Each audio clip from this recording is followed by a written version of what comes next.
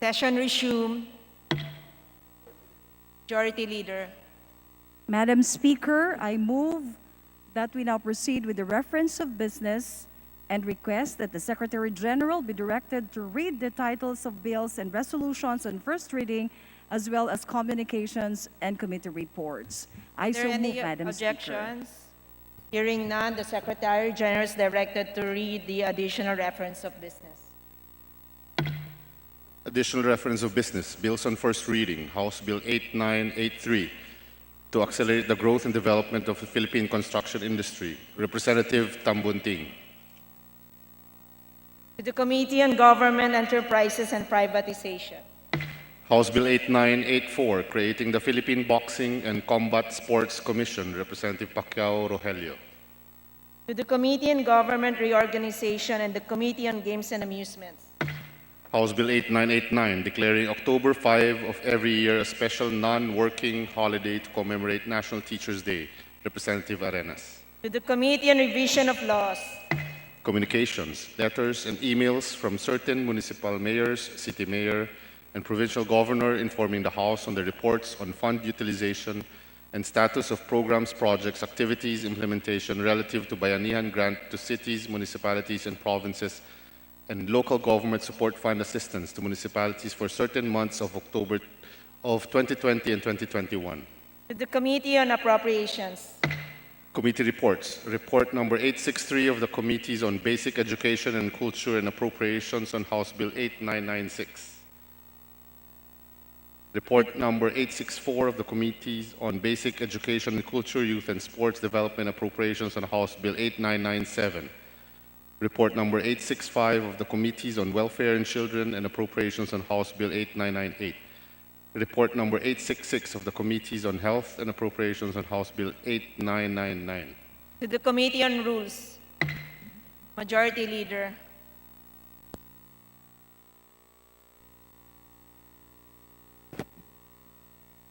Speaker, Madam Speaker, I move for a few minutes suspension. So move, Madam Speaker. Session suspended.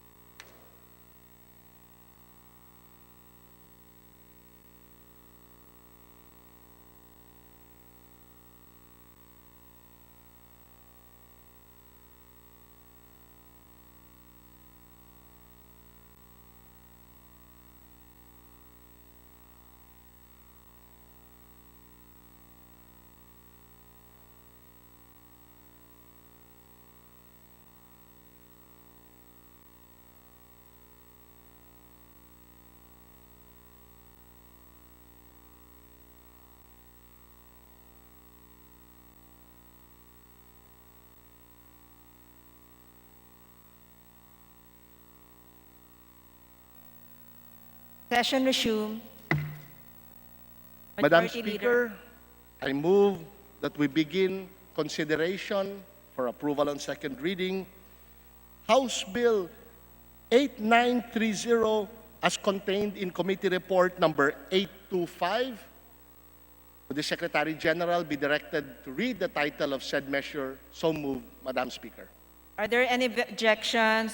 The chair hearing is none. The Secretary General is directed to read the title of the bill. House Bill 8930, an act creating the Metropolitan Davao Development Authority, defining its powers and functions, and providing funds therefor. Majority Leader. Madam Speaker, I move that we recognize the esteemed sponsor of this measure for his chance to sponsor it on the floor. I move for the recognition of our Honorable Deputy Speaker, the gentleman from the 3rd District of Davao City, the Honorable Sid Ungab. So moved, Madam Speaker. The Honorable C. Dungab is recognized. Madam Speaker, distinguished members of this august body, it is my honor to sponsor House Bill 8930, an act creating the Metropolitan Davao Development Authority, defining its powers and functions, and providing funds therefor. This bill aims to create Metropolitan Davao Development Authority consisting of 10 cities and municipalities in response to the fast growth and peculiar urbanization of the Davao region, citing its increasing social and economic demands that require a synchronized and unified development. This bill is guided by the Philippine Development Plan, or PDP, particularly the PDP 2017 to 2022, or the Philippine Medium-Term Development Plan, which incorporates a national spatial strategy that sets the direction of the physical development of the country based on its economic, social, institutional, and environmental settings. The National Spatial Strategy, or NSS, seeks to decongest the national capital region and direct the growth to key centers throughout the country, in which the benefit of regional agglomeration can have greater potentials of being realized sooner. Metropolitan Davao is one of the metropolitan centers mentioned in the Philippine Development Plan, which is a major international gateway and serves as Mindanao's premier commercial hub and center for education and health services. It is explicit in the Philippine Development Plan that the creation of the Metro Davao Development Authority will strengthen coordination among the component cities and municipalities in the planning, implementation, and monitoring of priority programs and projects. This bill, I know, will definitely bring change to the socio-economic landscape, growth, and development of the Davao region. This measure also finds basis in the Philippine Constitution, as this seeks to promote Section 13, Article 10 of the 1987 Constitution, which provides that local government units may group themselves, consolidate or coordinate their efforts, services, and resources for purposes commonly beneficial to them in accordance with law. Finding the wisdom and rationale for this measure, we note that the Regional Development Council of Region 11, or the RDC 11, RDC Davao Region, voiced out their strong support for this bill, creating the Metropolitan Davao Development Authority in two separate resolutions: RDC Advisory Committee Resolution number 10, Series of 2019, and RDC 11 Resolution number 92, Series of 2020. In closing, my distinguished colleagues, may I extend my heartfelt thanks to all the district and party list representatives from the Davao region and all the other House members who manifested their co-authorship and support for House Bill number 8930. Maraming salamat sa inyong suporta para sa layunin na mabuo ang Metropolitan Davao Development Authority na siguradong makatulong sa kaunlaran ng buong Davao Region. Maraming salamat po sa inyong lahat. Majority Leader. Madam Speaker, I move that we recognize the Honorable Deputy Speaker, Jose Lito L. Atienza, for his interpellation. The Honorable Deputy Speaker Lito Atienza is recognized.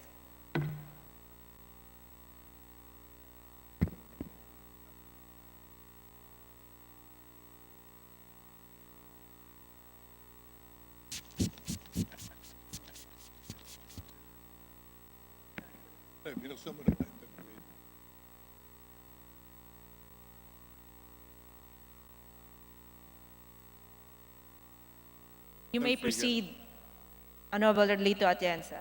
With the kind acceptance of the sponsor, this representation would like to clarify certain matters on the metropolitanization of Davao.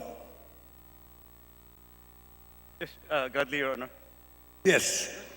Ano po ba ang number one purpose, intention, objective itong panukalang batas na ito? Ano po ang purpose, objective, intention itong panukalang batas? Its purpose is purely coordinative functions for socio-economic planning development.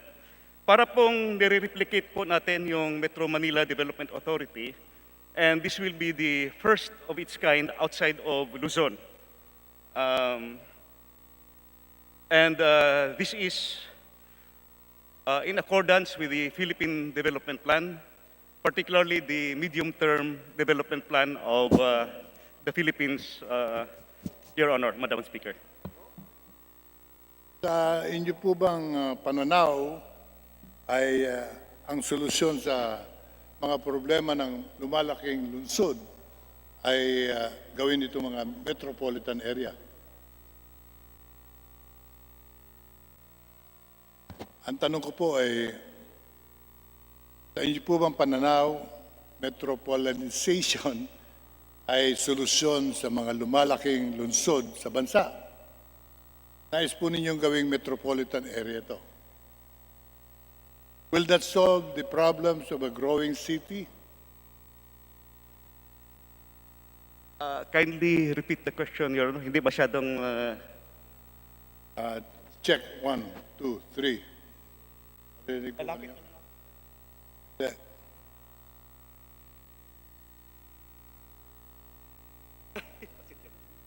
Tanong ko you intend to solve it?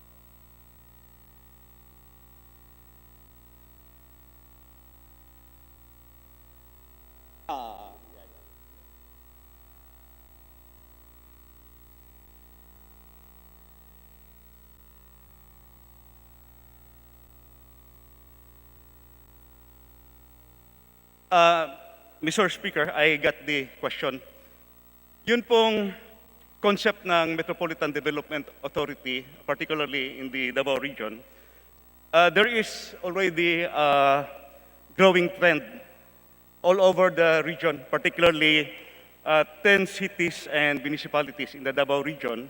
And then, in fact, before the pandemic, they were growing very fast already, overtaking already the national average.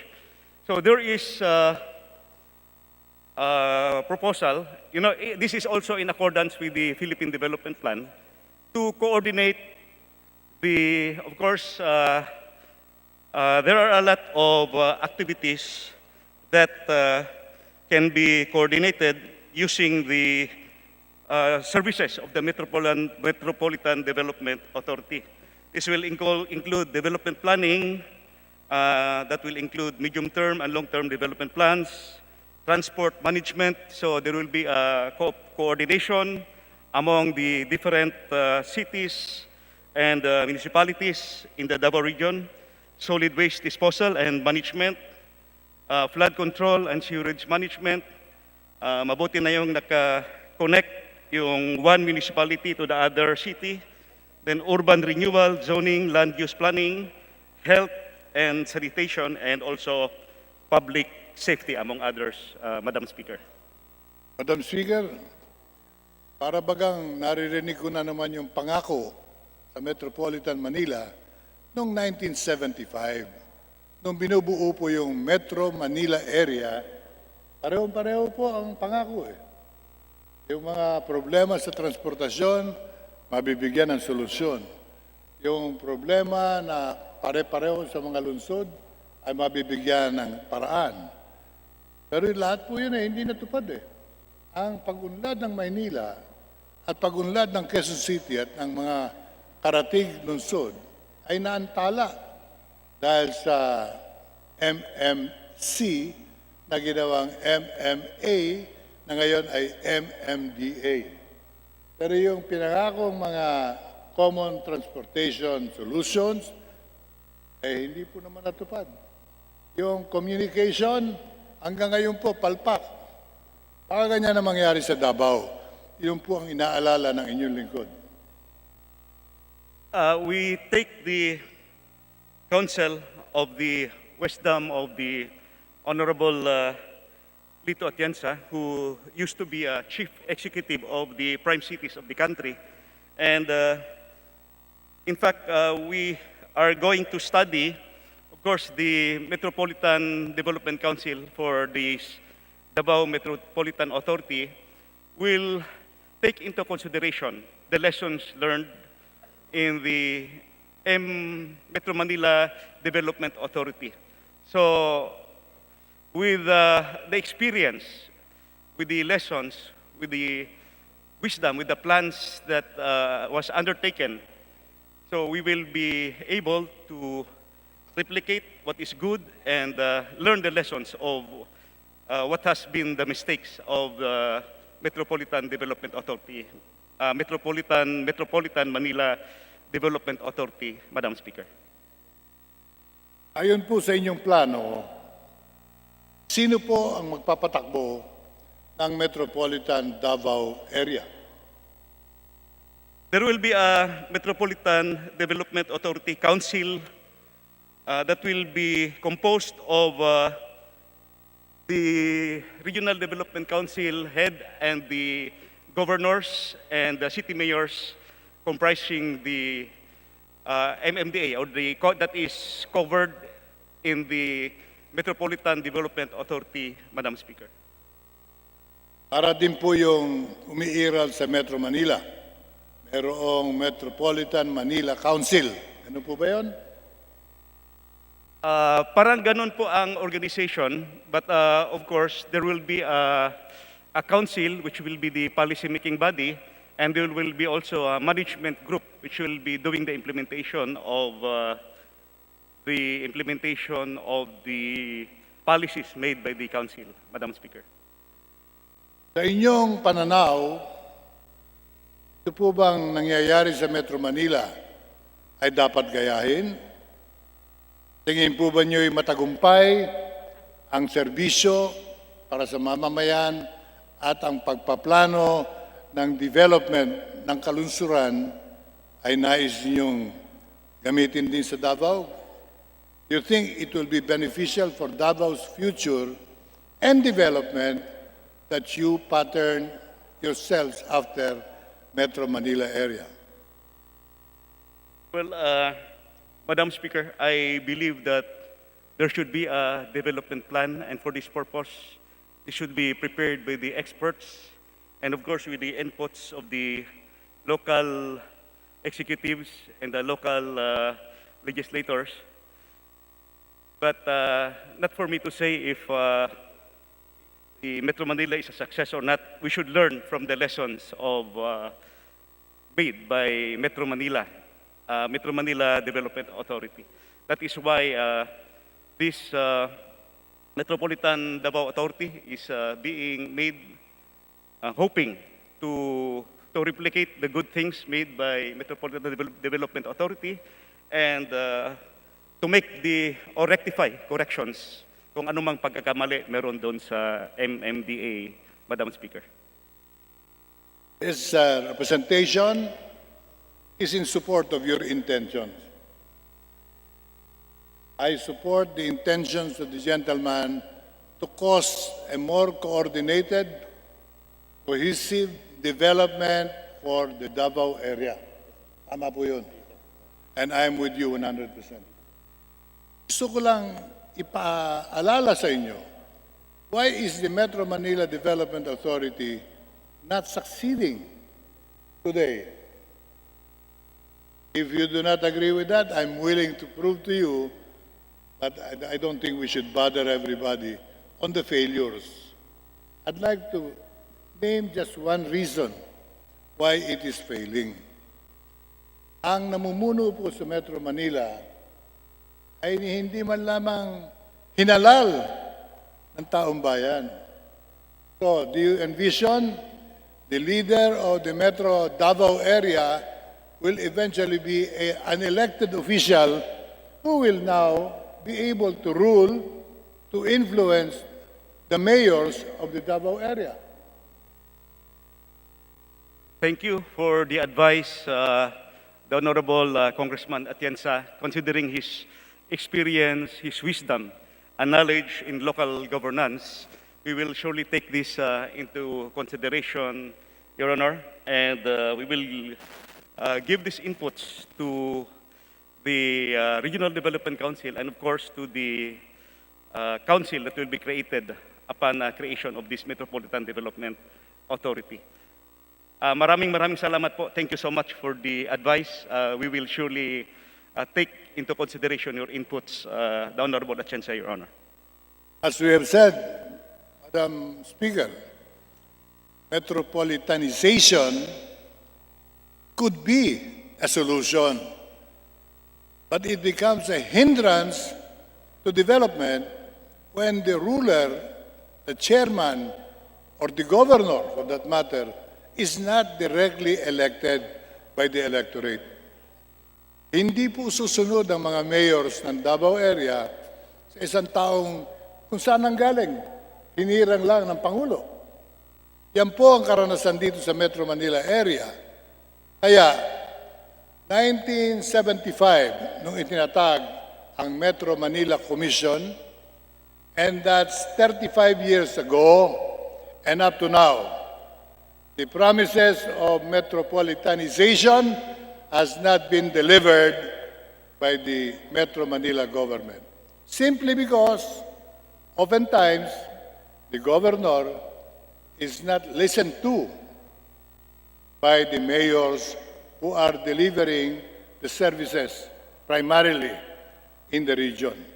Kung gagayahin ng Davao area ito, they will suffer the same fate.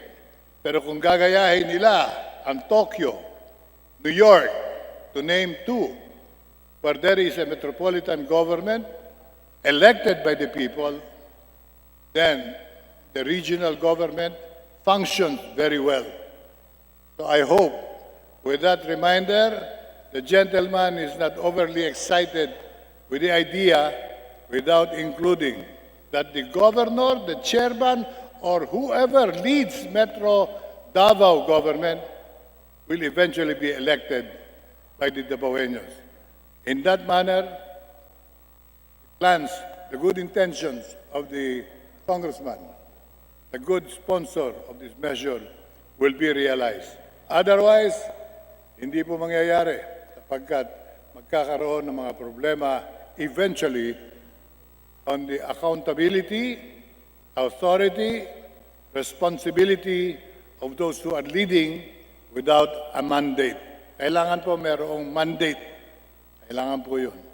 Thank you very much, Congressman Ungab, for your having helped participate in these clarifications, and I hope you will get the idea of how to improve this particular measure when it gets approved on third reading. Thank you. Thank you very much. Also, the Honorable Atienza. Majority Leader. Madam Speaker, there being no other member who wishes to interpolate, I move that we close the period of sponsorship and debate. Are there any objections? The chair hears none. The period of debate is now closed. Madam Speaker, I move that we open the period of amendments. Are there any objection? The chair hears none. The period of amendments now open. Madam Chair, there being no individual or committee amendments, I move that we close the period of amendments. Are there any objection? The chair hears none. The period of amendment is now closed. Madam Speaker, I move that we approve on second reading House Bill number 8930.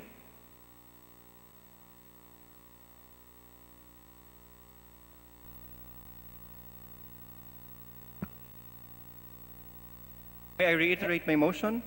Madam Chair, I move that we approve on second reading House Bill number 8930. All those in favor, say aye. All those who are against, say nay. The ayes have it. House Bill number 8930 is now approved on second reading. Thank you, Madam Speaker.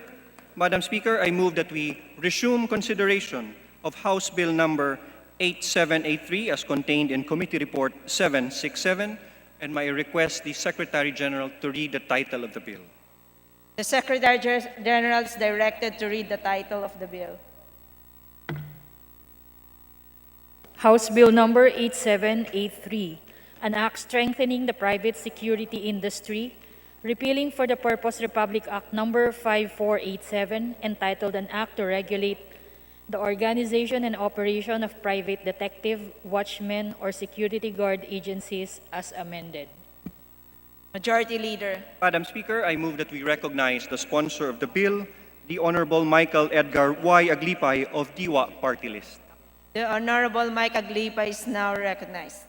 Madam Chair, the parliamentary status of the bill is that it is in the period of sponsorship and debate.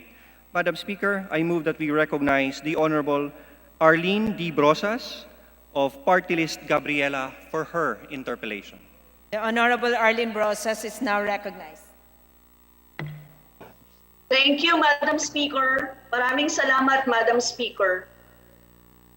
Madam Speaker, will the sponsor of the bill yield to a few questions? Certainly, Madam Speaker.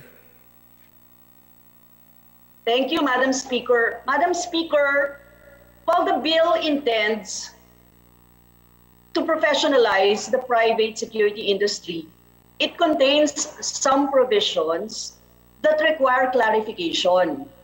Pero bago po ito, nais naming makita yung baseline figures kaugnay ng private security industry. Hinggil po sa employment sa private security industry, mayroon bang datos ang ginoong sponsor kaugnay sa kasalukuyang bilang ng mga Pilipinong nagtatrabaho sa private security industry? Mula sa alam po ba ninyo kung ilan ang bilang? Madam Speaker, Mr. Sponsor. Madam Speaker, ang alam ko po ay total number ng gwadya po sa Pilipinas, around 500,000. Madam Speaker, Mr. Sponsor, wala po kayong exact na bilang? Wala po, pero ang alam ko na registered sa SOSHA ng mga gwadya is around ano po noon, mga 300,000 po. 300,000. Madam Speaker, Mr. Sponsor, ilan po yung directly hired as regular employee ng private security agencies sa inyong pagtaya? Actually po, miski wala po itong batas na to, dapat talaga yung regular na employees ang mga gwadya ng security agency. Hindi po pwede yung contractual sa isang security agency dahil sila po ang nagbibigay ng serbisyo, yan na po yung pinaka-inherent business ng security agency. Madam Speaker, ginoong sponsor, hindi niyo po sinagot yung tanong ko kung ilan ang regular, directly hired, tapos ilan yung contractual. Wala po tayong data doon. So wala po tayong data. Ibig sabihin, hindi po natin alam kung ilan talaga yung directly hired na sa private security agencies na meron ngayon. Opo. Basta ang baseline data lang natin, sinasabi nyo kanina, ay 500,000. Tama po ba, Madam Speaker, Mr. Sponsor? Madam Speaker, 500,000 po yung estimate ng Philippine National Police dahil madami po tayong mga gwadya hindi dumaan sa proseso ng paglilisensya. Pero yung under sa mismong PNP SOSA na registered, mga 300,000. Madam Speaker, ginoong sponsor, gusto ko lang sabihin na naggagawa na po tayo ng batas na ito, panukalang batas na ito, pero hindi natin alam kung ilan yung regular employee at ilan yung contractual employee. Siguro po magandang malaman muna yung mga ganitong baseline figures para alam din natin kung paano sila matutulungan, lalong-lalo na yung mga contractual employees po na maging regular. Kasi alam niyo naman po, kailangan talaga ng mga kababayan natin ngayon ng security of tenure. Kaya alam ko po, talaga naman po ang mga nagtatrabaho sa security agency, yan po talaga ang panawagan ng kalakhan ng mga workers natin, Madam Speaker, ginoong sponsor. Madam Speaker, ito pong inyong inyong concern ay hindi related po dito sa batas natin kasi yung concern niyo po ay sa Security of Tenure Law bill pala na napasa na natin nung last December po, napasa na po natin sa third reading sa ating Kongreso. Yung pong sinasabi niyong Security of Tenure ay wala pong provision dito dahil yung ating pong inaasahan na ma-approve na po ni Presidente yung Security of Tenure Law, that will cover also all the guards.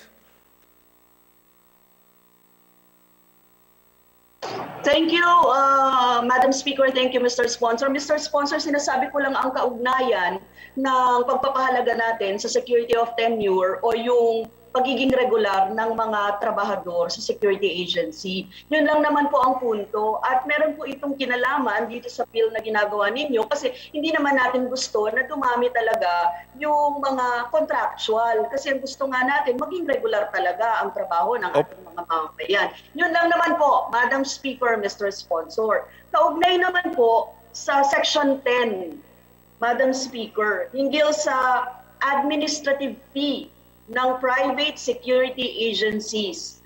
Ano po ba ang umiiral na industry practice? Saan po nag-range itong mga administrative fees ng security agencies? Madam Speaker, Mr. Sponsor. Dito po sa Section 10 ay nakapattern lang po to na 20% dahil ito na po ay since 2012.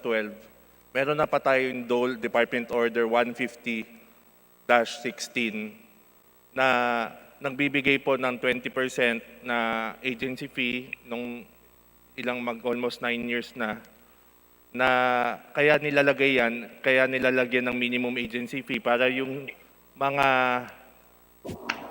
kumpanya, yung mga contractor ay hindi na mag-attempt na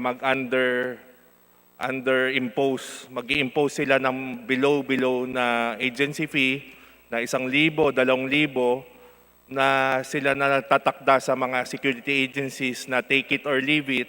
Ang nangyayari po na pag nag-impose ka na mababang agency fee na dyan kinukuha yung pag-operate ng security agency, overhead expenses, at pagpapatakbo ng opisina. Pag nilagay mo yan ng 1,000, 2,000 na inimpose ng kliyente, ay ang pinakakawawa dyan yung guard. Kasi yung mababawasan po at ginagawa ng ibang security agency, doon po ang binabawasan sa guard dahil hindi nila makover yung mga expenses nung nagpapatakbo yung operator. So, katuwang po to, like nang sinabi ko nung kay Congressman Gaite, nakatuwang ito ng Section 19, itong Section 10.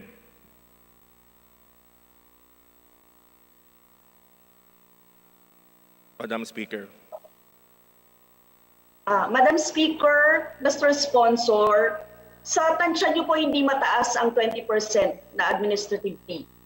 Hindi po ito mataas dahil po kasama po dyan yung pagbili. Tandaan po natin na isang janitor ay walis lang at saka map o basahan ang kailangan. Yung security guard po, yung security agency, bibili po ng sasakyan, ng radyo, barel, ng yung mga equipment pa na iba, K9 dog. Ang dami po ngayon mga kontrata na hinging mga gamit na saan po kukunin ng security agency po yun. kung hindi dyan po sa agency fee. So, Madam Speaker, Ginoong Sponsor, yung basis po ng 20% administrative fee ay yung mga ilan pang pangangailangan ng security agencies. Hindi po, hindi po. Ito po ay pinag-aralan ng 2 taon ng Tripartite Council on the Security Industry ng DOLE at saka ng mga asosasyon ng mga gwadya at saka ng asosasyon ng mga security agency. Ito po ay final na dinesisyon noon ng DOLE na sila po ang nag-set niyan. Hindi po yan galing sa kung kanino man. Please, Madam So, Speaker. Mr. Speaker, Madam Speaker, Ginoong Sponsor, ano ang basis noong 20%? Ang basis po yung DOLE Department Order number 150-16, which has been in 16 for 8 years na po. Okay. Madam Speaker, tanong ko po sa net profit na ito ng agency for services rendered, tama ba? Di ho to net profit, allocation ho to sa overhead expenses, administrative cost. Kung ang net profit ho to, napakalaki ho nito. Ito ho yung, bukod do sa sweldo ng guardia na tinatawag na due to guard, meron tayong pangalawang component na tinatawag na due to government. Yun po yung SSS Pag-ibig PhilHealth at saka retirement pay. Yung dalawa po yun, yung due to guard at due to government. Hindi po pwede galawin ng security agency dapat para ho yun lahat sa gwardiya. Yung natitira na third component, ito ho yun, yung administrative overhead. So ito ho yung tinatakda.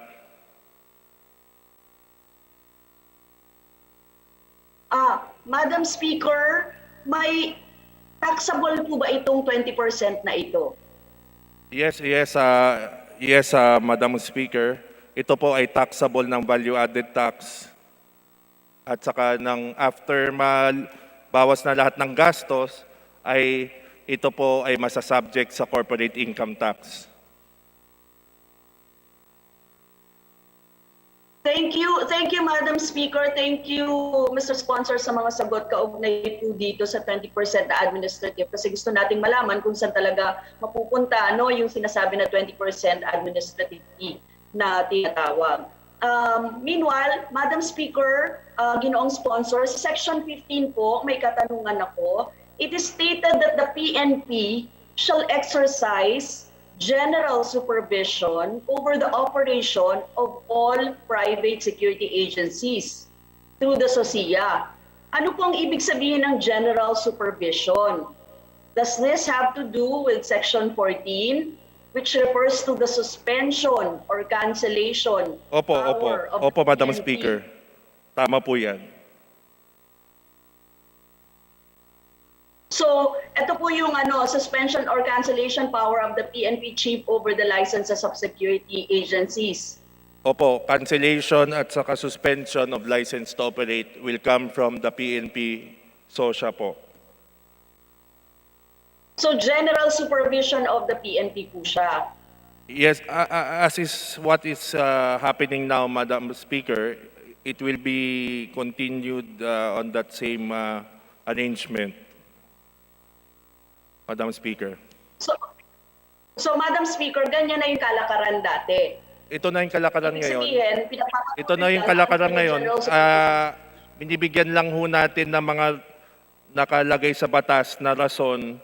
Ito po yung pinakritikal, yung letter B, section 3, subsection 3, underpayment or maltreatment of its employees and violation of labor code, decided with finality by a quasi judicial body of competent jurisdiction, ay masususpindi na yung license to operate. Ito po ay wala dati sa batas. Wala din dati sa batas yung mga rason kung paano magsuspindi at saka ito po nakaspecify na yung cancellation, ano yung mga rason at saka yung suspension, ano yung mga rason po pwede. Madam Speaker. Thank you, Madam Speaker, Ginoong Sponsor. Sa Section 16 po, stipulates the powers of the city or municipal mayor in case of emergency. And it is stated there that in cases of emergency or in times of disaster or calamities, where the need for the services of private security agencies may arise, the city or municipal mayor may request the services of the agency nearest the area and its duly licensed personnel to help maintain peace and order, the prevention or apprehension of law violators, and in the preservation of life and property. Deputized private detectives, watchmen, or security guards shall take orders from the PNP chief through the SOSIA for the duration of a fire, inundation, earthquakes, riots, and other emergencies. Such requests shall be made in coordination with the client of the private security agency. Madam Speaker, ginoong sponsor, under this section is the power to subsume the private security agency under the PNP absolute during the aforementioned circumstances. Pwede po bang i-reject ng client yung request of the PNP? Madam Speaker, ginoong sponsor. There will be implementing rules and regulations on this, but generally po, absolute po to, pero conditional on a time frame. Hindi to pwede forever since hindi naman po kakayanin ng security agency o kaya ng kliyente na ipahiram yung mga gwardiya nila forever. So it is absolute but with time frame. So, Madam Speaker, ginoong sponsor, kinaklaro po natin. So, yung power, isa-subsume talaga, no, absolute, no, under sa PNP, yung ganitong ano. Ang sabi po dito, Madam Speaker, na yung ating mga mayor magsasabi kung kailangan ng additional na tulong kung hindi nakakayanin ng law enforcement agencies o kaya yung mga national disaster support agencies, ang gwardiya lang po ang pwede maging force multiplier. This is for the sake of situation under national emergency, Madam Speaker. Madam Speaker, ginoong sponsor natin, ano-ano yung sponsors ng in case of emergency? May parameters ba tayong nakikita kaugnay dito? Madam Speaker, nakabanggit naman po dito na this is during a duration of a fire, inundation, earthquake, riot, and other emergencies.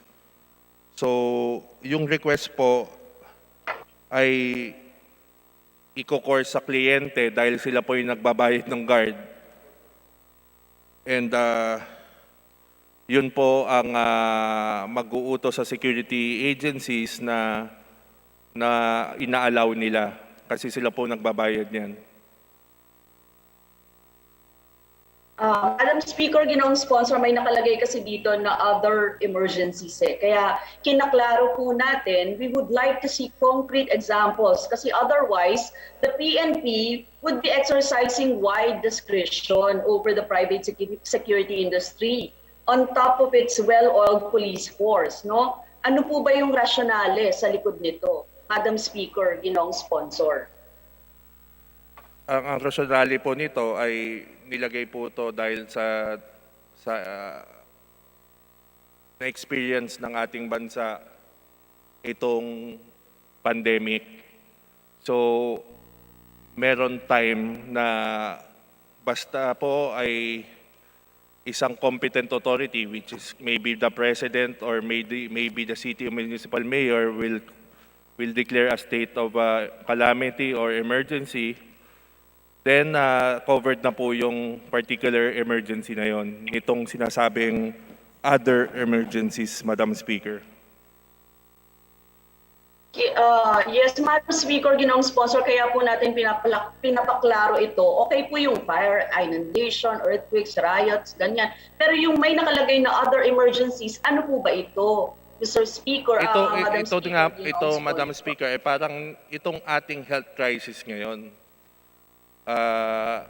Basta po the competent authority duly elected by the people is the president or in a locality, the city or municipal mayor, they can already issue an order on what is that emergency na kailangan ng additional tao. At sa lahat ho ng emergency, kahit sa civil unrest, kailangan no ng force multiplier that can be civil unrest or a health emergency or a natural emergency, natural calamity. So, ito po ay hindi natin pwede ilimita dahil hindi natin masasabi kung ano ang future na emergency. Kung yun ang nararamdaman ko gusto ng ni Madam Speaker ng ating sponsor, ay tingin ko po ay hindi natin pwede limitahan to dahil nasa discretion po to ng competent authority kung classified ito na national emergency. At saka hindi naman po automatic to na yung mga gwardiya gagamitin sa emergency na yan. Kailangan po mag-request yung mayor sa SOSYA, tapos yung SOSYA po ang susulat sa kliyente ng mga gwardyang under their contract. Madam Speaker. Thank you, Madam Speaker, Ginoong Sponsor, sa pagkaklara nito. Tinatanong po natin, kasi sinabi ko nga kanina, actually, malaki yung budget for the PNP, di ba? Malaki po yung budget for the DILG. In fact, mga major, nag-hire ngayon ang police force supposedly nag-hire ngayon ng maramihan ang ating police force. Tapos, meron tayong ganito na panukala. So, gusto po nating malaman ano specific talaga. Kung very vague po sa batas na nakalagay kung para saan. Kahit po usapin ng health emergency, public health crisis po ang meron tayo. So, hindi na kailangan po natin doon mga doktor, mga nurses, mga kailangan ng mga experts para sa health. Kasi ang gusto po nating maging maayos ay yung public health system natin para dyan. So, tingin po ng kinatawan na ito, yung pagka-vague ng provision na iyon na hindi malinaw kung ano pa yung other emergencies na binabanggit ay masyado pong malabo at nagbibigay nga ng wide discretion para sa mga private security industry natin. At sa PNP particular. Kasi sila ang sinabi niyo po kanina, sila ang siyang merong magsasubsume sa power ng PNP talaga. Madam Speaker, Ginoong Sponsor. So, Madam Speaker, Ginoong Sponsor, maraming salamat po doon sa pagsagot sa mga clarificatory questions kaugnay nitong panukalang batas na ito. Thank you, Madam Sponsor, Madam Speaker. Majority Leader. Madam Speaker, I move that we recognize the Minority Leader, the Honorable Joseph Stephen Caraps Paduano of Party List Abang Lingkod for his interpellation.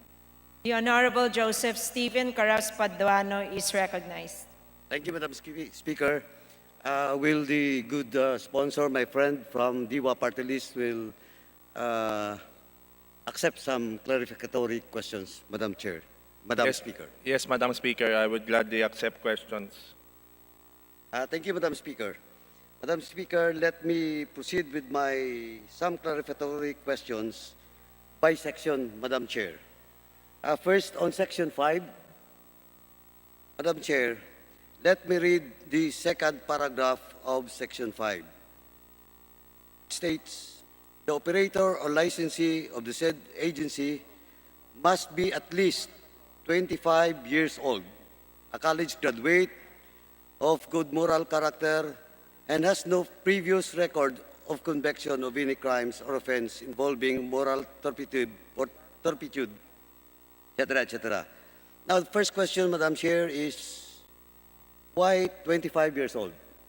Why not 21 years old, or 23, or 22, or even less than Madam 21 years old? Madam Speaker, this was just copied from the existing law, Republic Act 5487. No, it was just copied, Madam Chair. So Kasi ang tanong dito, the question is, we are talking about the operator and licensee. Now, we're talking about the individual. What if that's private individual ownership or being a private individual operator or licensee? Now, what will happen if the said agency is being run by a corporation, is being run as partnership, and it's being run as association? So this provision, Madam Chair, will be a confusing provision in cases of partnership, corporation, and association, Madam Chair. I agree, Madam Speaker, I agree with that, but they put this age since I think the PNP is saying that the, what do you call this, the age of maturity is too low. If we put it at 21 years old, that is too low. For 25 years old, that is already a person already has life experiences equipped to handle a security agency. Okay, Madam Chair. I agree with the position of the good sponsor, Madam Chair. But sabi ko na nga, in cases of associations, corporations, and partnership, you will deprive those below 25 years old that has the capacity to invest in a particular corporation or partnership. That's why, Madam Chair, if the good sponsor will allow, in the proper time, Madam Chair, we will introduce an amendment in this particular provision, Madam Chair. Yes, please, Madam Speaker, we will welcome that amendment to this Section 5, and we will wait for that amendment, Madam Speaker. Thank you for that, Madam Speaker. Thank you for that, Ginong Sponsor. Next, Madam Speaker, Ginong Sponsor, on the last paragraph of Section 5, and let me again read the specific provision on the last sentence. And any person related to such government employees by affinity or consanguinity in the third civil degree shall not hold any interest directly or indirectly in private security agency. Now, Madam Chair, Ginong Sponsor, pag sinabi po nating third civil degree, ibig sabihin nun, cousins. Tama po ba? Tama po, Madam Speaker. Okay. Now, Madam Chair, cousins. Now, ang tingin ko lang dito, we are depriving again the opportunity to do business of those sabihin natin, relatives on the third civil degree level, Madam Chair, Ginong Sponsor. Siguro, pwede maintindihan kung anak, tatay, kapatid, asawa, pero yung third civil degree, Madam Chair, medyo you're getting or denying the opportunity for those businessmen that wants also to invest in this particular business. Madam Chair, Ginong Sponsor. Madam Chair, we welcome any amendment to this particular provision from the interpellator, Madam Speaker. Thank you for that, Madam Speaker. Thank you for that, Ginong Sponsor. Let me proceed, Madam Chair, Madam Speaker, on Section 6 with regards to the basic qualification requirements of a private security personnel, where Section 6 is all about requirements for a private security personnel. And let me read. After A6, second to the last paragraph, for purposes of securing an LESP, it is essential that a letter of authority to conduct training must be issued by SOSIA. Such training includes the pre-licensing requirements, etc., etc. Again, Again, Madam Speaker, ginong sponsor, this particular sentence in this Section 6A is, for me, is a misplaced provision, Madam Chair, ginong sponsor, because we are talking about specific qualification, basic qualification of a security personnel, not the agency. And this sentence refers to trainings to be conducted by the training center being required by this law. Madam Speaker, ginong sponsor. Yes, Madam Speaker, this was put in to make sure that the security guards that are deployed to security agencies are undergo pre-licensing course, which is already the normal procedure in the current setup. So there is nothing new with this, Madam Speaker. I do agree, Madam Speaker, ginong sponsor. But what I'm saying is, the sentence being placed here is, it is essential that a letter of authority to conduct training, that is not the concern or the basic qualification requirements for a private security personnel. That is the concern of the agency. That's why, Madam Speaker, the good sponsor, in due time, I will once again, propose an amendment to this particular sentence if, of course, the good sponsor will accept and agree with me. Yes, Madam Speaker. Madam Speaker, I cannot wait already to go to the period of amendment because I will surely give it some thought on the interpolator's proposed amendments. Thank you for that, Madam Speaker. Thank you for that, ginong sponsor. Now, still in Section 6, letter B. On B4, and let me read.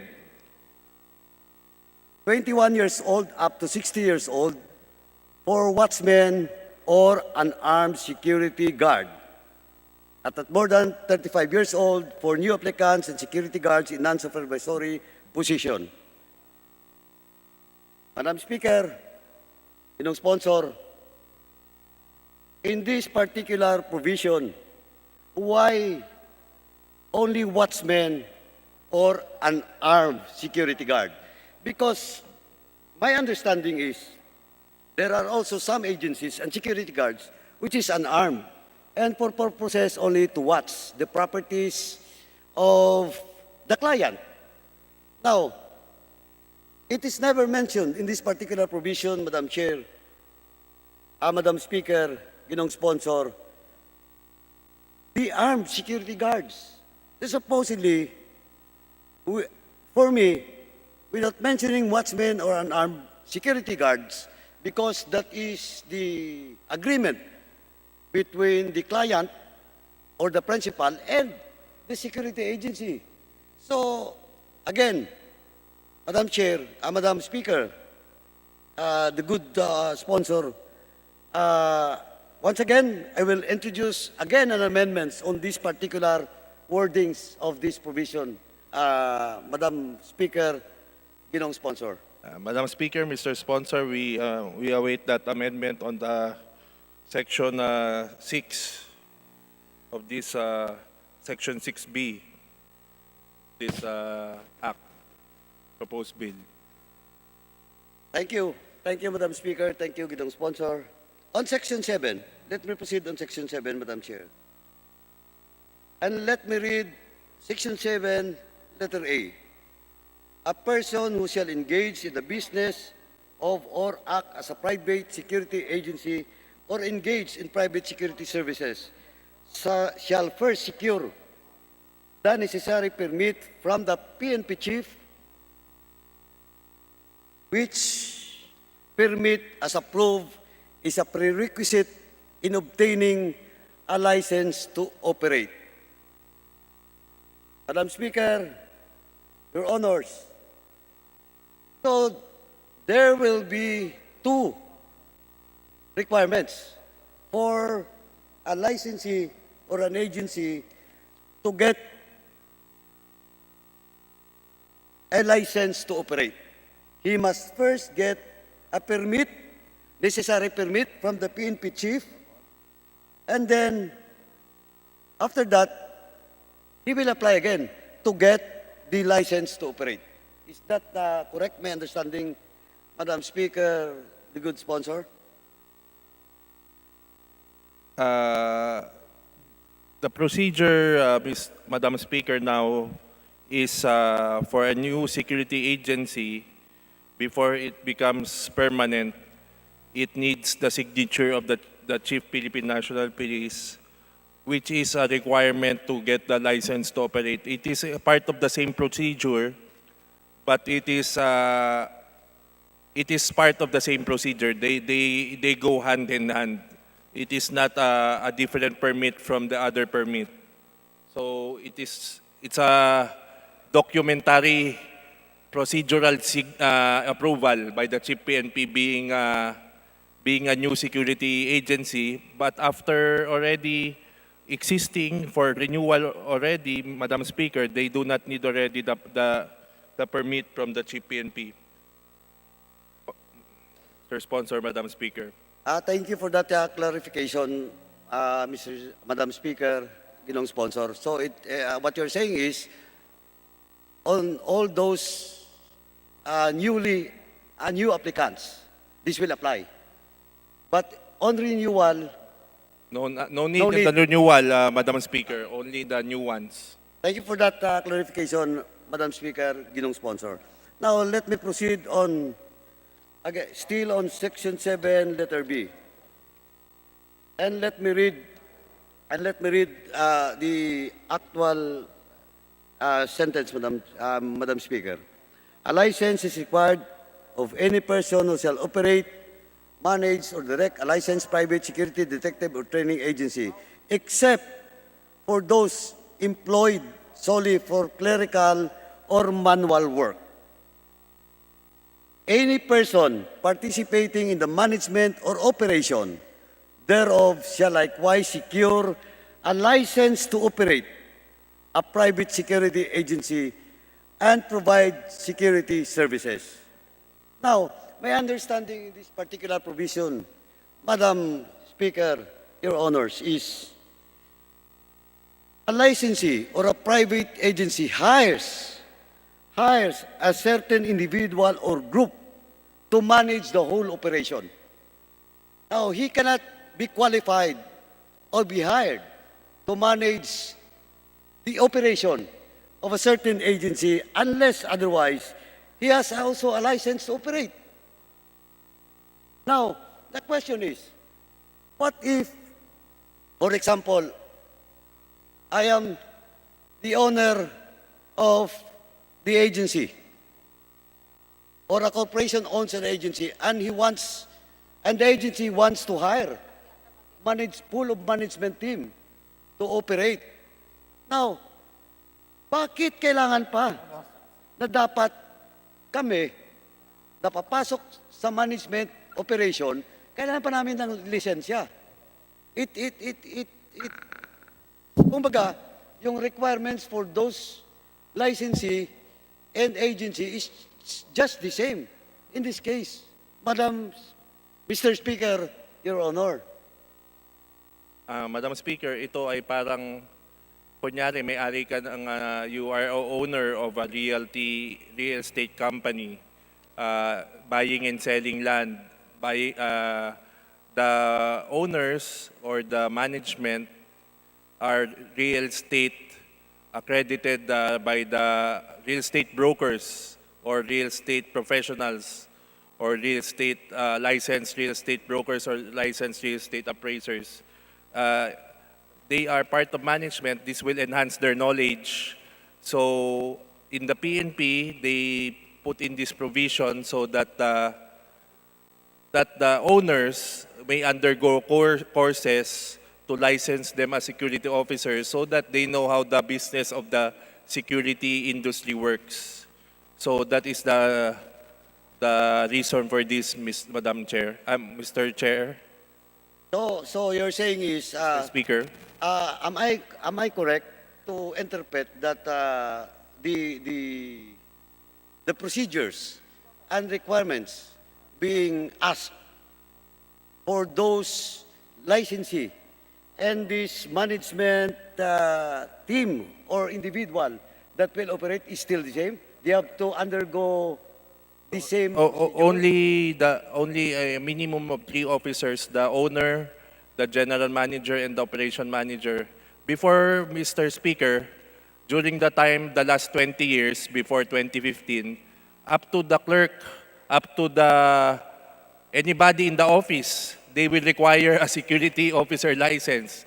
As long as you are employed as staff, they will require, Mr. Speaker, the security officer license. Now it is limited to only the three officials, Mr. Speaker. Thank you for that clarification, Mr. Speaker, Your Honor.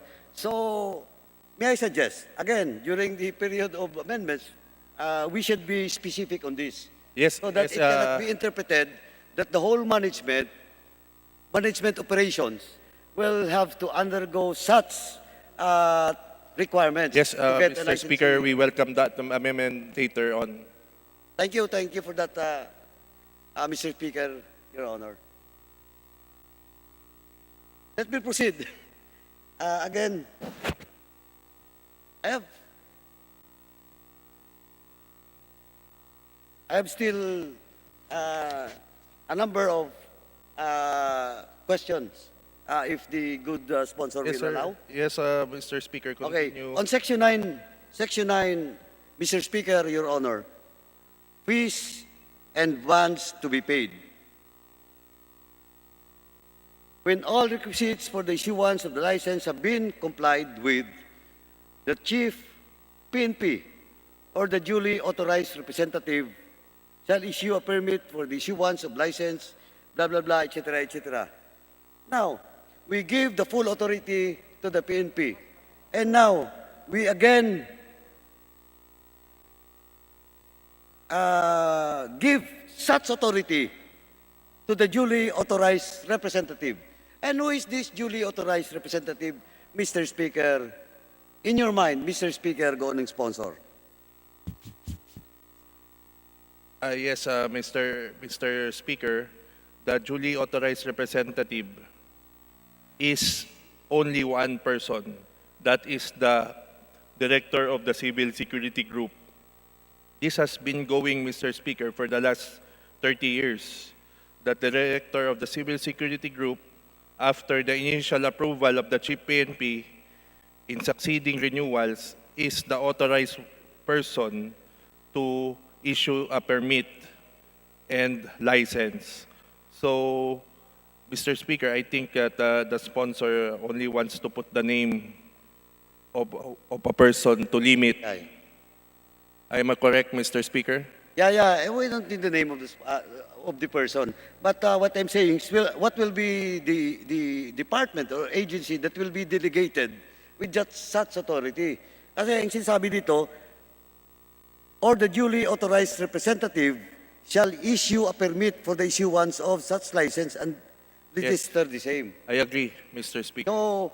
So can the author, Mr. Speaker, accept again an amendment to this particular Yes. provision to be Yes. specific once again?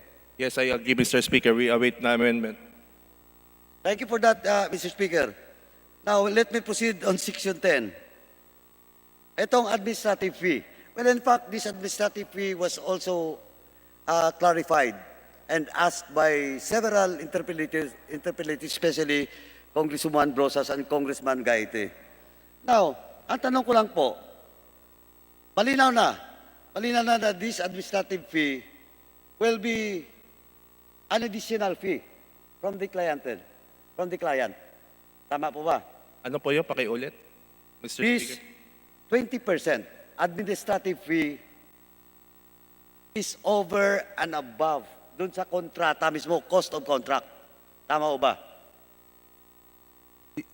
the cost of the guard and the cost of the government benefits, that is the only cost that will compute the 20% from. For example, the salary and benefits of the guard, which we call the due to guard, Mr. Speaker, we add that to the due government, the retirement, SSS Pag-ibig, PhilHealth, and other government remittances. Those are the only cost components. Then you multiply the 20% from that. That is the operational overhead fee, or known as the administrative fee. Yeah, okay. So, Mr. Speaker, Your Honor, that will be over and above doon sa kontrata. Yan ang pakitin ng 20%. But the question is, just like what the previous interpellators asked and propound their position, ang nangyari ko po kasi, kinakaltasan, di ba, ang mga security guards ng licensee. Instead of getting the minimum wage, supposedly, no, kinakaltasan certain percentage of what should have been the sahod, yung sahod ng security guards. Now, with this administrative fees, mawawala yung reason to get something out of the supposedly salary of the security guards. Tama o ba? Hindi po tama. Ito po, ang agency po ay hiwalay po doon sa mga sa sweldo po ng gwardya. Ito ay kailangan sa pag-operate ng security agency sa kanilang alam niyo po, yung mga ibang kliyente po ng security agency, yung mga nagko-contract po, ang dami pong hinihingi na mga freebies na tinatawag o yung gamit na pang-security, sasakyan, radyo barel, walk-through metal detector, K9 dog. Wala na po pagkukunan yung security agency dyan. Kaya kailangan po nito, kasi pag hindi po ilagay itong 20% ay naapektuhan yung mga ibang security agency, doon na nila kinukuha sa gwadya nila yung binabawasan nila sweldo ng gwadya. Ito pong 20% ay 8 years na po itong under the Dole Department Order 150-16. Sila po nag-aral nito. Hindi po to galing sa mga security agency, galing po to sa Dole, Mr. Chair. So Mr. Speaker. this provision was only adopted from the Dole. From the Dole po. Okay. Now, last na lang question. In Section 11, in this particular section, Mr. Speaker, Your Honor. Section ano?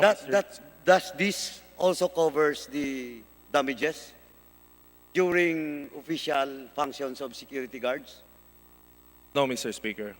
Saan kukunin ngayon? Yung damages?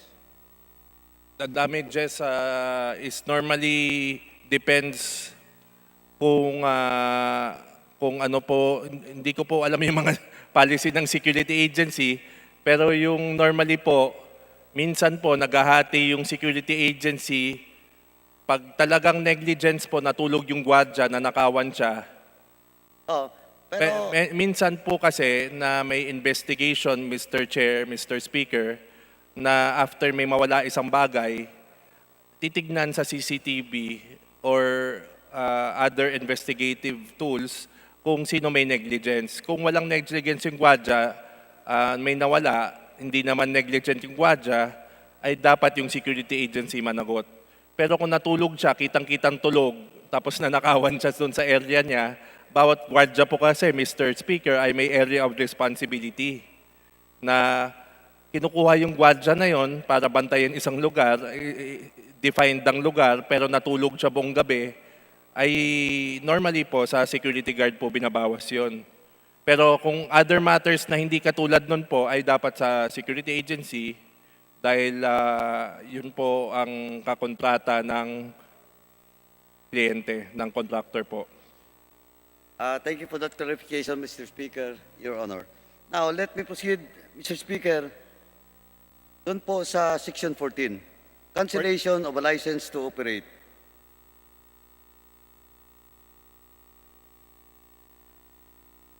Yes, yes. Letter A4, line 19. Letter A4, line 19. When a private security agency is used as a privately owned and operated paramilitary organization, operating outside the regulatory framework, etc. What is this paramilitary organization? Mr. Speaker, ang alam ko dito, meron mga gumagamit ng lisensya ng security agency para bumili ng madaming barel, para magtayo ng private army. Na ang paano natin malalaman na private army? Yung mismong taong nagpa-finance at nagpapalabas na kinontract nila, kunyari si Mr. Juan de la Cruz, nag-contract ng 200 guards doon sa XYZ Security Agency. Yung XYZ Security Agency pala, miski wala yung pangalan doon ni Juan de la Cruz, mga dami na yung nag-organize noon, siya lang ang nag-iisang kliyente. So yun po ang tinatawag, nagfo-fall under this provision na ginamit as a private army. Okay, Mr. Speaker, ginong sponsor, ganito na lang. Kasi it can be confused or can be subjected to different interpretation. I suggest if the good sponsor once again will accept some amendments in this particular provision, that it's these particular wordings, privately owned and operated paramilitary organization. Mr. Speaker, I will await that amendment and concur in the proper time. Yeah. Ang question kasi dito, dapat doon sa definition of terms, dapat na ilagay ito para at least malinaw. Yes, Okay. yes, Mr. Speaker. Again, let me proceed on still in Section 14, Mr. Speaker, Your Honor. Letter A, number 5, line 24. Line 22. And let me read. When a private security agency is deliberately, unilaterally, and with the full knowledge of its management, used for the protection of a syndicated criminal enterprise. Now, why use the word syndicated criminal enterprise? What if it's not syndicated, but a criminal enterprise? Mr. Speaker, Your Honor.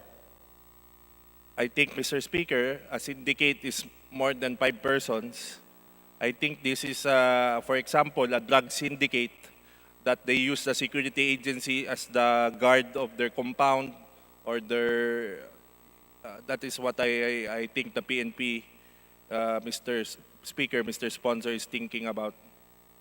So, but we should be, the bill or the provisions of the bill must be precise. Mr. Speaker, Your Honor. That's why, as sabi ko nga, kung syndicated lang na crime yung nandito, what about criminal enterprises na engage in criminal activities? That's why, again, in due time, I will again propose an amendments with regards to this particular provision, Mr. Speaker, Your Honor. Yes, Mr. Speaker. Thank you. Thank you, Mr. Speaker, Your Honor. On same Section 14, A6, line 24. Ito, let me read. When the stockholder, director, or a senior officer of the private security agency is convicted of heinous crimes as defined by law. So, ibig sabihin, isa man doon, isang stockholder lang, isang director lang, isang senior officer lang, who is convicted of an heinous crime, automatic, we will cancel the license to operate of the agency. Bakit idamay natin ang buong agency sa kasalanan ng isang tao? That's number one.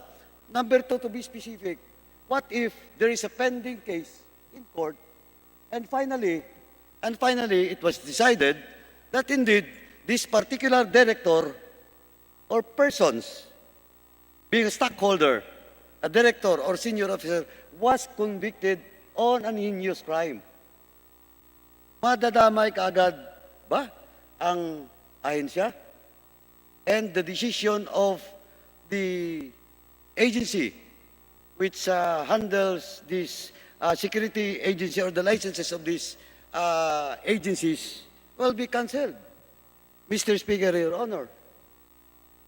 Yes, as written, that is what will happen, Mr. Speaker.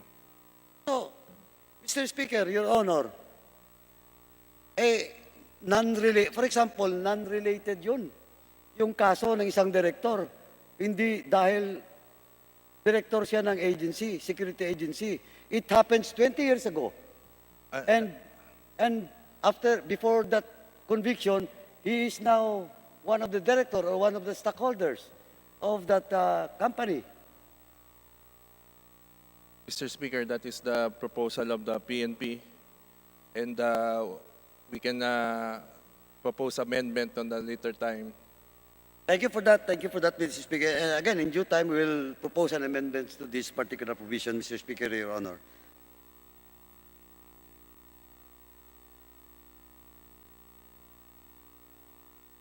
Now, I just want to get the categorical answer of the good sponsor and for the record.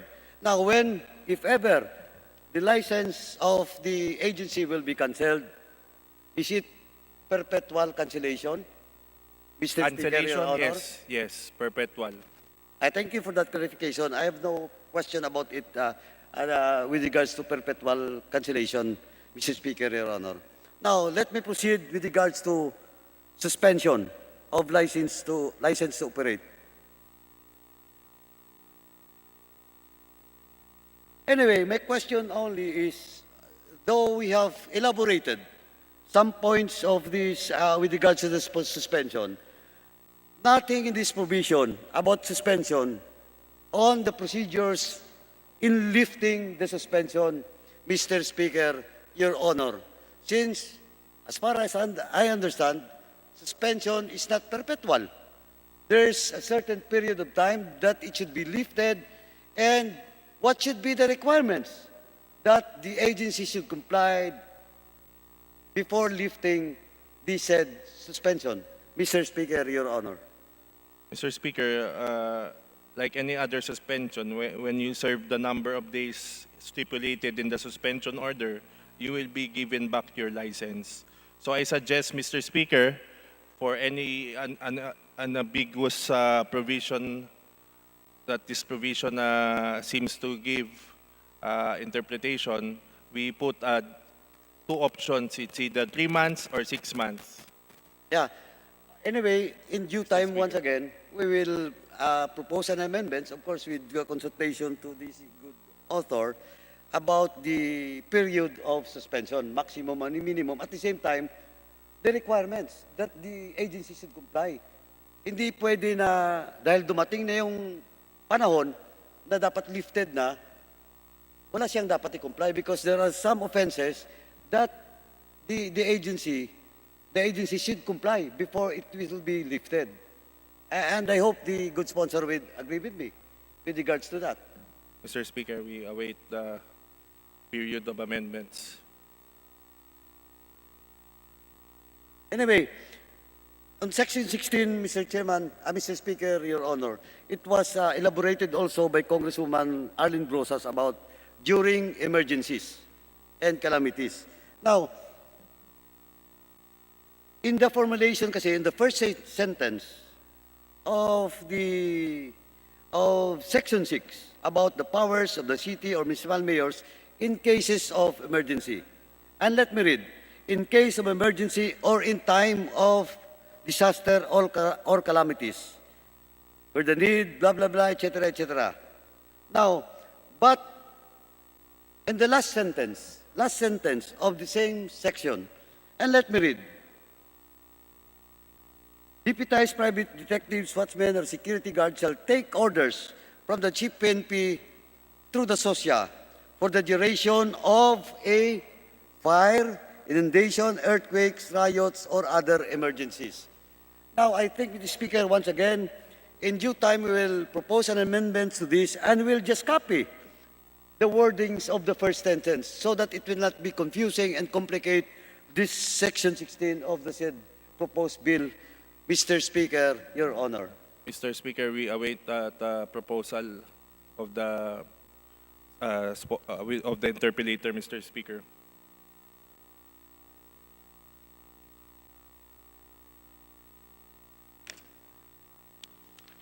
And second to the last, Mr. Speaker, with the indulgence of the good sponsor. Mr. Speaker, on Section 22, and let me read limitations and provisions. No private security agency shall offer or render services, gambling dens, or other illegal activities.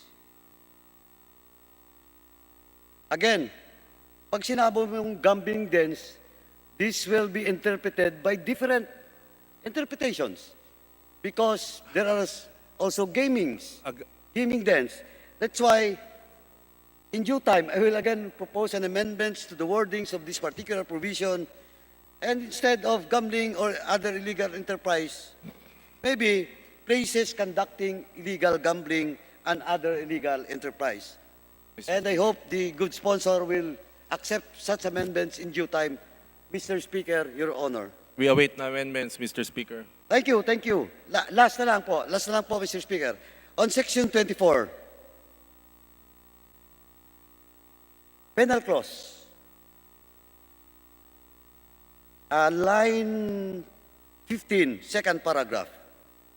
And let me read. If the offender is a corporation, partnership, or association, the penalty shall be imposed upon the officer or officers of the corporation, partnership, or association without prejudice to the cancellation of their license issued by the SOSIA. Mr. Speaker, Your Honor, since we are imposing a penal provision in this particular bill, dapat very specific tayo dito, Mr. Speaker, Your Honor. It could not be stated that only officer or officers. Who are those officers, Mr. Speaker, Your Honor? If there are around 7 officers, they will be imprisoned with a fine, all those officers, the 7 officers. For example, Madam Speaker, Mr. Speaker, Your Honor. And again, in due time, this representation will propose an amendments in this particular provision, Mr. Speaker, Your Honor, Ginoong Sponsor. Mr. Speaker, we await the amendments of the interpellator on this matter, Mr. Speaker. Thank you for that time and for the accommodation, Ginoong Sponsor, Mr. Speaker. And with that, I end my interpellation. Thank you. Majority Leader. Mr. Speaker, there being no other member who wishes to interpellate, I move that we close the period of sponsorship and debate. Any objection? There being none. Mr. Speaker, I move that we open the period of interpellation. Any objection? There being none. Mr. Speaker, I move that we open the period of... Mr. Speaker, I move to recall my previous motion, and instead I move that we open the period of amendments. Any objection? There being none. Mr. Speaker, I move that we open the period of committee amendments. Any objection? There being none. There being no committee amendments, Mr. Speaker, I move that we close the period of committee amendments. Any objection? There being none. Mr. Speaker, I move that we suspend consideration of House Bill 8783. Any objection? Deliberation suspended.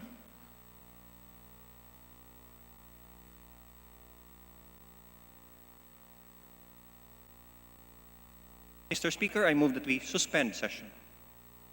Any objection?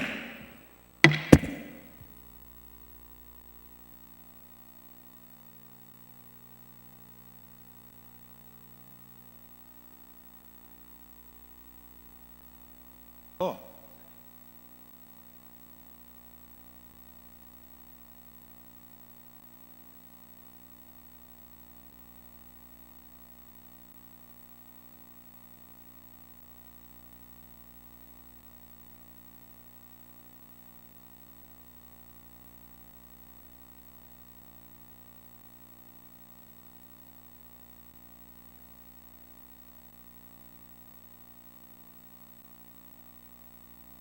Ano yan?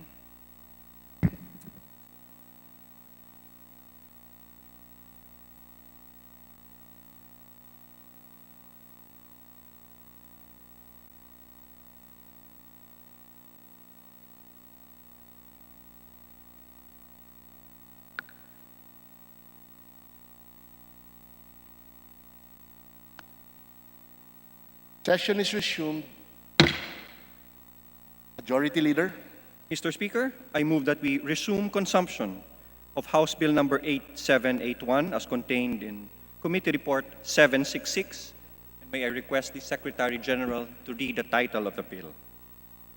The Secretary General is so directed.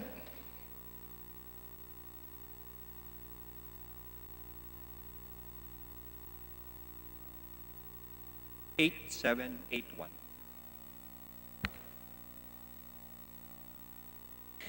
House Bill number 8781, an act requiring personnel of tourism establishments, tourism-oriented organizations, and all other person providing tourism-related services to undergo basic first aid training.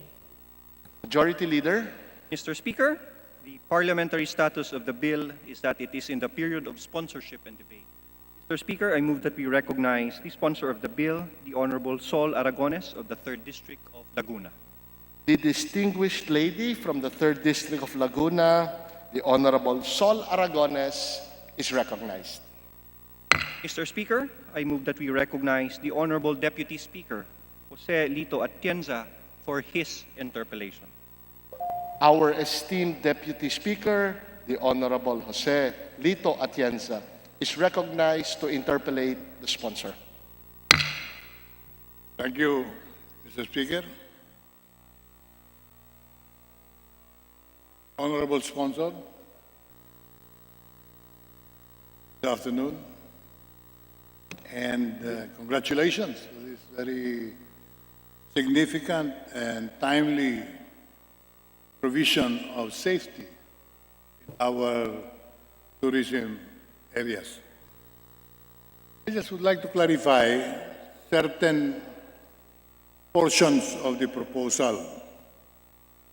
Number one, how do you define the medical services that you intend to impose on the tourism establishments? Ano po ba yun? First aid, medical clinic, equipment, ano po yung ibig nyo sabihin doon? Deputy Speaker Lito Atienza, with your permission, I would like to call on Kong Rufi Biazon, the author of the bill, to answer your question, and thank you very much po. The Honorable Rufi Biazon is recognized to answer the questions of the Honorable Deputy Speaker Atienza. Thank you very much, Mr. Speaker, and to my distinguished chair of the Committee on Tourism, in behalf of Representative Sol Aragones. Allow me to respond to the questions by the Honorable Deputy Speaker Atienza. With regard to the specific type of service that we are envisioning here, Section 3 of the bill provides for a mandate for personnel to undergo basic first aid training, such as the one provided by the Philippine Red Cross or other reputable training institutions. Mr. Speaker, Your Honor.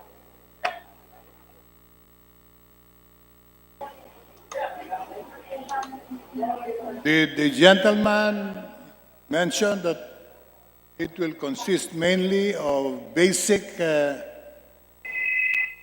first aid measures that they intend to impose on the establishments? Yes, Mr. Speaker. Basic first aid training consists of the basic skills needed to respond to common emergencies. Although there is also a necessity for particular tourism activities to have certain specialized skills. But in general, we are envisioning the basic first aid skills such as CPR treatment of wounds, or bone injuries.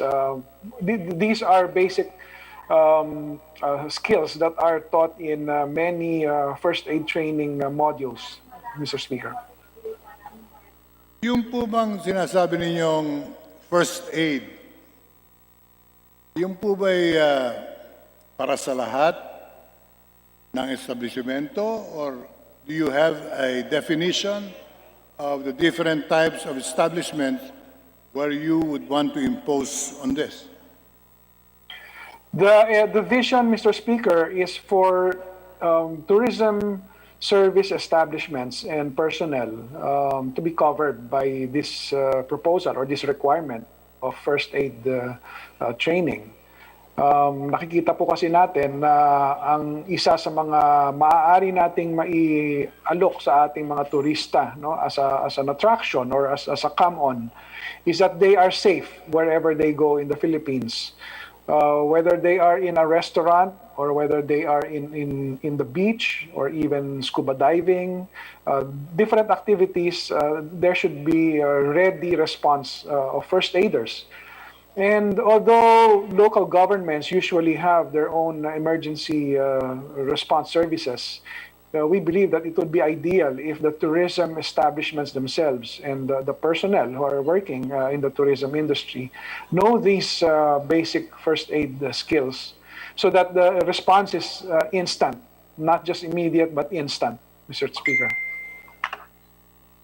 I would say that, Mr. Speaker, that restaurants are different from hotels. Iba po yung kanilang negosyo. Restaurant is for eating, hotel is for accommodation. Pag pinagsama-sama po natin yan, ay iba po ang interpretasyon. Sasama po ba natin lahat ng restaurant sa buong Pilipinas dito sa inyong panukalang ito? If we are to provide an ideal environment of safety, Mr. Speaker, Your Honor, yes, we would envision that we can do that. Besides, aside from this proposal that we are thinking of, even under our labor laws, our occupational safety laws, these establishments already require a safety officer. But what we are proposing, in addition to that, would be those who are specializing in handling tourists. But even without this, the restaurants that the honorable gentleman pointed out are even required under our labor laws to have safety officers who know first aid. Meron po ba silang estimate, Mr. Speaker, ng bilang ng mga tourism-oriented establishments, both restaurants and hotels?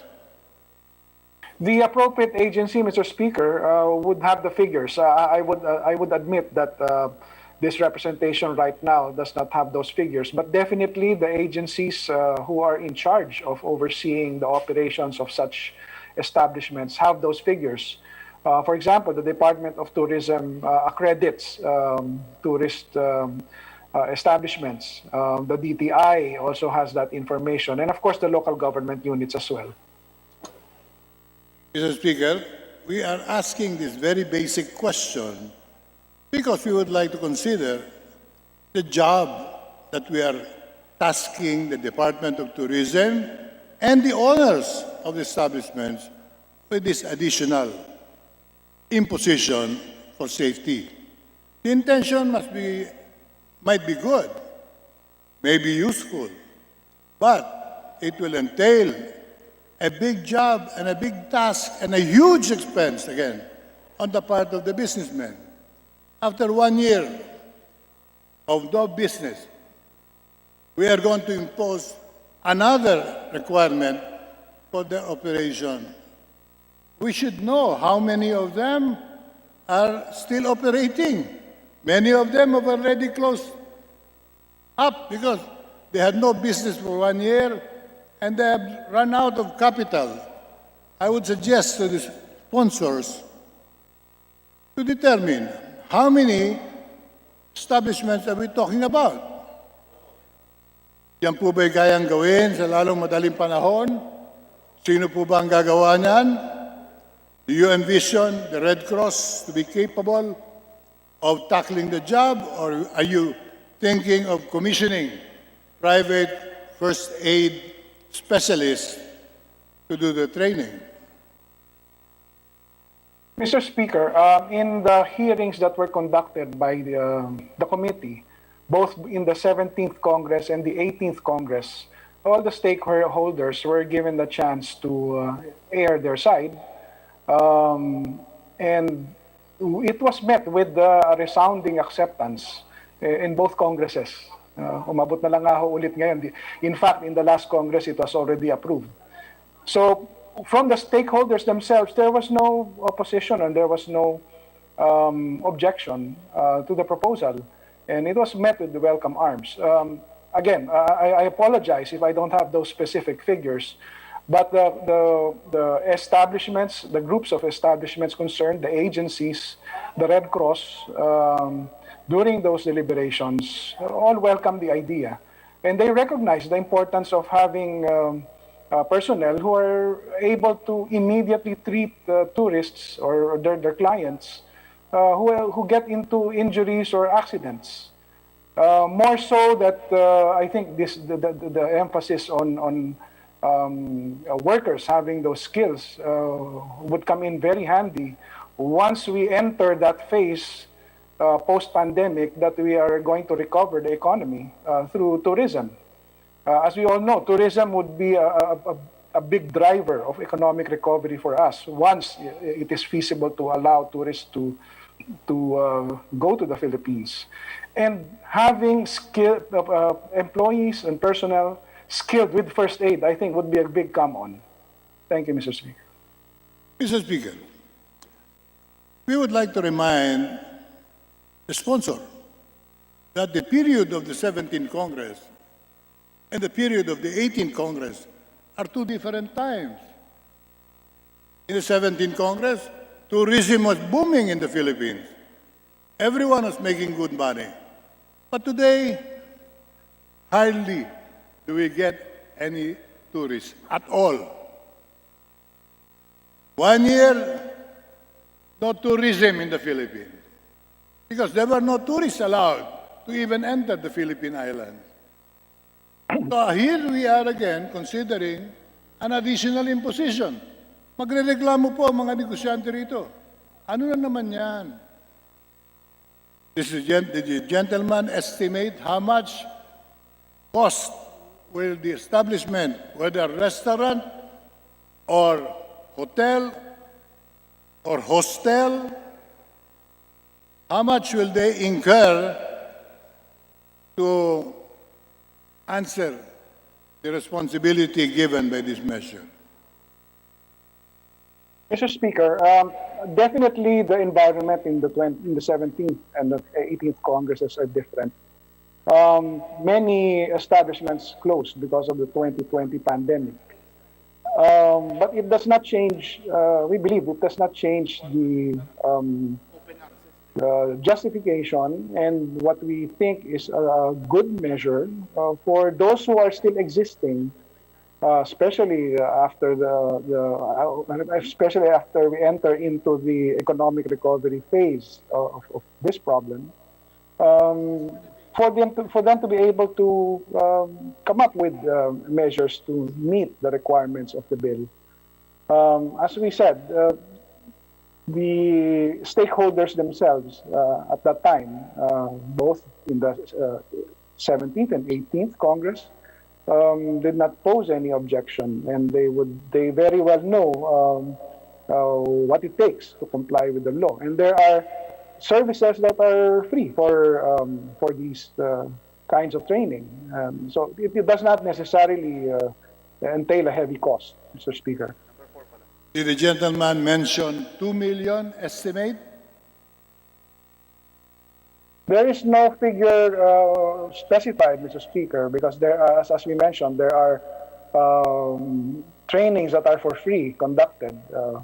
Even local government can do the trainings as a service.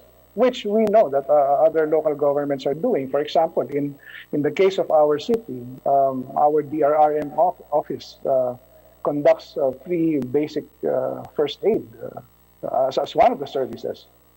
And government can be a conduit of those trainings. So this representation, Mr. Speaker, would like a definite answer.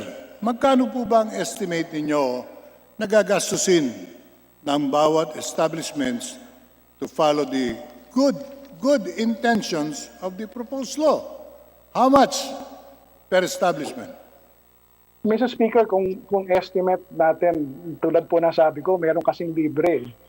So kung makakuha ng libre yung lahat, it would be difficult to come up with that figure. I beg the indulgence of the gentleman, but that is the situation. How can we estimate the cost if there are free services around? Are you saying that the medical services will be rendered or will be provided free of charge? It would now depend, Mr. Speaker, on one, the availability of the free training.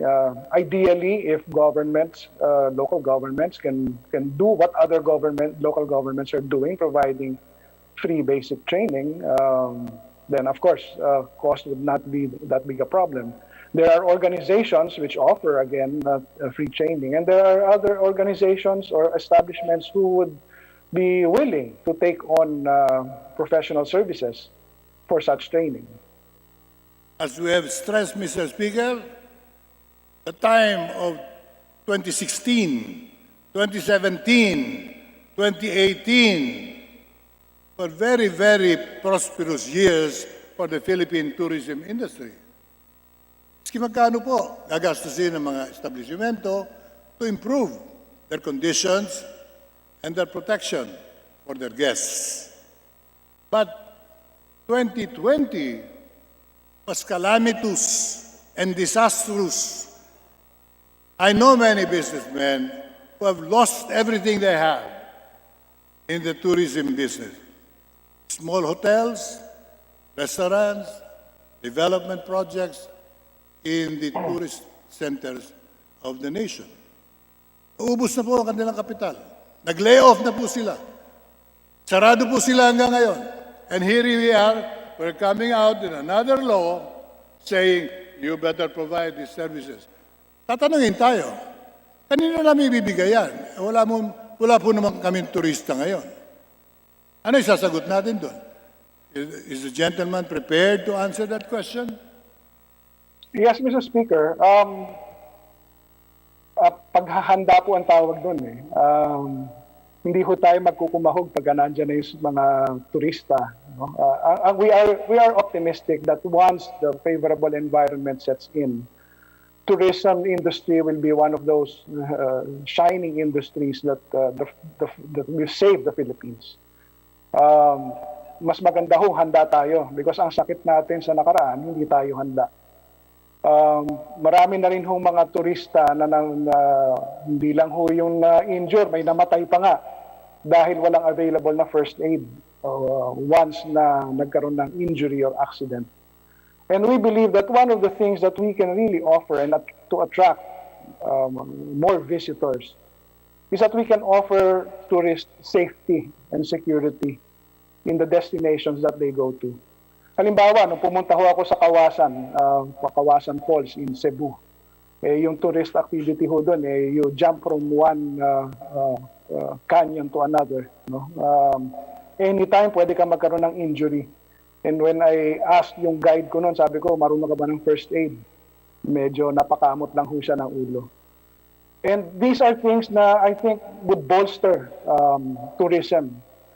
Something that our people can provide if we give them those trainings. So I believe, Mr. Speaker, that the time to prepare is not when the need arises. It's before the need arises. We accept the good intentions of the honorable sponsor. But again, I am reiterating, and voicing the collective call of the industry when I talked to them about this measure. Ang sabi nila, wala na bang gagawin ng gobyerno sa amin kundi pahirapan kami? Ang kailangan namin tulong. Ang kailangan namin puhunan. Kung hindi, magsasara na rin po kami in a very short while. And now, we are facing another series of lockdowns, closures, and depriving of businessmen to continue their operation. So this measure may be well-intended, but I am afraid it is not proper to even take it up at this point. How can we prepare for something we don't even know? Darating o kailan darating? Kailan po ba magno-normalization? Ang sabi po ng Pangulo, baka 2025. Ang sabi po naman ng mga ibang eksperto, baka 2022. Kaya pag ipinasa natin to, baka po tayo magiging parang kamanghamanghang Kongreso nag-iisip ng isang proteksyon sa negosyo na hindi po naman tumatakbo sa kasalukuyan. So would the gentleman commit himself that in 6 months' time we will have a burgeoning, flourishing tourism industry once again? 1 year. So we can answer the query of the businessmen who will flock to us to ask us, why did you pass that measure once again? Ang kailangan namin puhunan ay binigay niyo sa amin batas na magbibigay na naman ng gastusin para sa amin. Yun naman pala. Mr. Speaker, I agree. Nobody can tell what the future will bring. And definitely, we won't be able to recover in 6 months. Pero itong requirement naman ito, of course, sa ngayon di naman umaandar talaga ang tourism industry. So, hindi naman talaga natin nasabihin na there is that imposition right now. No? Once the economy revives, and then magbukas ulit itong mga negosyong ito, then that's the time that they would be needing to comply. And yung pong sinasabi natin na kailangan nilang tulong, I think there are other bills pending in Congress. Alam niyo naman Kongreso, multitasking. Marami tayong nabibigyang atensyon, no? All at the same time. We are not a one-track Congress. So habang merong nag-aasikaso ng mga ibang bagay, meron din nag-aasikaso ng ibang bagay. And I think some of the bills pending now in Congress would address the matter of health for businesses who we are trying to revive. In this particular case, we are trying to address an aspect of a service that we are offering our tourists that as soon as the right time comes, it would be in place, and it would make us ready for the tourism industry to again blossom. That is the approach that we are looking at. Is the gentleman aware that the tourism industry, the tourism establishments in particular, may be the only sector na hindi pa natutulungan ng gobyerno hanggang ngayon? So I really am convinced imposing any strict measures to make them spend more money, they may not just comply and reason out, wala na kaming puhunan. Is the gentleman ready to set an appropriations exclusively for the tourism industry? Mr. Speaker, if there are other measures that are going to be implemented or forwarded as a proposal here in Congress to aid the tourism sector, of course, this representation would be very much willing to join and support. As I mentioned earlier, Mr. Speaker, there are services that are available to provide the training for free. And second, as with all establishments under the jurisdiction of the labor laws, ngayon pa lang ho, bina-require na sila magkaroon ng safety officer and training. Kung tutusin ho, yung mga yon, pwede mo nang masabing compliant kung certified first aid training. No? They would just have to submit their certification to prove that. Ngayon pa lang ho kasi talagang required na yun in the businesses. Ang maisasama na lang ho natin dito sa proposal na to, yung mga businesses who are not covered by that rule by the DOLE. Yan po yung ating nakikita naman. It's applying the same principle as the requirement in occupational safety and health. Thank you, Mr. Speaker. Mr. Speaker, let me ask the same question that I did earlier. If the gentleman and the sponsors of this measure envision imposing this measure on the 23,000 establishments now operating on a very thin line of capital because they've lost 1 year of their income and they're on the verge of closure. Iniisip ba niyo walang exception? 23,000, lahat kayo mag-comply. Magsara na kayo. Ganun po ba ang ating gagawin o meron naman kayo naiisip na paraan para gumaang ang pasanin ng mga negosyante? Again, Mr. Speaker, they can avail of the services of institutions or organizations who provide the training for free. Wala na ko siguro pang masasabing makakaiwas sila sa gastos kung services are free. Yan ho yung isa nating masasabi doon. Yes, we envision that establishments who cater to tourists are able to provide safety to their clients.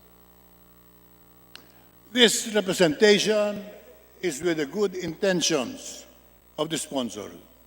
But this representation, I violently disagree that we should impose anything on the individual businessman engaged in tourism.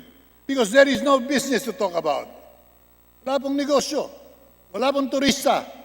At hindi po masasagot ng mga sponsors kailan papayagan ang mga turista pumasok muli sa mga tourism centers ng ating bansa. If we cannot answer that basic question, I don't think we can impose on any additional responsibility on a business that is already dying or on the verge of closure. Pagtatawanan tayo ng ating mga kababayan.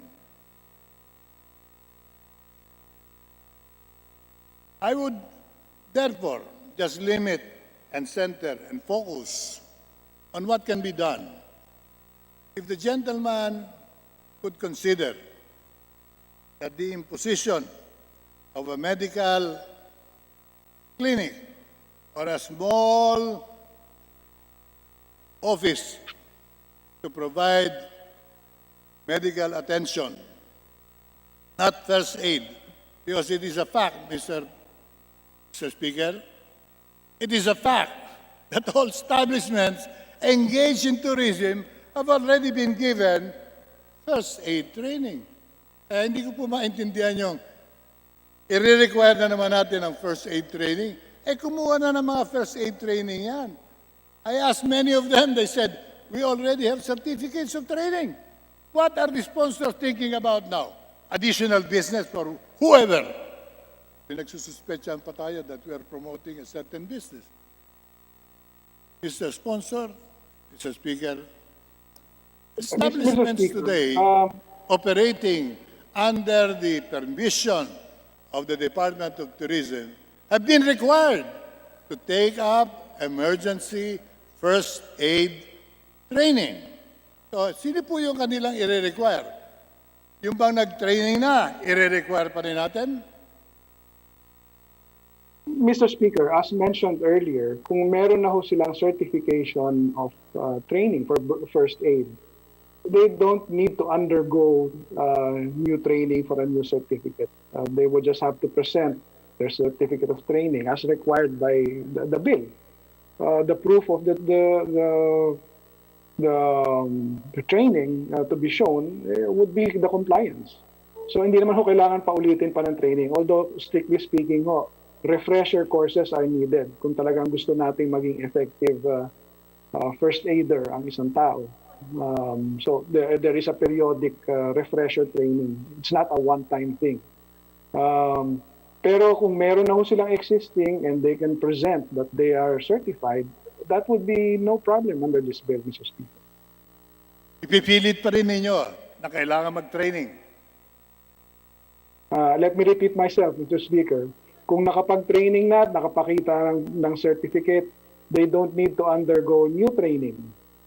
Although sabi ko nga ho, strictly speaking, ang sinasabi sa mga circles ng emergency response, you do need refresher courses, but that comes later on. Pero as far as compliance with the proposed measure is concerned, the presentation of a certificate, kung meron na sila at the time na pinasa yung batas, that is complied with already, Mr. Speaker. I would like to contribute a little to the good intentions of the sponsors. What may be needed today is not the training, but the equipment necessary to save lives, limbs, and people from serious injuries. Not basic first aid training, but equipment. Pag kayo na disgrasya, palagay nyo, sa pinakapopular, Boracay, alam ba nyo na walang klinika ron na pwedeng umasikaso sa inyo? This representation, I met an accident in Boracay. I broke my wrist. And nobody could attend to me when I was even staying in the best hotel of the island. Discovery. They did not have anything to address my problem, and that will continue unless we change our outlook. Let's supply the equipment by appropriations if necessary. Or let's require the bigger establishments of the tourism centers and not involve the surviving, barely surviving establishments from any additional cost. Ang kailangan po ngayon ay yung talagang makapagliligtas ng buhay ng sino man. I had to fly back to Manila right away because the whole of Boracay Island did not have anything to address my broken wrist. The nearest place, sabi nila, ay Calibo. If I went to Calibo, it would have taken me 2 hours. I flew back to Manila. In an hour, I was already here. The point that I'm trying to raise, Mr. Speaker, is that this measure, although well-intentioned, I would say, 1, it's ill-timed. 2, it does not provide an answer to the problem that has already affected many people, including me. Wala pong makatulong sa akin sa buong isla ng Boracay sapagkat wala po silang medical clinic na matatawag na talagang klinika. Meron silang gasa, meron silang stabilizer, meron silang painkiller, pero wala pong equipment para ma-address yung bali ng kamay ko. Again, I would support the measure, but with serious amendments. And I hope the gentlemen and women sponsoring it will be open-minded to accept them. Because I don't believe the whole industry should be affected at this point in time. If we were in a better condition economically, yes, we can require everybody. But at this point in time, we may want to limit the imposition of medical equipment on the whole, or even probably provided for by government. Kung ang gobyerno magbabayad at gagastos, wala po naman siguro magre-reklamo. Yun ang tunay na tourism promotion effort. Hindi po yung ideyang akala natin yun ang solusyon. Pero sa totoo lang, hindi po naman. Sapagkat unang-una, lahat ng establishmento, as a requirement of the Department of Tourism, have already been forced to take up emergency measures. Most of them done by the Red Cross. So I don't know if they research on this. How come I know it? And I don't seem to know it. Ang sagot sa akin ng sponsor, kukuha lang sila ng refresher course. Parang pinipilit na lang natin yung training rather than answering the question. Are we going to provide equipment at this point with this measure? Or it will just be the basic medical or rather first aid attention that the tourists will get? If at all, I would like to request them, postpone natin ng konti ito until better times come in and the tourists are again flocking in the Philippines. Because otherwise, we may be misunderstood that we are in the business of promoting first aid stations. Thank you, Mr. Speaker. I hope the gentleman and the other sponsors are open-minded to accept certain realities on the impact of this measure. Thank you. Thank you. Thank you. May I respond, Mr. Speaker? Thank you, distinguished Deputy Speaker, gentleman from Buhay Party List, the Majority Floor Leader. Mr. Speaker, Mr. Speaker, may I respond, please? there being no other member who wishes to interpolate, I move that Mr. we close. Speaker, may I respond, please, Mr. Speaker? I withdraw my motion, Mr. Speaker, and would defer to the sponsor for his reply to the interpellation. Thank you, Mr. Speaker. Sponsor. I appreciate the interpellation of the Honorable Atienza. And let me just respond to the last comment that the gentleman made. First aid is very much different from medical care. First aid is envisioned as an immediate response by someone who can ease the pain, the discomfort, the possible escalation of an injury or an illness. It's not really envisioned as one that can provide you the medical care expected of a healthcare worker or a medical professional, which would require equipment. And I'm happy that the gentleman gave the story as an example, his own experience in Boracay. That is a very example of why we are looking at this bill. Because probably the hotel where he was staying did not have a clinic. They didn't have a nurse or even probably a doctor or even equipment. But they could have had personnel who were trained with first aid response. Because you don't need equipment to respond immediately to a broken wrist. All you need is something to wrap and make a splint to ease the comfort and not aggravate the injury. That is the whole idea of it. If somebody in that hotel had basic first aid training, he would have been able to respond to that injury and ensure that as the injured person is brought to a medical facility, his injury would not escalate. That's the very idea for this. And it does not cost you to need to buy equipment to provide first aid. That's the very essence of first aid. And if that hotel was not, the gentleman was saying that the Department of Tourism is ensuring that establishments have training, then obviously that hotel was non-compliant. With this law, we will be able to compel establishments to comply, to have first aiders in their establishments at a low cost, not having to buy equipment.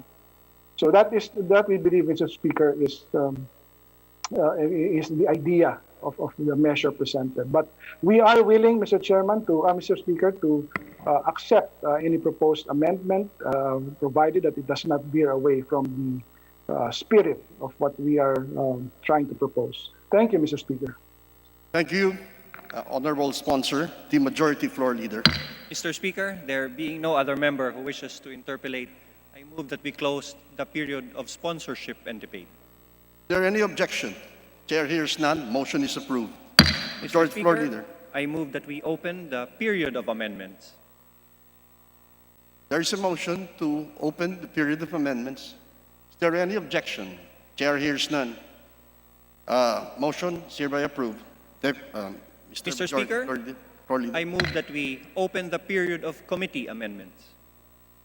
Is there any objection to the motion? There being none, please proceed. There being no committee amendments, Mr. Speaker, I move that we close the period of committee amendments. Is there any objection to the motion? Chair hears none. Motion is hereby approved. Majority Floor Leader. Mr. Speaker, I move that we open the period of individual amendments. Is there any objection to the motion? Chair hears none. Motion is approved. Majority Mr. Floor Speaker, Leader. there being no individual amendments, I move that we close the period of amendments. Is there any objection to the motion? Chair hears none. Motion is hereby approved. Majority Mr. Floor Leader. Mr. Speaker, I move that we suspend consideration of House Bill number 8781. Is there any objection to the motion? Chair hears none. Motion is hereby approved. The Majority Floor Leader. Thank you, Mr. Speaker. Mr. Speaker, I move that we begin consideration of House Bill number 8910 as contained in Committee Report number 815. May I request the Secretary General to read the title of the bill? The Secretary General, please proceed. House Bill number 8910, an act promoting open access in data transmission and providing additional powers to the National Telecommunications Commission. Mr. Speaker, I move that we open the period of sponsorship and debate for House Bill number 8910. Is there any objection to the motion? Chair hears none. Motion is hereby approved. Mr. Speaker, I respectfully move that we recognize the sponsor of the bill, the gentleman from the 2nd District of Tarlac, the Honorable Victor A. Yap, for his The sponsorship. distinguished gentleman from the 2nd District of Tarlac, the sponsor of House Bill 8910, is hereby recognized. Please proceed, Honorable Author. Mr. Speaker, thank you very much for this opportunity. Distinguished colleagues, ladies and gentlemen, a pleasant afternoon. The spread of the coronavirus has forced us to deal with an undeniable reality that our lives now revolve around the digital space. Gone are the days that only a privileged few can access the internet. Due to the COVID-19 pandemic, education, commerce, labor, and industries now all occur online. Internet has become a crucial element to the everyday life of each and every Filipino. A student needs to log in online to take her class and answer their module. A worker needs a stable internet connection to properly perform his or her work from home. An entrepreneur needs to be always online to market his or her products. However, the limitations on our existing data network infrastructure continues to hinder the data services in our country. The duopoly of Globe and PLDT has stifled the growth of data transmission service. The Filipino people have been bearing with the slow and expensive internet service that these telco giants provide. Even with the entry of DITO, internet service providers in rural areas continue to be limited in numbers. Internet or data services are classified as a value-added service. In order to allow more investments in various segments, we need a competitive policy and a regulatory environment that lowers the barriers and cost to entry on the data transmission market. The President himself felt this deplorable state and strongly continues to sound off and trumpet this dire situation. Hence, we heed the President's call and our people's call by passing the Open Access to Data Transmission Act. The Open Access and Data Transmission Bill aims to bridge the broadband infrastructure gap in the Philippines by bringing in more players in the data transmission or broadband sector. The bill will result in the following: greater market access. More players will be able to enter the data transmission or broadband market by clearly identifying the segments of the network: international connectivity, the backbone, the middle mile, and the last mile, allowing more players in each segment through NTC registration and qualification. Number two, lower cost of internet. By removing the current legal limitations as to who can build a network and allowing ISPs, internet service providers, to participate in building the country's digital infrastructure, we are paving the way for lowering the cost of broadband and giving more choices for consumers. Number three, expanding technologies. By removing outdated requirements such as installing landlines and restrictions on internet technology that can be used to connect the country, the law makes broadband networks technology neutral and anticipates innovation. Fast-tracking rollout of broadband networks. By introducing guidelines for how broadband service providers can share infrastructure like towers, poles, ducts, fibers, and among others, and how other infrastructure like roads, bridges, can be used to deploy broadband networks. This will not only make network rollout faster, but also lower the cost and increase efficiency for everyone. Number five, make more spectrum available. By providing a framework of how spectrum is distributed to more players who can then use wireless technologies to connect communities, especially in the countryside. Our people deserve no less than the best service from the telcos. If our current telcos cannot provide improved data transmission service and then only remain as promises, then perhaps we should start looking for alternatives elsewhere and open up the telecommunications industry to other deserving players. Beyond the COVID-19 pandemic, our country's economy will be vastly dependent on the developments of our technological infrastructure. With the enactment of this law, we are future-proofing our policy and regulatory environment and preparing the country to meet the demands of its citizens in an increasingly connected world. I would like to take cognizance at this point to convey my gratitude to the House leadership, particularly Speaker Lord Alan Velasco, for positively acting upon without waste of time to support reforms like this and ensure the benefit for all Filipinos. By simply respecting the time-honored truth that competition can improve lives in our country. In the light of the foregoing, I seek your support for this long overdue landmark legislative measure. Maraming salamat po, Mr. Speaker. The Majority Floor Leader. Mr. Speaker, I move that we suspend consideration of this bill that we're tackling at the moment.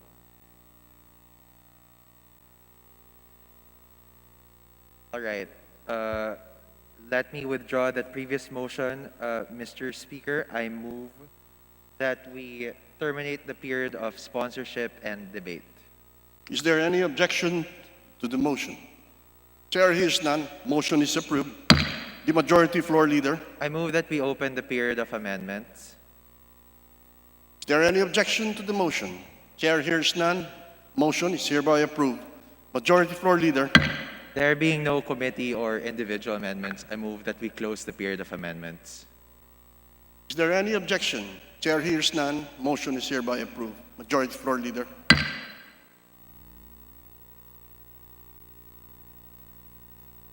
Mr. Speaker, I move that we vote on second reading House Bill 8910 as contained in Committee Report 815. All those in favor say aye. Those who are against say nay. The ayes have it. House Bill number 8910 is hereby approved on second reading. The Majority Floor Leader. Mr. Speaker, I move that we begin consideration on second reading of House Bill 8943 as contained in Committee Report 827, and then direct the Secretary General to read the title of the said measure. Please proceed. House Bill number 8943, an act requiring disaster-related information to be stated in accessible language to ensure public understanding thereof.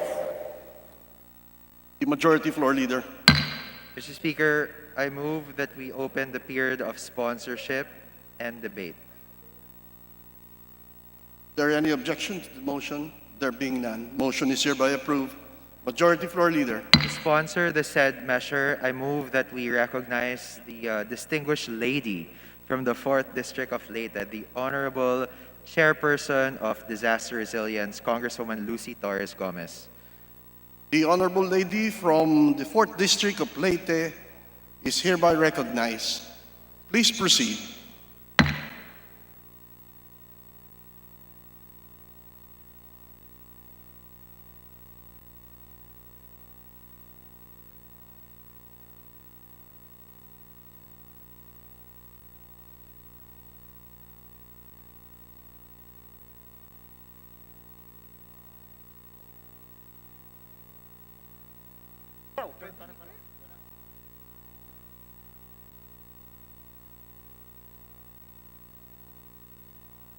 Session suspended for 1 minute.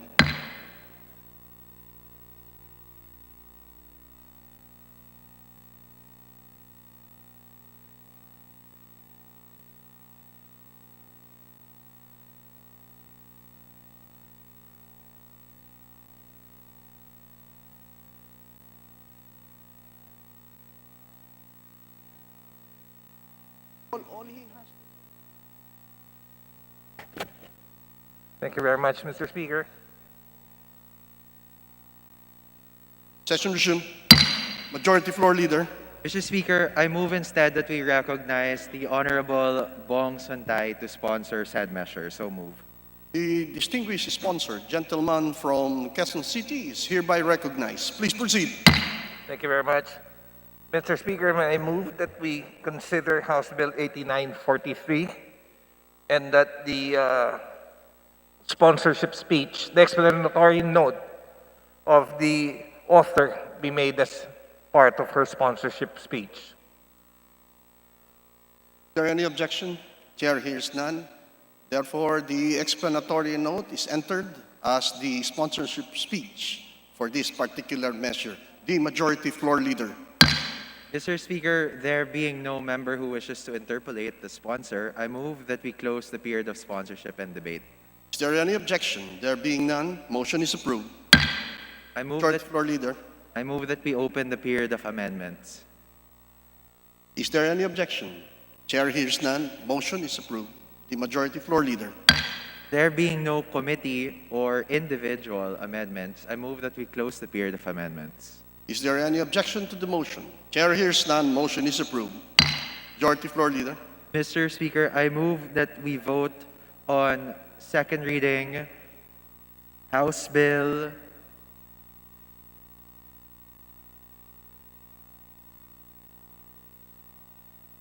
891. House Bill 89.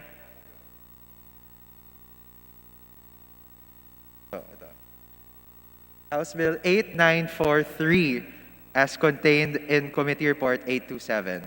So move. There's a motion to vote on this measure on second reading. Those who are in favor, say aye. Those who are against, say nay. The ayes have it. House Bill number 8943 is hereby approved on second reading. The Majority Floor Leader. Thank you very much. Mr. Speaker, may I move for the reconsideration of the approval of House Bill 8910 to accommodate amendments which were made during the committee deliberations? Is there any objection? There being none. Chair hears none. Motion is hereby approved. Majority Floor Leader.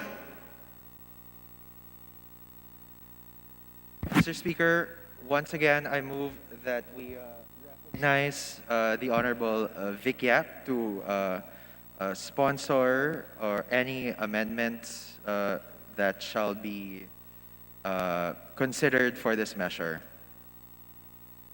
The distinguished sponsor, gentleman from the 2nd District of Tarlac, is hereby recognized. Thank you, Proceed. Mr. Speaker. I Mr. believe Speaker, that there is an amendment being proposed by... Yes. So, Mr. Speaker, I move that we recognize the Honorable Kiko Benitez for his individual amendment. The gentleman from Negros is hereby recognized. Thank you, Mr. Speaker, honorable sponsor. This representation would like to propose amendments to Section 5, if I may be allowed. Mr. Sponsor, on Section 5, Mr. Speaker, to delete the entire provision, and in lieu thereof, Section 5 to now read as follows. Section 5, registration and certification. All segments of the data transmission network shall be competitive and open, notwithstanding the provisions of this Act or any other law. The following registration and certification shall apply to data transmission. A, all data transmission industry participants shall be required to register with the National Telecommunications Commission. The NTC shall promulgate a speedy and expeditious administrative process for registration and shall, in coordination with the Department of Information and Communications Technology, or the DICT, develop a set of criteria for qualifying data transmission industry participants that will encourage the widest possible participation of as many industry players as possible who will offer data transmission services to end users in different parts of the country. The qualification requirements for data transmission industry participants shall also take national security concerns into consideration, particularly for facilities that interfere directly with another country's domestic network. Letter B, a data transmission industry participant shall not be required to secure a congressional franchise and a Certificate of Public Convenience, CPCN, in order to construct, install, operate, lease, or own networks and facilities, except if it owns and operates an international cable landing station, provided that an owner or operator of an international cable landing station not considered as a public utility shall no longer be required to secure a CPCN.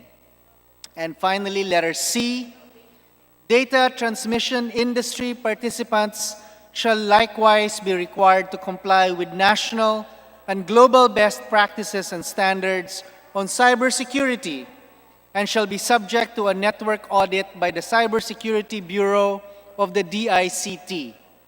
Data transmission industry participants shall, after 3 years of operation, be required to secure a cybersecurity certification from a third-party organization based on the prevailing ISO standards on information security management. That is the proposed amendment, Mr. Speaker. What does the sponsor say? No objection to the proposed amendments, Mr. Speaker. Well thought out. I commend the Thank you. opponent. Majority Floor Leader. Mr. Speaker, in behalf of the majority, we accept the amendments. Thank you. Is there any objection? There being none, amendment is hereby accepted. Mr. Speaker, there being no other committee or individual amendments, I move that we close the period of amendments. Is there any objection to the motion? There being none, motion is hereby approved. The Majority Floor Leader. Thank you very much, Mr. Speaker. So, Mr. Speaker, I move that we once again approve on second reading House Bill number 8910 as contained in Committee Report 815. Is there any objection to the motion? There being none, those who are in favor of House Bill 8910, say aye. Aye. Those who are against, say nay. The ayes have it. House Bill number 8910 is hereby approved on second reading as amended. All right. Now, Mr. Speaker, I move that we consider on second reading House Bill 8986 as contained in Committee Report 856 and direct the Secretary General to read the title of that measure. Secretary General, please proceed.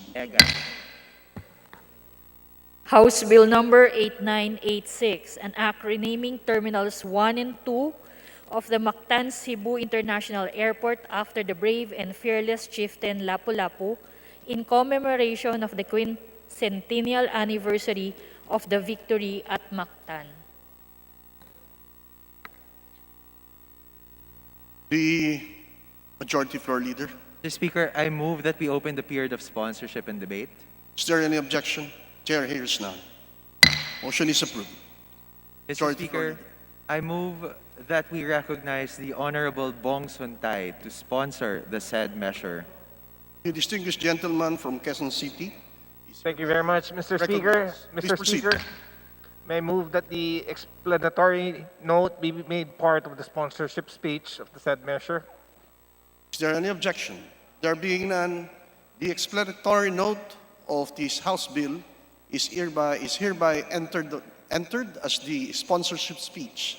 Please proceed. Mr. Speaker, there being no member who wishes to interpolate the sponsor, I move that we close the period of sponsorship and debate. Is there any objection to the motion? Chair hears none. Motion is hereby approved. I move that we open the period of amendments. Is there any objection? Chair hears none. Motion is hereby approved. Majority Floor Leader. There being no committee or individual amendments, I move that we close the period of amendments. Is there any objection? Chair hears none. Motion is hereby approved. Majority Floor Leader. I move that we vote on second reading House Bill 8986 as contained in Committee Report 856. Is there any objection to the motion? Chair hears none. Motion is hereby approved. Majority Floor Leader. All right. Thank you, Mr. Speaker. I now move that we consider on second reading House Bill 8990 as contained in Committee Report 860 and direct the Secretary General to read the title of the said measure. The Secretary General may proceed. House Bill number 8990, an act establishing evacuation centers in every city and municipality and appropriating funds therefore. The Majority Floor Leader. Mr. Speaker, I move that we open the period of sponsorship and debate. Is there any objection to the motion? Chair hears none. Motion is hereby approved. Majority Floor Leader. Mr. Speaker, I move that we recognize the Honorable Bong Suntay to sponsor the said measure. The distinguished sponsor, gentleman from Quezon City, is hereby recognized. Thank you very much, Mr. Speaker. Mr. Speaker, may I move that the explanatory note be considered as the sponsorship speech for the said measure? Is there any objection? Chair hears none. Motion is hereby approved. The explanatory note is hereby entered as the sponsorship speech for this measure. The Majority Floor Leader. Mr. Speaker, there being no member who wishes to interpolate, I move that we close the period of sponsorship and debate. Is there any objection? Chair hears none. Motion is hereby approved. Majority Floor Leader. Mr. Speaker, I move that we open the period of amendments. Is there any objection? Chair hears none. Motion is hereby approved. Majority Floor Leader. Mr. Speaker, there being no committee or individual amendments, I move that we close the period of amendments. Is there any objection? Chair hears none. Motion is hereby approved. Majority Floor Leader. Mr. Speaker, I now move that we approve on second reading House Bill 8990 as contained in Committee Report 860. Is there any objection to the motion? There being none, motion is approved. Those who are in favor of this measure say aye. Those who are against say nay. The ayes have it. House Bill number 8990 is hereby approved on second reading. Majority Floor Leader. Mr. Speaker, I now move that we consider on second reading House Bill 8974 as contained in Committee Report 847 and direct the Secretary General to read the title of that measure. Secretary General, please proceed. House Bill number 8970, an act renewing 8974, an act renewing for another 25 years the franchise granted to Polaris Telecommunications Incorporated, presently known as Radius Telecoms Incorporated, under Republic Act number 8955, entitled An Act Granting the Polaris Telecommunications Incorporated a franchise to construct, install, establish, operate, and maintain telecommunication systems throughout the Philippines. The Majority Floor Leader. Mr. Speaker, I move that we open the period of sponsorship and debate. Is there any objection? There being none, motion is hereby approved. Mr. Speaker, to sponsor the said measure, I move that we recognize the Honorable Bong Santay. The distinguished gentleman, sponsor, gentleman from Quezon City, is hereby recognized. Proceed, please. Thank you very much, Mr. Speaker. Mr. Speaker, may I move that the explanatory note of the said measure be considered as the sponsorship speech for the same? There any objection? There being none, motion is hereby approved. The explanatory note is hereby entered as the sponsorship speech for this measure. The Majority Floor Leader. Mr. Speaker, there being no member who wishes to interpolate the sponsor, I move that we close the period of sponsorship and debate. Is there any objection? Chair hears none, motion is approved. Majority Floor Leader. Mr. Speaker, I move that we open the period of amendments. Is there any objection? Chair hears none, motion is hereby approved. Majority Floor Leader. Speaker, there being no committee nor individual amendments, I move that we close the period of amendments. Is there any objection? Chair hears none, motion is hereby approved. The Majority Floor Leader. Mr. Speaker, I move that we approve on second reading House Bill 8974 as contained in Committee Report 847. So move. Is there an objection? There being none, motion is hereby approved. Those who are in favor of House Bill 8974, please say aye. Aye. Those who are against, please say nay. The ayes have it. House Bill number 8974 is hereby approved on second reading. The Majority Floor Leader.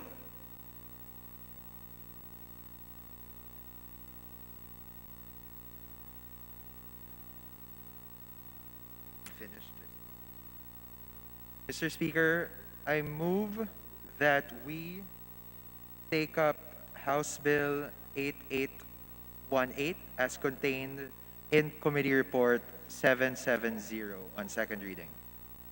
Is there any objection? Chair hears none. Motion is hereby approved. Majority Floor Leader. The status of the said measure, Mr. Speaker, is that it is in the period of sponsorship and debate. I move that we recognize the Honorable Chair of Banks and Financial Intermediaries, Congressman Juni Kua, to sponsor the said measure. The distinguished sponsor, gentleman from Quirino, is hereby recognized. Please proceed, Mr. Sponsor. Thank you, Mr. Speaker. The Honorable Kua on board. Yes, I'm here already, Mr. Speaker. All right. Mr. Speaker, I now move that we recognize the Honorable Kaloy Zarate to interpolate said sponsor. So move. The distinguished gentleman Honorable Sarate is hereby recognized. Please proceed. Thank you, Mr. Speaker, Majority Floor Leader. With the good sponsor, the Representative Junicua, accede to some clarificatory questions on bill in consideration, House Bill number 8818, Mr. Chair. Mr. Speaker, it will be my pleasure to respond to the interpellation of the good gentleman from Bayan Muna Party List. Thank you, Mr. Chair. Thank you, good sponsor. The House Bill in consideration is the objective of this House Bill is to amend certain provisions of the existing charter of the Philippine Deposit Insurance Corporation. Did I get it correct, Mr. Chair? That's right, Mr. Speaker, Your Honor. That is the objective of this bill. Now, as I browse through the proposed measure, Mr. Speaker, good sponsor, it appears that the aim of the bill is to make the Philippine Deposit Insurance Corporation as an attached agency of the Bangko Sentral ng Pilipinas, and as against its, as opposed to its current status that it is somehow an independent corporate body. Is that a correct appreciation, Mr. Chair? That is correct, Your Honor. It is intended to be attached to BSP instead of being attached to the Department of Finance. Well, thank you, Mr. Chair, for stating that. The BSP's or the Bangko Sentral ng Pilipinas' main or primary objective, Mr. Chair, is to maintain price stability conducive to a balance and sustainable economic growth.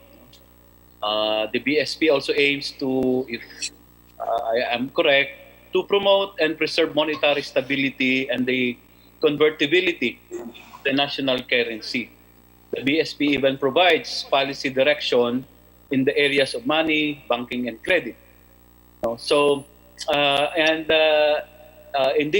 light of this, there is also the Monetary Board, which exercises the powers and functions of the Bangko Sentral ng Pilipinas, such as the conduct of monetary policy and supervision of the financial system. Its chairman, the Bangko Sentral ng Pilipinas Governor, with full-time 5 members from the private sector and 1 member from the cabinet. On the other hand, Mr. Chair, the PDIC as a body corporate is authorized to issue regulations to implement its charter and conduct bank examinations and investigations to assess the financial safety and soundness of banks and their adherence to banking and deposit insurance rules and regulations, and extend financial assistance to eligible distressed banks. So under its charter, in Republic Act 10846, which is a mandatory law for Republic Act 3591, the provisions of this mandatory bill even strengthen the PDIC as an instrumentality with corporate powers that it can enjoy fiscal and administrative autonomy. If I may cite in particular, Section 2 of the current law, Mr. Chair, Mr. Speaker, Honorable Sponsor, Section 2, and I'll go directly to the third paragraph of that Section 2. In view of the crucial role and the nature of its functions and responsibilities, the corporation, meaning PDIC, while being a government instrumentality with corporate powers, shall enjoy fiscal and administrative autonomy. So that's very clear under the current law.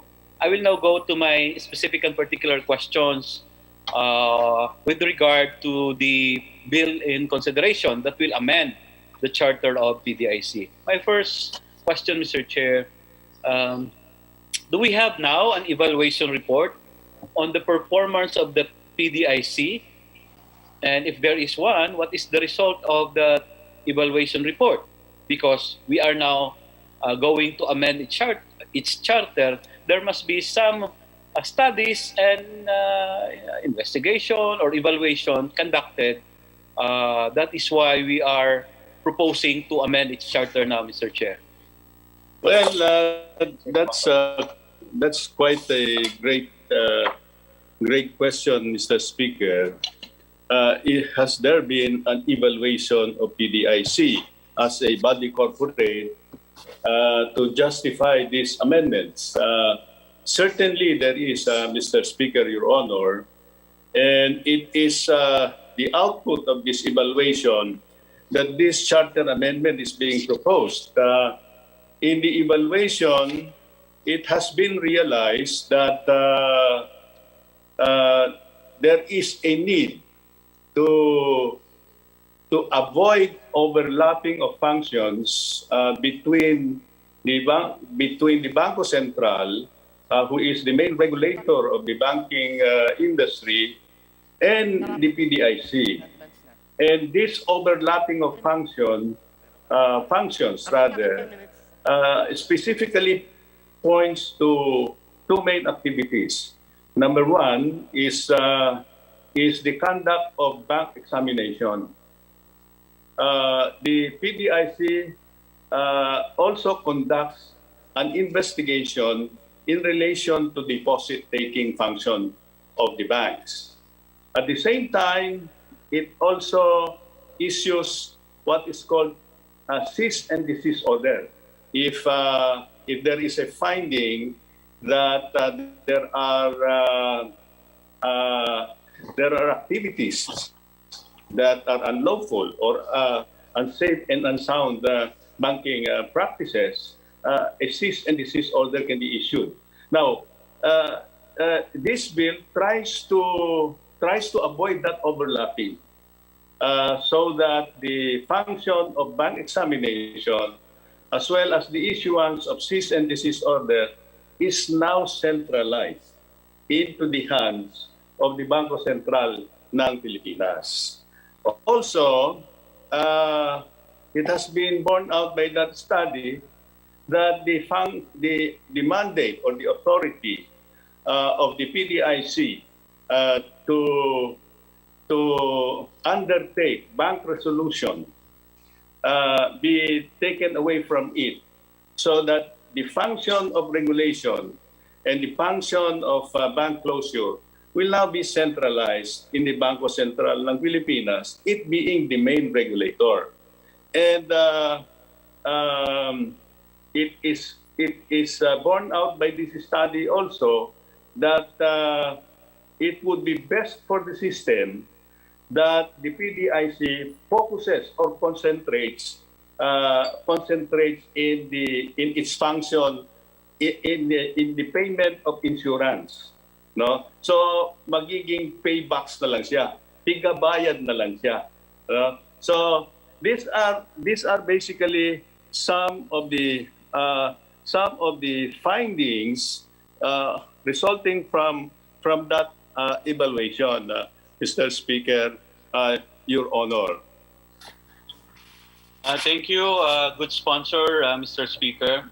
With the kind indulgence of the good sponsor, may this representation request a copy of that evaluation report for our further studies and information. Can we get that commitment from the sponsor, Mr. Speaker? I will make representation with the BSP and the PDIC if as soon as we can.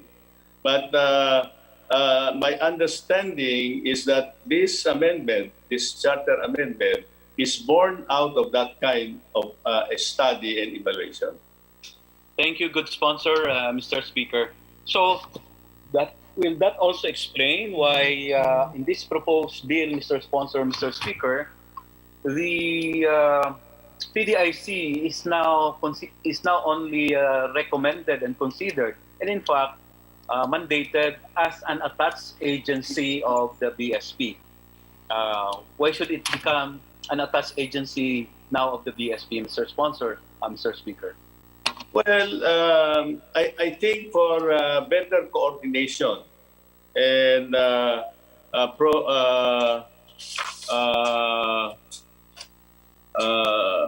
for better coordination and better implementation of programs, the BSP being the major player in the regulation, in regulating the banking industry, should really be the one that will supervise the PDIC's operation instead of being attached to the Department of Finance. So, Department of Finance is basically concerned with revenue generation, and of course,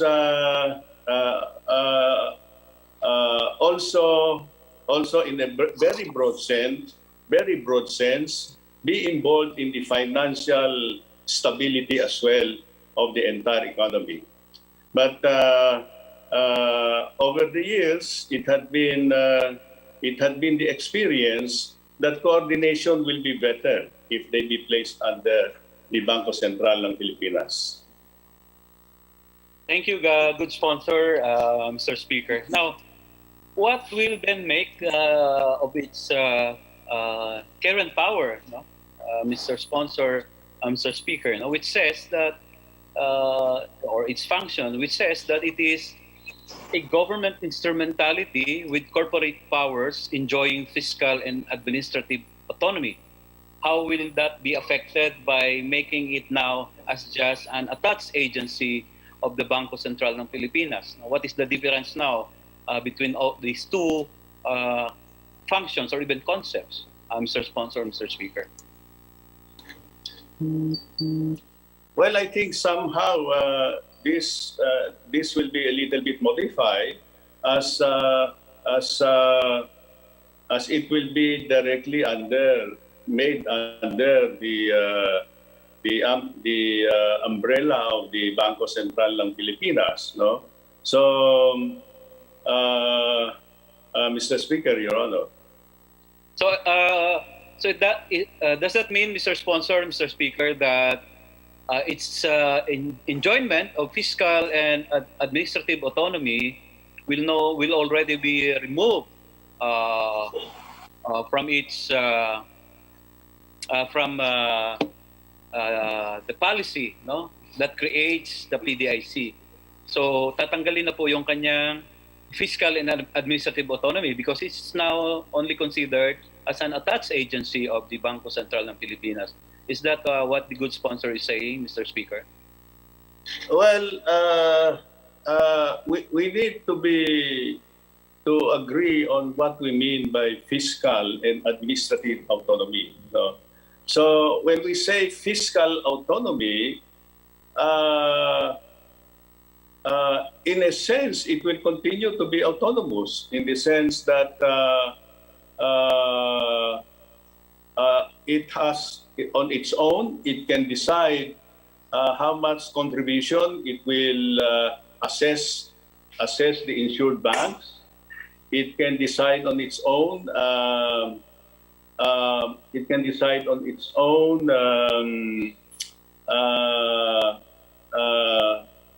What do you call this?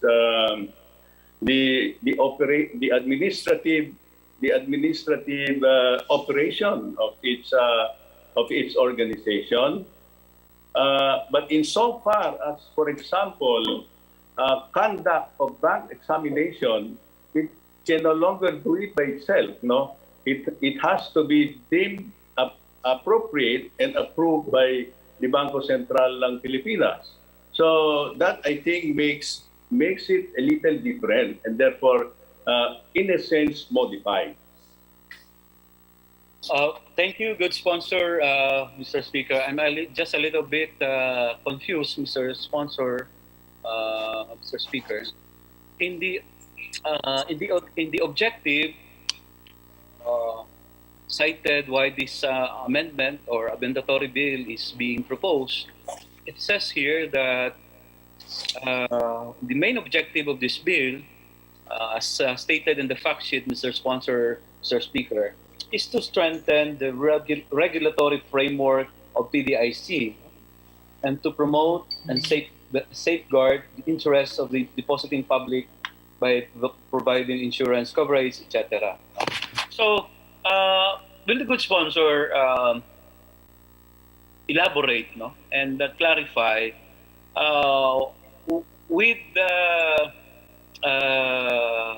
amendments now being proposed with the objective of strengthening the regulatory power of PDIC be achieved with the way the good sponsor earlier mentioned that in fact some of its regulatory powers will now be centralized or taken by the Bangko Sentral ng Pilipinas, Mr. Sponsor, Mr. Speaker. Yeah, that's precisely the point, Mr. Speaker. The weakness of the system now is that there is such an overlap. And somehow it weakens the regulatory framework of PDIC. And so by removing that possibility of overlap, it in a way strengthens the regulatory framework of PDIC. So I think that is the basic strengthening. Desist and desist order. For example, one of the power of PDIC before, which is also exercised by the Bangko Sentral ng Pilipinas, they tend to overlap, and it also overburdens the banking industry as they may come and go, nagsasabay paminsan, so medyo nagkakagulo when it comes to bank examination and the issuance of cease and desist order. So if we try to rationalize this, we in effect is strengthening it. That is the essence and the meaning of that particular statement. Now, also it says to promote and safeguard the interests of the depositing public.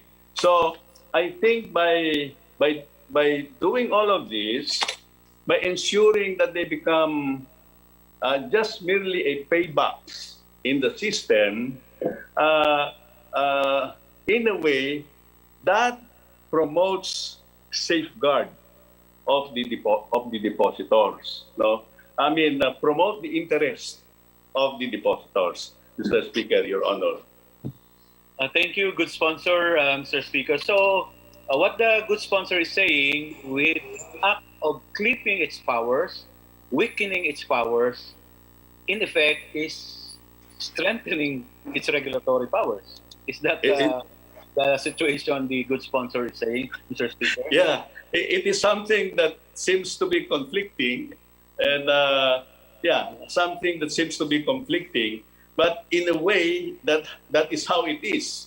If we do not correct that kind of inherent defect in the system, we won't be able to strengthen the framework. And so, by making it an attached agency, now with the BSP as its mother agency, so the good sponsor is now saying that it will strengthen PDIC as opposed to how it is operating now and how it is in conflict with its regulatory powers with the BSP.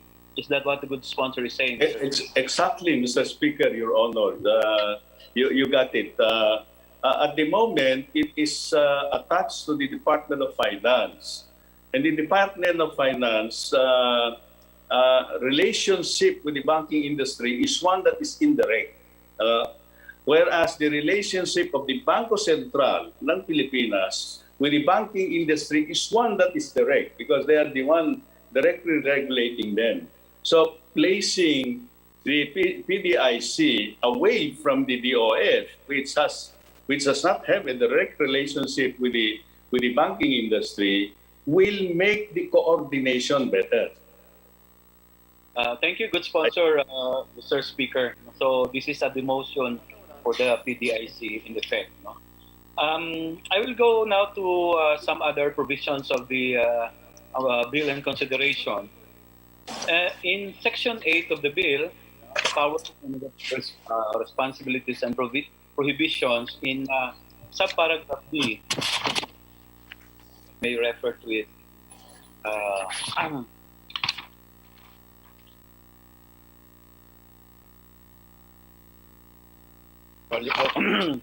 Borrowing sponsor.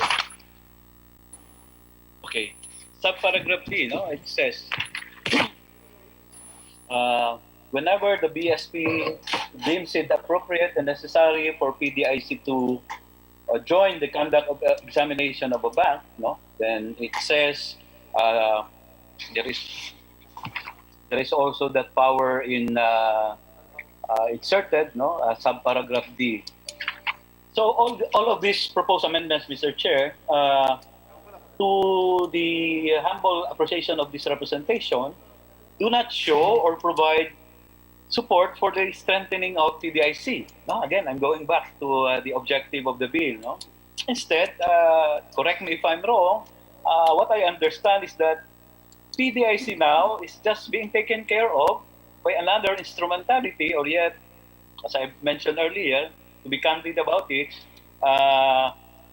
no strengthening of its regulation, but it is just being demoted from an autonomous instrumentality to a simple agency of the BSP. As you mentioned earlier, tagabayad na lang siya. Do you agree with me, Mr. Sponsor, Mr. Speaker? Well, Mr. Speaker, Your Honor, I think what we are really after here is the protection of the depositors, and to ensure that when a bank closes or when a bank is engaged in unsafe and unsound banking practices and need to be closed, the interest of the depositors are really protected, and is streamlining the coordination between PDIC and the Bangko Sentral ng Pilipinas will lead to that. Will lead to that. So while it seems to be conflicting in the sense that instead of giving more power to PDIC, is we are lessening its power,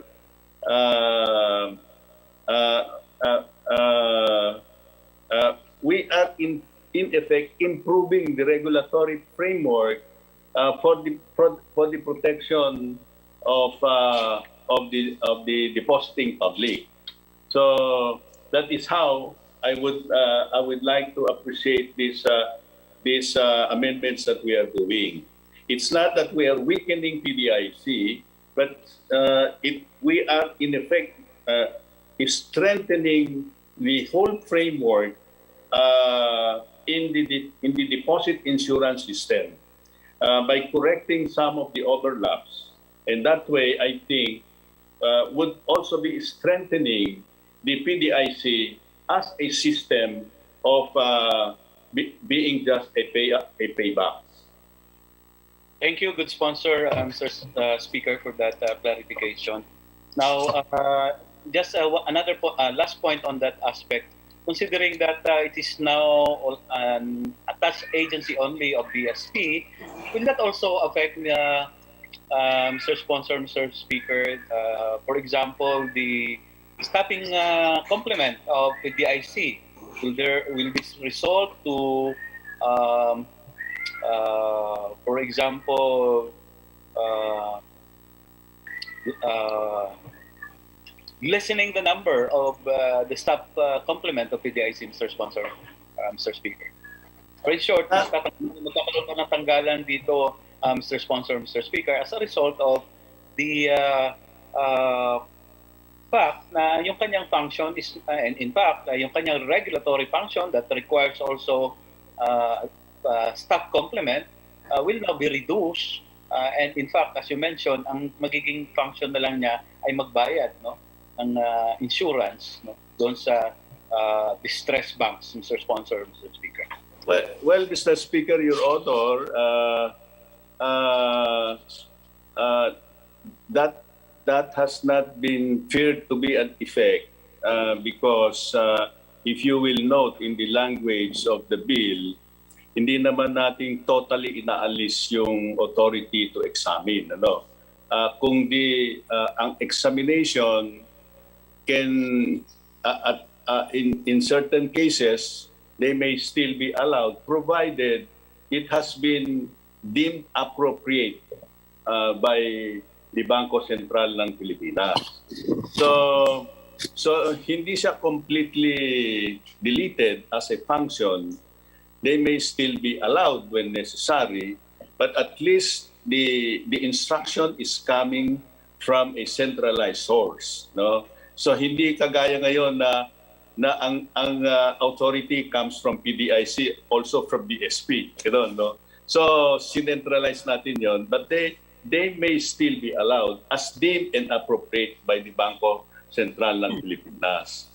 And, you know, the economy is growing, more banks are being pushed up, more transactions are created, and there is no way for the economy to go but to grow. No? So, there will be a continuing need for personnel. So, manpower would be continuously needed. Thank you, Mr. Speaker, Your Honor.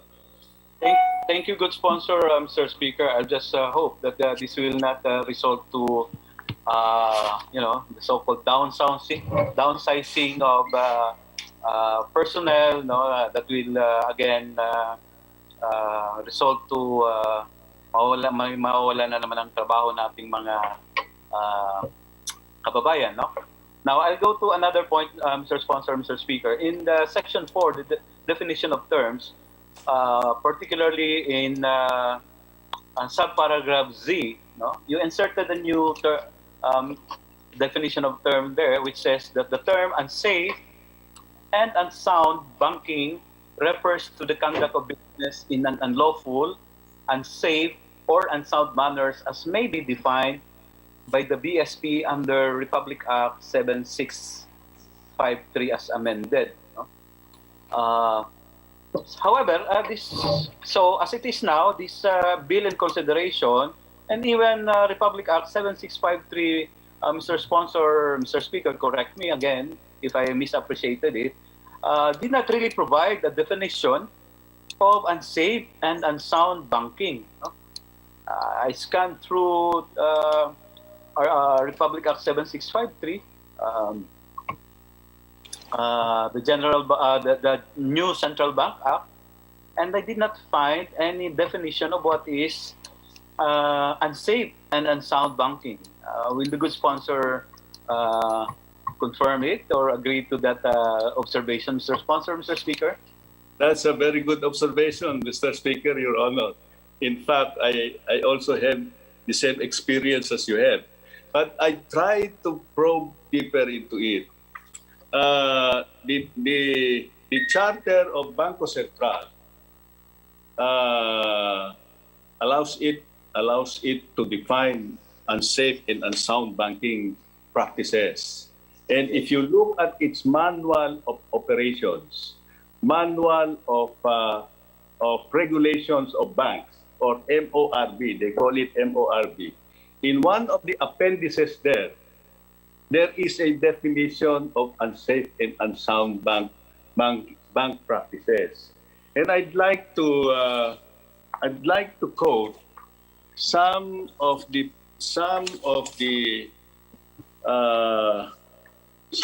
language of that provision. In the charter of the Bangko Sentral, in the MORB, there is an appendix called appendix number 49, in fact, activities which may be considered unsafe or unsound banking. So there is a whole list of unsafe and unsound banking practices And this is a long list, Mr. Speaker, Your Honor, but principally focused on issues on liquidity, insolvency, governance, etc. Practices pertaining to those issues. It will be my pleasure to provide you with a copy of Appendix 49 of the MORB, which is part and parcel of the Central Bank Charter. Mr. Speaker, Your Honor, you're a good researcher, Honorable Kaloy.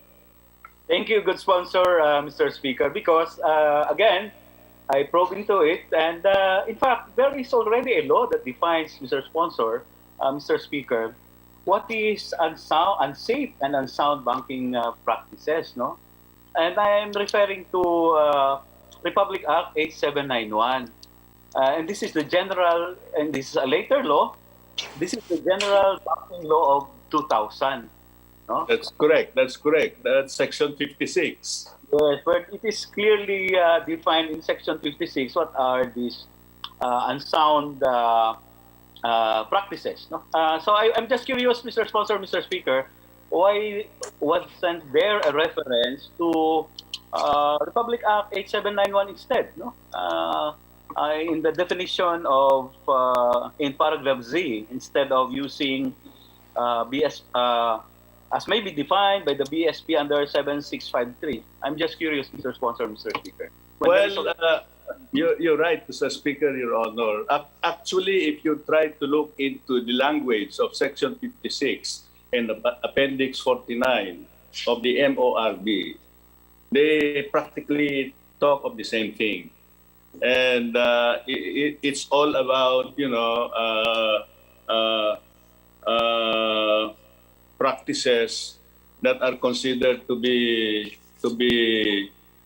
practices that would damage the solvency, the liquidity of the banks, no, and it pertains to issues on very bad governance, no, mga practices na sobrang taas ng interest, ganon, na ang mangyayari, malulugi yung bangko, pero dahil illiquid na sila, kailangan nilang pera pumasok, they offer those high interest rates, no? So this is an unsound banking practice which will lead to insolvency of the bank, no? So if you compare that, I think they mean the same thing. They mean the same thing, but maybe what we can do is add into BSP Charter also the General Banking Act para wala nang problema. Magkasama na sila, Kaloy? Yes, Mr. Sponsor, Mr. Speaker, because clearly, while there is a reference to the Central Bank Act, no, part of its powers, and as you mentioned, attached doon sa kanyang charter, yung definition of what are unsafe and unlawful practices. The specific law that defines it is actually Republic Act 8791, no? As correctly pointed out by the good sponsor in Section 56. No? It enumerated what are these unsafe and unlawful actions, no? That should be subject to regulation. So, niraise ko lang yan, Mr. Sponsor, Mr. Speaker, because I was curious and amazed why, since there is already a later law, in fact, in 2000, that defines clearly what are these practices, and if I may suggest, there should have been a reference to that particular provision of that law in this bill in consideration. Now, Mr. Good Sponsor, Mr. Speaker, may I now go to another? I will now leave that to the good sponsor to either make some amendments to the bill later, but I will now go to another point. No? Yes. In Section 8 of the current charter of PDIC, Section 8 of RA 3591, as amended, it stated among its powers 8, no, that it will make It has the power to make examination of and to require information and reports from banks as provided in this act. Now, in the this bill in consideration, the powers of PDIC now expressly stated, it includes, in Section 9, to examine the records, books, and accounts, and require information and reports from depository institutions whenever the BSP deems it appropriate and necessary, such as when and there is a finding of fraud or unsafe, unsound banking related to depositing. Now, my question in relation to this, Mr. Good Sponsor, Mr. Speaker, just for clarification, what are these records that are subject to examination, or what are these books of accounts that are subject to examination? What are these information and reports from depository institutions that will be now required? And would this necessarily include bank deposit accounts? Well, I suppose records and documents that are necessary for them to establish what they have discovered as unsafe and unsound, or documents that will reveal the commission of fraud. So it would be difficult for me to tell you the exact names of those documents, but I can just say that these are documents that will prove their points.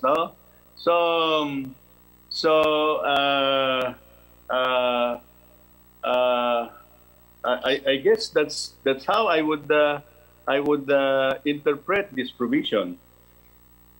But at any rate, Mr. Sponsor, Mr. Speaker, I just want that to be clarified. In the original PDIC charter, the examination does not go into these very detailed types of examinations. So what do you think is the reason now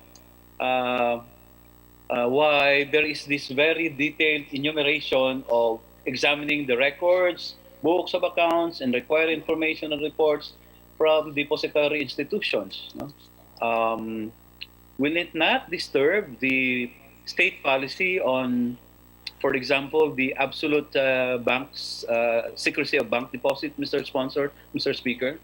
Well, Mr. Speaker, Your Honor, bank secrecy is not really something constitutional, but I think it's a statutory thing.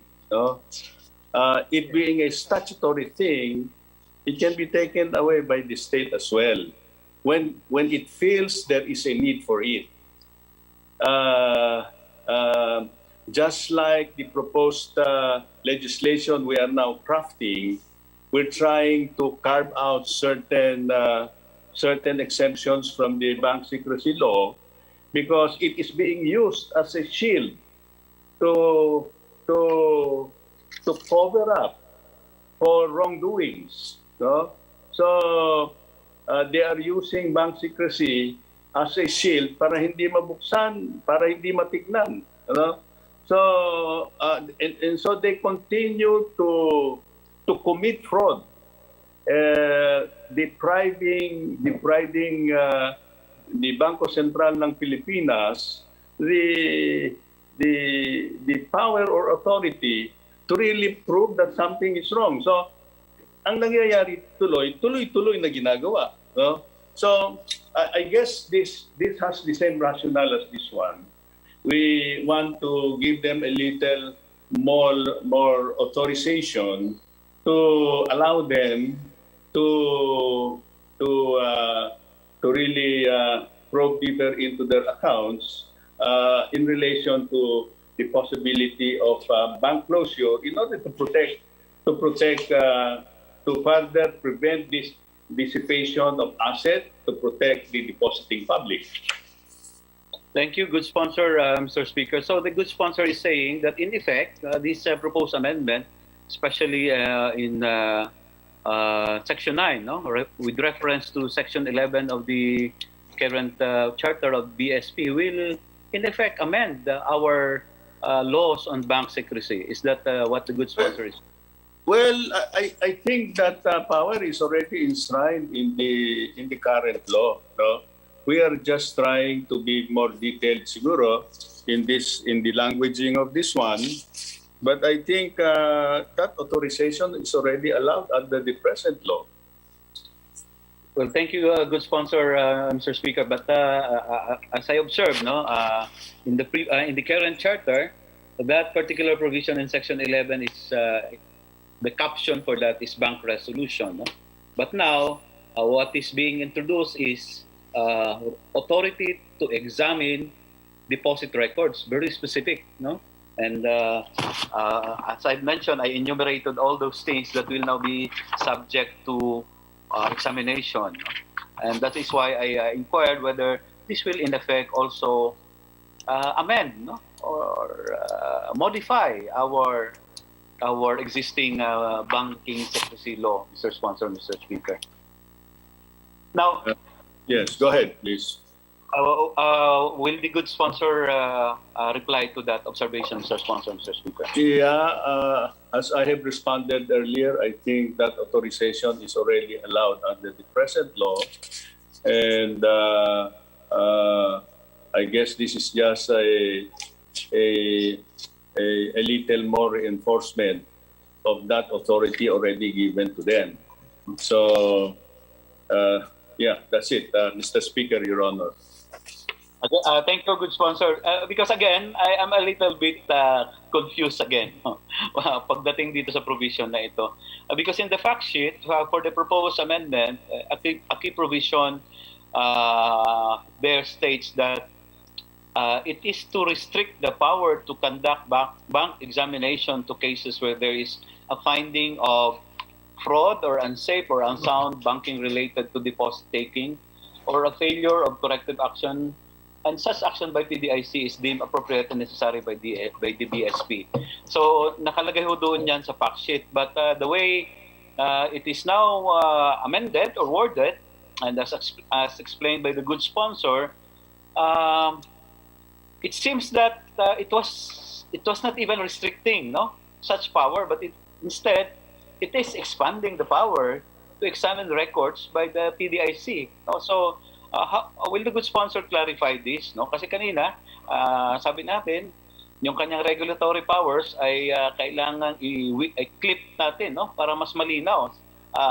Yung regulatory powers ng principal agency ng BSP ay dapat siya lang gumagawa, no? But here in this proposed amendments, it appears to me, correct me if I again misappreciated the import of that amendment, you are giving more powers to the PDIC, in fact, Mr. Sponsor, Mr. Speaker. Well, maybe there is just a misinterpretation of the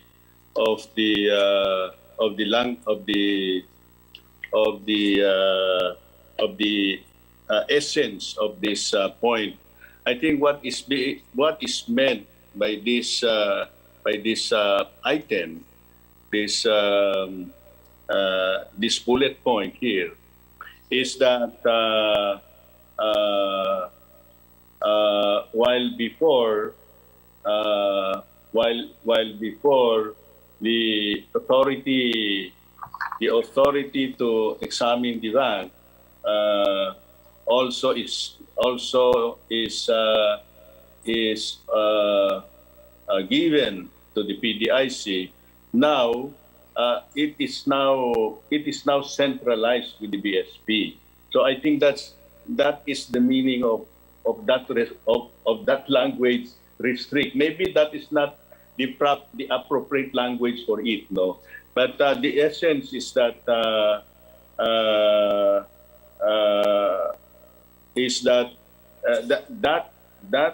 that authority to examine has to be coursed through with the Bangko Sentral ng Pilipinas, in a way restricting the power of PDIC. Ganun lang ang ibig sabihin nun. So maybe it's a wrong language.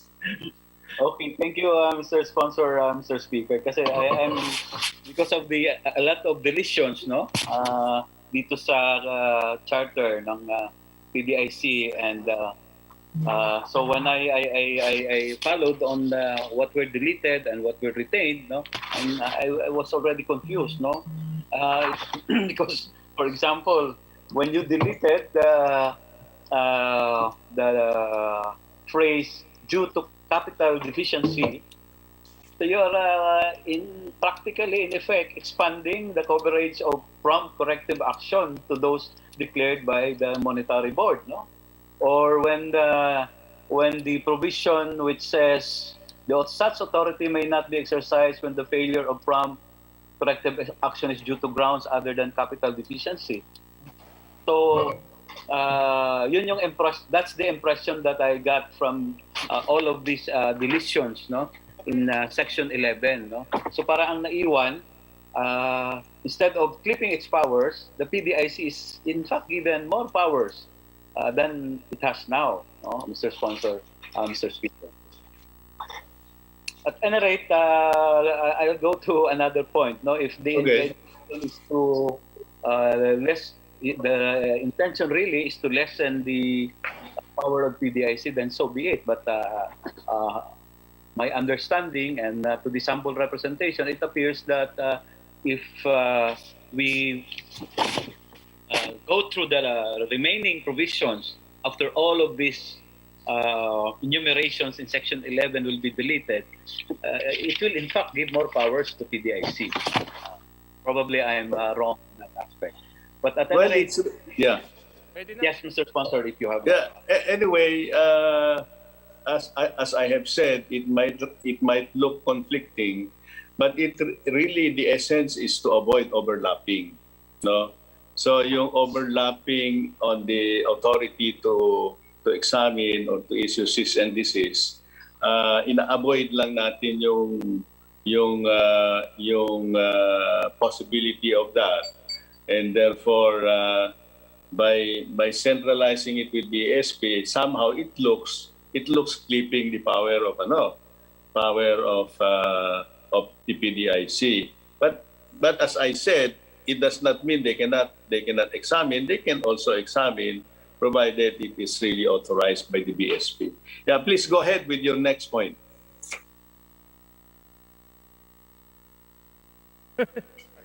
Hello? I think you got muted, huh? You got muted. Thank you, good sponsor. I'm now. I raised that because again,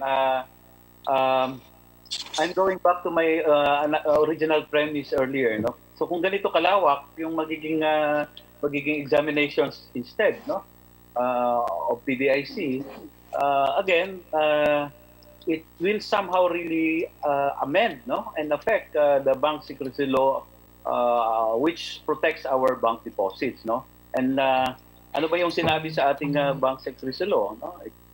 That it is a policy of the government, no, to give encouragement to the people to deposit their money in banking institution and to discourage private hoarding so that the same may be properly utilized by banks, no. But what is important is section 2 of the bank secrecy law. It says that all deposits of whatever nature with banks or banking institution in the Philippines, including investments and bonds issued by the government of the Philippines, its political subdivision and its instrumentalities are hereby considered as of an absolutely confidential nature and may not be examined, inquired, or looked into by any person, government official, etc., except, no, from upon written permission of the depositor or in cases of impeachment. Third, upon order of a competent court in cases of bribery or the reliction of duty of public officials, or finally in cases where the money deposited or invested is the subject matter of litigation. Now, so there are only 4 instances where we can look into the deposits of our people. But here, it's not very explicit, but it, as admitted by the good sponsor, we are amending the bank secrecy law, no? And it appears to me that we are now adding another exception to the absolute confidential nature of our banking deposits, Mr. Sponsor, Mr. Speaker. My understanding, Mr. Speaker, Your Honor, is that this power is already found in the present law, and that this power is exercised only with respect to unsafe and unsound banking. I think we should make that clear, that we are not opening the floodgate for opening up all accounts. We are simply saying that the PDIC is empowered to do that, provided it's related to an unsound and unsafe banking practice, no? Which is already allowed in the current law. So as I said, yun namang secrecy actually is statutory actually. It's not really something constitutional.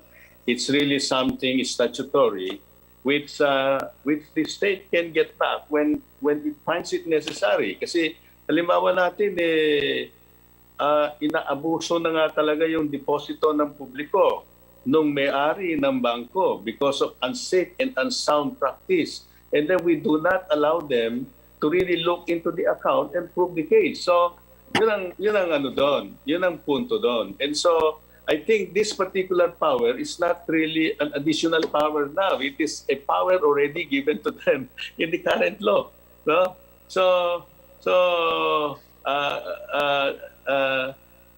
I think that's the essence of my response to the gentleman. Thank you, good sponsor, Mr. Speaker. Wala na akong mga i-clarify na points, no? And I just hope that this bill and consideration will, as the objective of the bill says, will really strengthen, no? The powers of the PDIC instead of just making it as an agency that will only duplicate, for example, the existing power of a regulatory. There is already a regulatory agency, no? Or for that matter, will it again trample on the rights of our people, especially as I mentioned on that aspect of a possible violation of existing laws like the banking secrecy law. So I will now end my interpellation. I again thank the good sponsor for accommodating these clarificatory questions, and I will now end. Thank you, Mr. Sponsor. Mr. Speaker. Thank you. It had been an honor and a privilege, Mr. Speaker, Your Honor. Thank you, distinguished gentlemen. Thank you, Kaloy. Bayan Muna Party List, the Majority Floor Leader. Mr. Speaker, there being no other House member who wishes to interpolate the sponsor, I move that we terminate the period of sponsorship and debate. I so move, Mr. Speaker. Is there any objection? Chair hears none. Motion is hereby approved. Majority Floor Leader. Mr. Speaker, I move that we open the period of amendments. Is there any objection? There being none, motion is approved. Majority Floor Leader. Mr. Speaker, there being no other individual and committee amendments, I move that we terminate the period of amendments. Mr. Speaker, there is an individual amendment that we have given to the Majority Leader. I move to suspend. Session suspended.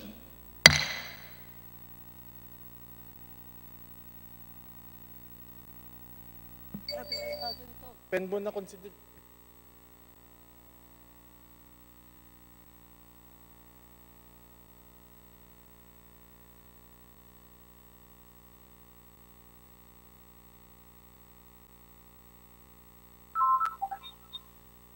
Hello? Hello?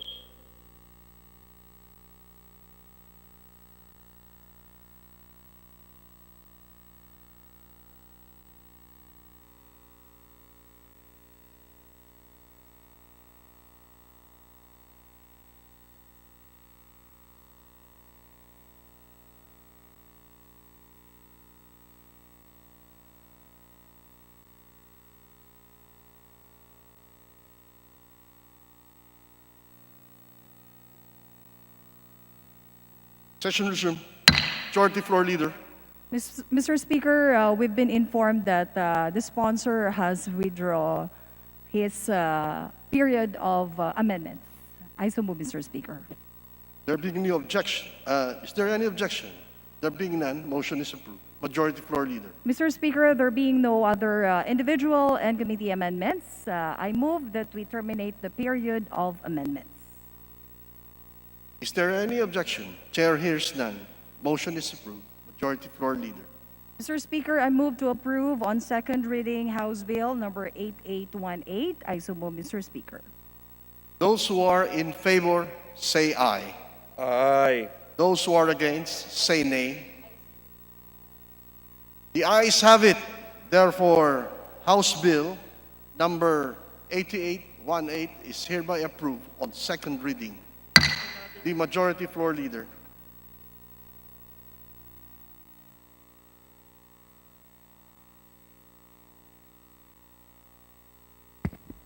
Mr. Speaker, I move that we resume consideration on second reading of House Bill 8783 as contained in Committee Report 767.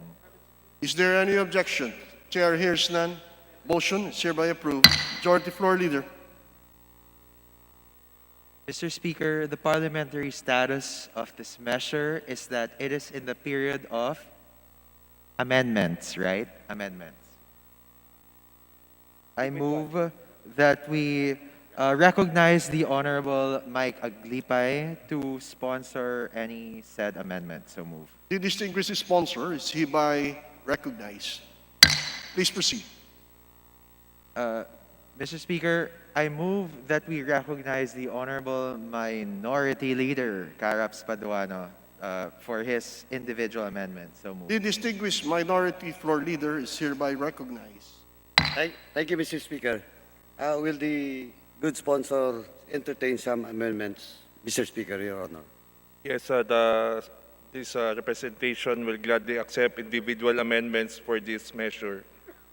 Thank you, Mr. Speaker. Thank you, Your Honor. I am hereby submitting my proposed amendments to House Bill number 8783. Number 1, Mr. Speaker, on page 6, delete line 4 up to line 7. Yes, we accept the amendment in deletion of line 4 to line 7 of page 6. We accept the amendment. Mr. What does the House say? In behalf of the majority, we accept the amendment. So moved. Is there any objection? There being none, motion is approved. Majority Floor Leader. Mr. Sponsor. The More amendment. Minority Floor Leader. Thank you, Mr. Speaker. Number 2 amendment is being proposed on page 6, on lines 23 to 30, to be transferred to line 11 after the word requirements. So move, Mr. Speaker. We accept the proposed amendment, Your Honor, Mr. Speaker. The Majority Floor Leader. Mr. Speaker, in behalf of the majority, we accept the amendment. So moved. Is there any objection? There being none, motion is approved. The Minority Floor Leader. Thank you, Mr. Speaker. Number 3, on page 7, line 4, delete the words watchman or unarmed. We accept the amendment, Mr. Speaker. The Majority Floor Leader. Mr. Speaker, in behalf of the majority, we accept the amendments. The distinguished Minority Floor Leader. Please proceed. Thank you, Mr. Speaker. Number 4, on page 9, line 4, delete the phrase any person participating in the management thereof and replace owner, comma, general manager / president and operations manager. We accept the amendment, Your Honor, Mr. Speaker. What is the pleasure of the Majority Floor Leader? Mr. Speaker, in behalf of the majority, we accept the amendments. I so move. Is there any objection? There being none, motions hereby approved. The Minority Floor Leader. Thank you, Mr. Speaker. Number 5, page 11, line 23, delete the word syndicated. We accept the amendment, Mr. Speaker. What does the majority floor leader say?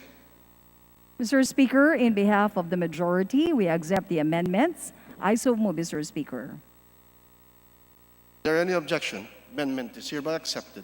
Minority floor leader. Number 6, Mr. Speaker, on page 12, insert a new paragraph after the line 7. The Chief PNP is hereby directed to include in the IRR a procedure for lifting the suspensions which will not exceed 1 year. We accept the amendment, Mr. Speaker.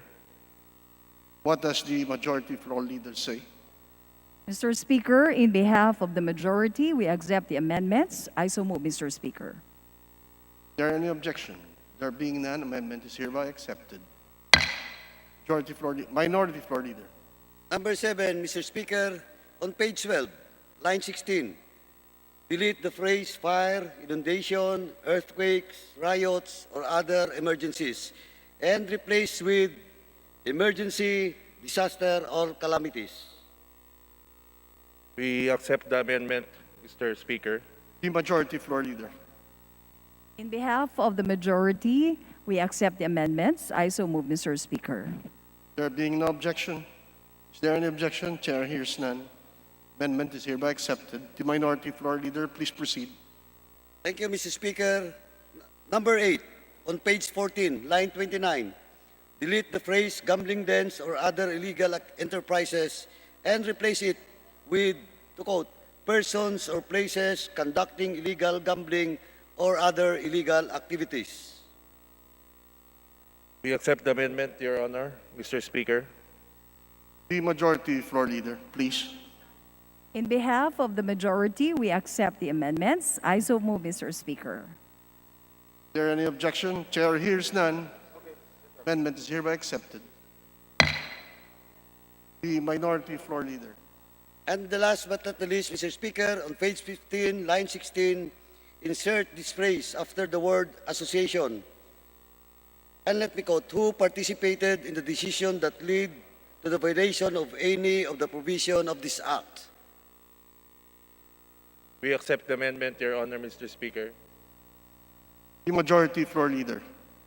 Mr. Speaker, in behalf of the majority, we accept the amendments. I so move, Mr. Speaker.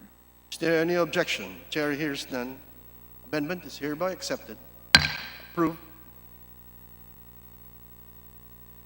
The majority floor leader. Mr. Speaker, I would like to thank the good sponsor for allowing and accepting all my amendments being introduced in this particular bill. Thank you, Mr. Speaker.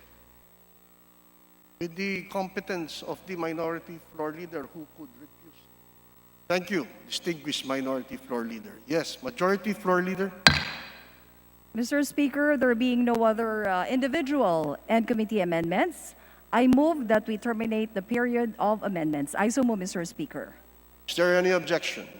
Chair hears none. Motion is approved. Majority floor leader. Mr. Speaker, I move that we vote on second reading House Bill number 8783. I so move, Mr. Speaker. Those who are in favor, say aye. Aye. Those who are against, say nay. The ayes have it, and therefore, House Bill number 8783 is hereby approved on second reading. Congratulations, distinguished sponsor. Majority floor leader. Mr. Speaker, I move for the omnibus consideration of the following local bills on second reading. House Bill 8944 as contained in Committee Report 828, House Bill 8945 as contained in Committee Report 829, House Bill 8956 as contained in Committee Report 831, House Bill 8958 as contained in Committee Report 833, House Bill 8960 as contained in Committee Report 834, House Bill 8962 as contained in Committee Report 836, House Bill 8963 as contained in Committee Report 837, 8965 as contained in Committee Report 838, House Bill 8966 as contained in Committee Report 839, House Bill 8967 as contained in Committee Report 840, House Bill 8968 as contained in Committee Report 841, House Bill 8969 as contained in Committee Report 842, four more. House Bill 8975 as contained in Committee Report 848, House Bill 8985 as contained in Committee Report 853, House Bill 8987 as contained in Committee Report 857, and House Bill 8988 as contained in Committee Report 858. So moved. Is there any objection? Chair hears none. Motion is approved. Majority Floor Leader. Mr. Speaker, these bills can actually be found in pages 5 to 7 of the calendar of business. I move that it also be included as part of the previous motion. So move. Is there any objection? Chair hears none. Motion is hereby approved. Majority Floor Leader.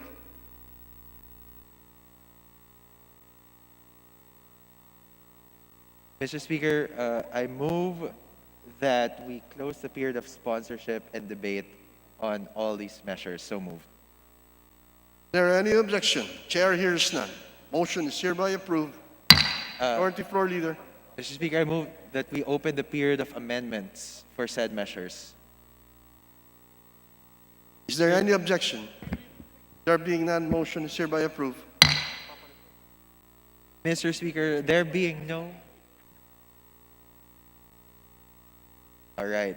Mr. Speaker, I move that we approve any committee amendments, if any, on the following House measures. So moved. Is there any objection? Chair hears none. Motion is hereby approved. Majority Floor Leader. Mr. Speaker, there being no individual amendments, I move that we close the period of amendments. Is there any objection? Chair hears none. Motion is approved. Majority Floor Leader. Mr. Speaker, I now move that we approve on second reading House Bills 8944, 8945, 8956, 8958, 8960, 8962, 8963, 8965, 8966, 8967, 8968, 8969, 8975, 8985, 8987, and 8988. So move. All those who are in favor of all the bills of the omnibus approval of all the aforementioned bills, say aye. Those who are against, say nay. The ayes have it. Therefore, all the bills aforementioned by the Majority Floor Leader is hereby approved on second reading. The Majority Floor Leader. Mr. Speaker, I move for the approval on third reading House Bill 8897 and call the Secretary General to be directed to call the roll for nominal voting. I so move, Mr. Speaker. The Secretary General will please call the roll, proceed with the roll.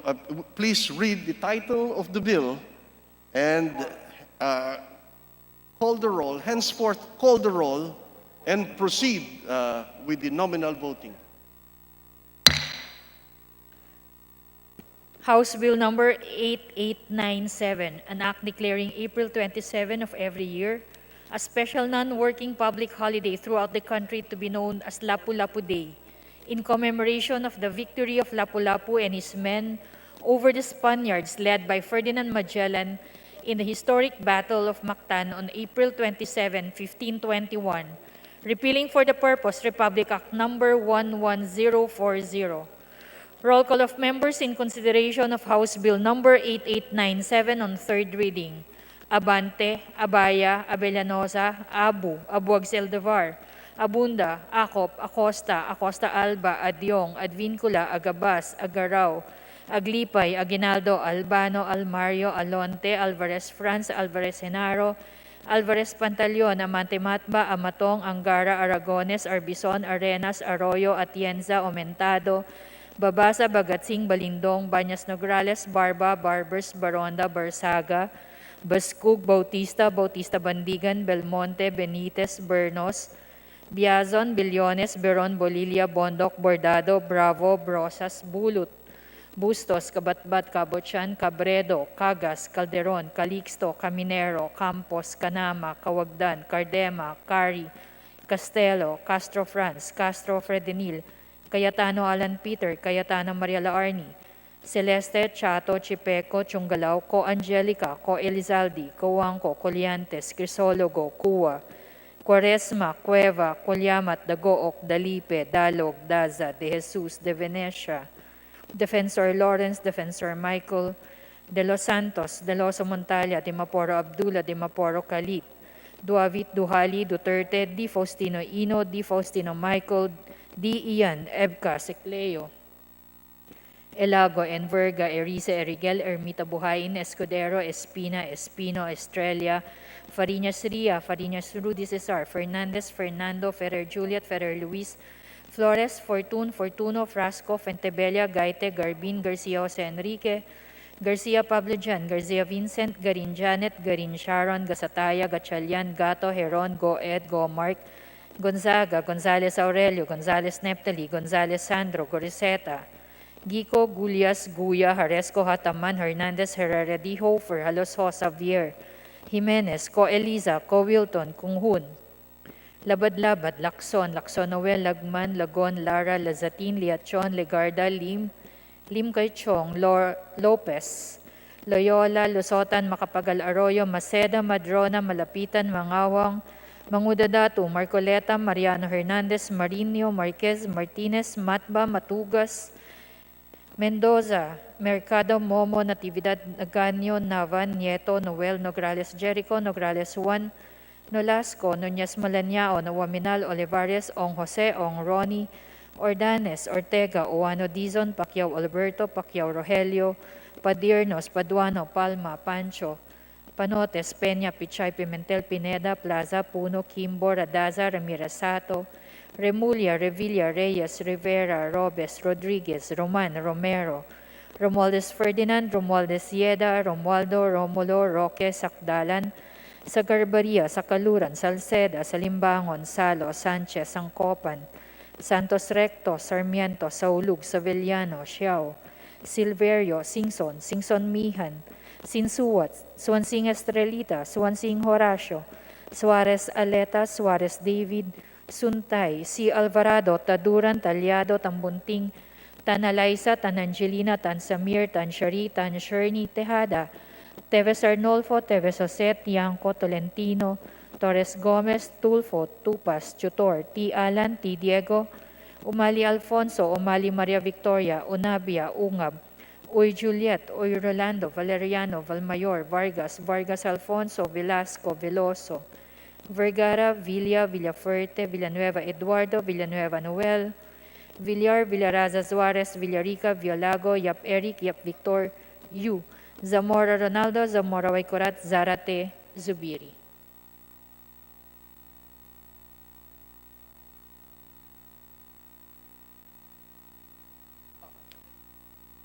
Second call for consideration on third reading of House Bill Number 8897. Abaya, Abueg Saldivar, Agaraw, Aguinaldo, Alvarez Pantaleon, Amatong, Aumentado, Bagatsing, Banyas Nograles, Baronda, Bernos, Biron, Bulut, Kabatbat, Cabredo, Canama, Cardema, Chungalao, Co Angelica, Co Elizaldi, Coangco, De Jesus, Defensor Michael, Defensor Michael, Di Maporo Khalid, Duhali, Di Faustino Ino, Erice, Ermita Buhain, Fariñas, Rudy Cesar, Fernandez, Fernando, Fortun, Garin Sharon, Gatchalian, Goed, Gico, Guya, Haresco, Hernandez, Konghun, Lacson, Lagman, Lagon, Liachon, Lopez, Mangawang, Marcoleta, Marinho, Marquez, Matba, Mendoza, Natividad Naganyo, Nograles Juan, Nolasco, Uwaminal, Ordanes, Palma, Panotes, Pichay, Pineda, Rivera, Roman, Romero, Romulo, Roque, Sakdalan, Sagarbaria, Salceda, Salo, Sanchez, Angcopan, Silverio, Singson, Suarez Aleta, Suarez David, C. Alvarado, Talyado, Tan Alaysa, Tan Angelina, Tan Samir, Tan Shari, Tan Sherny, Tejada, Teves Arnolfo, Teves Jose, Tiangco, Torres Gomez, T. Alan, Uy Juliet, Vargas Alfonso, Veloso, Villa, Villanueva, Eduardo, Villar, Villaraza, Suarez, Villarica, Zubiri.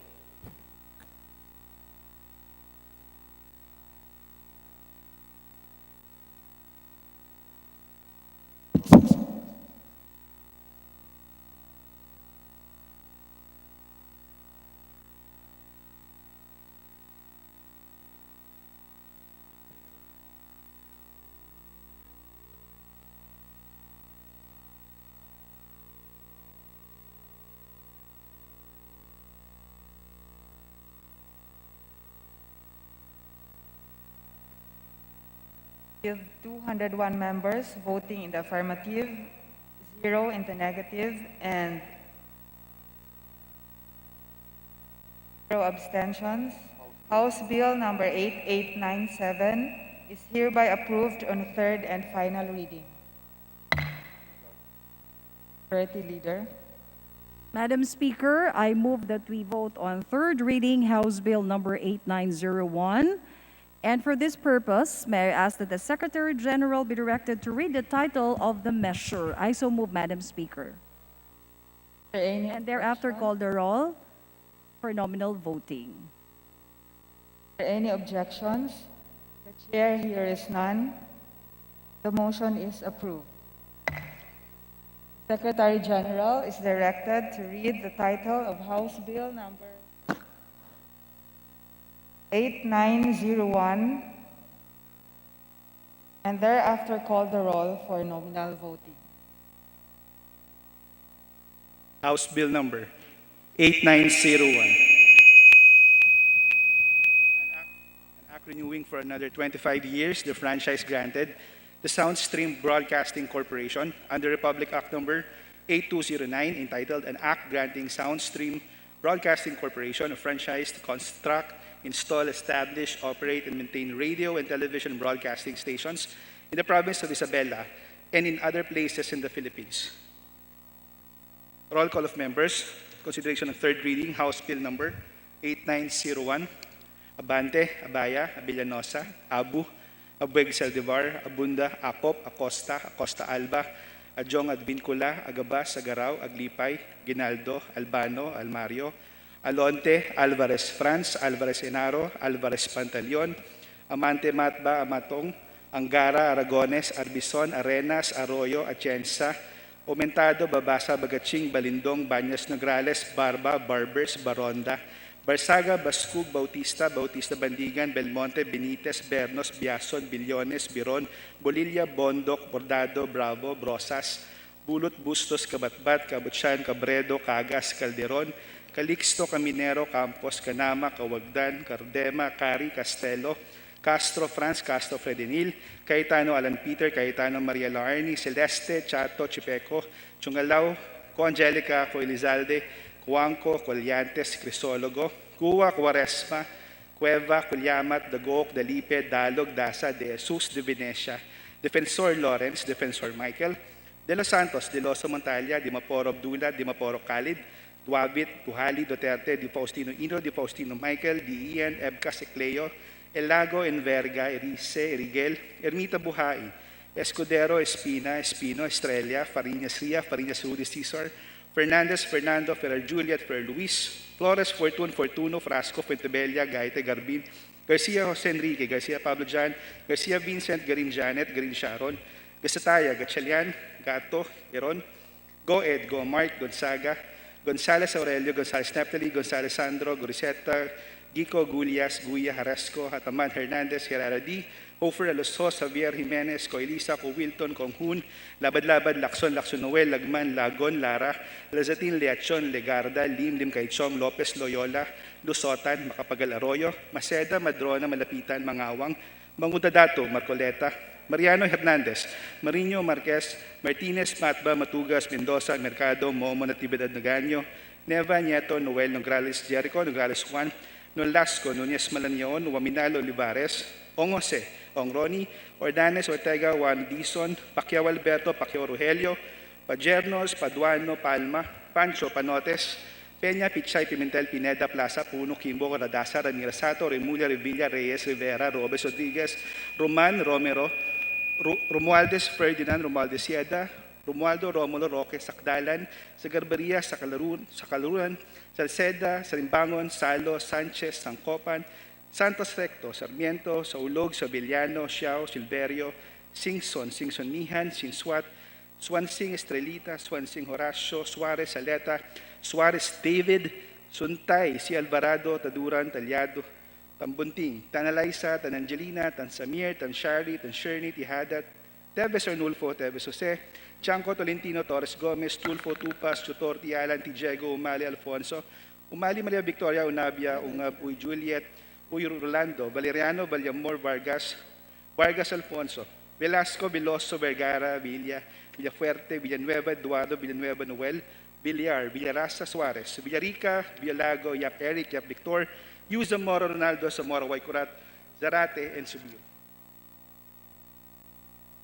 Second call of members in consideration on third reading, House Bill 8901.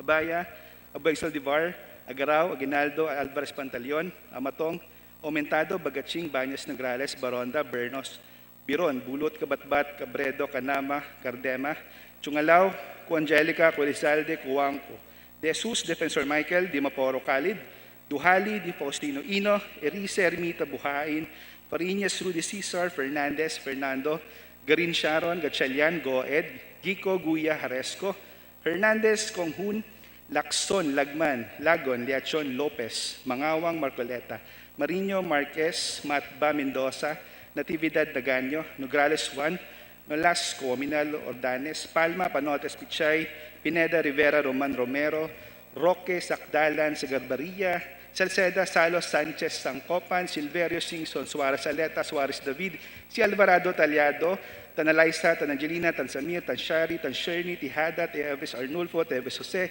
Chanco, Torres Gomez, Tialan, Uy Juliet, Vargas Alfonso, Veloso, Villa, Villanueva, Eduardo, Villar, Villarasa, Suarez, Villarica, and Subiri.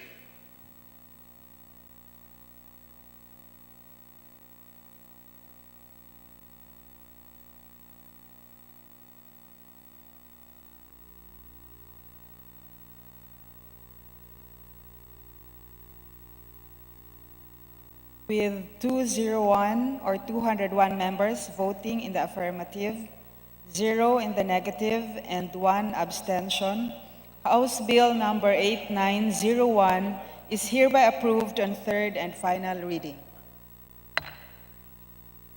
Majority Leader. Madam Speaker, I move that we approved on third reading House Bill number 8914. For this purpose, may I request that the Secretary General be directed to read the title of the said measure and thereafter to call the roll for nominal voting. I so move, Madam Speaker. Are there any objections? The Chair hears none. The motion is hereby approved. The Secretary General is directed to read the title of House Bill number 8914 and thereafter call the roll for nominal voting. House Bill number 8914, an act providing for stiffer penalties for driving under the influence of alcohol, dangerous drugs, and or other similar substances, amending for the purpose Republic Act number 10586, otherwise known as the Anti-Drunk and Drug Driving Act of 2013. Roll call of members in consideration on third reading House Bill number 8914.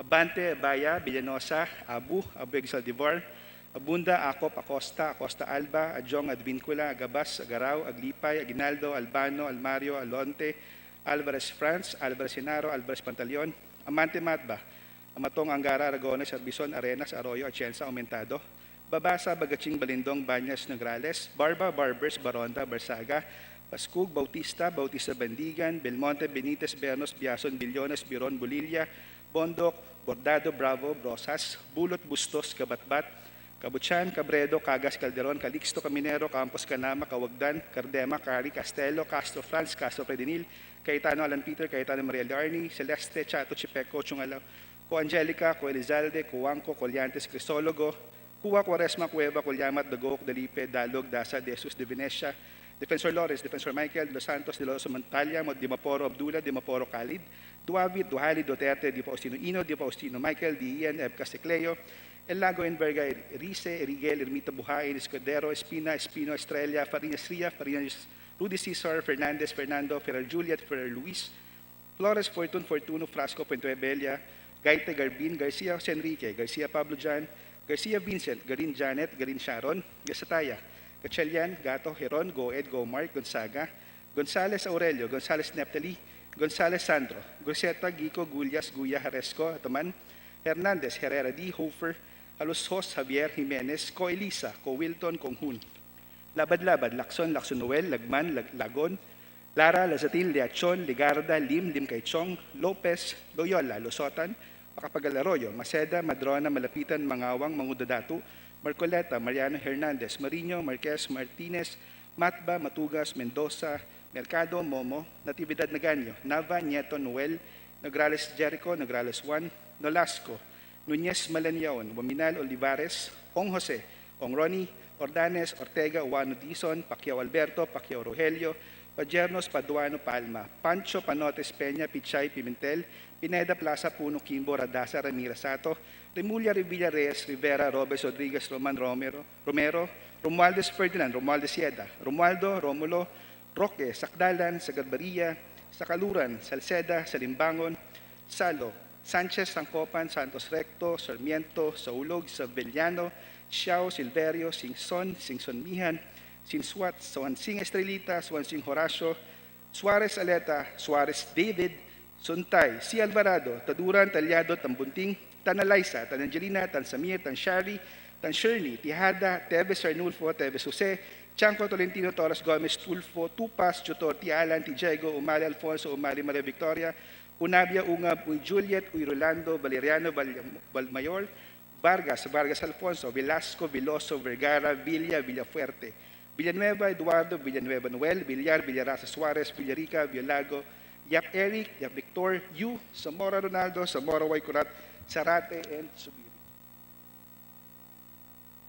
Second call of members for consideration on third reading, House Bill number 8914, Abaya, Bagsaldivar, Agaraw, Aguinaldo, Alvarez, Pantaleon, Amatong, Aumentado, Bagaching, Baños Rurales, Baronda, Bernos, Biron, Bulot, Kabatbat, Cabredo, Canama, Cardema, Chungalaw, Ko Angelica, Ko Elizalde, Ko Wangko, De Jesus, Defensor Michael, Dimaporo Khalid, Duhali, Di Faustino Ino, Erice, Ermita Buhain, Farinas Rudy Cesar, Fernandez Fernando, Green Sharon, Gatchalian Goed, Gico, Guya Haresco Hernandez, Konghun, Lacson, Lagman, Lagon, Leachon Lopez, Mangawang, Marcoleta, Marino Marquez, Matba, Mendoza, Natividad Naganyo, Nograles Juan, Nolasco, Waminal, Ordanes, Palma, Panotes, Pichay, Pineda, Rivera, Roman, Romero, Roque, Sakdalan, Sagarbaria, Salceda, Salo, Sanchez, Sangcopan, Silverio, Singson, Suarez Aleta, Suarez David, Si Alvarado, Talyado, Tanalaisa,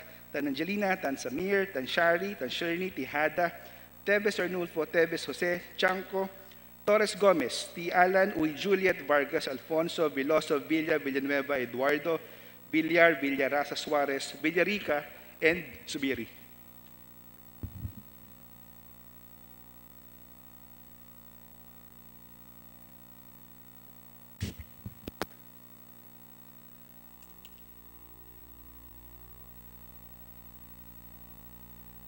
With 203 members voting in the affirmative, 0 in the negative, and 0 abstentions, House Bill number 8914 is hereby approved on third and final reading.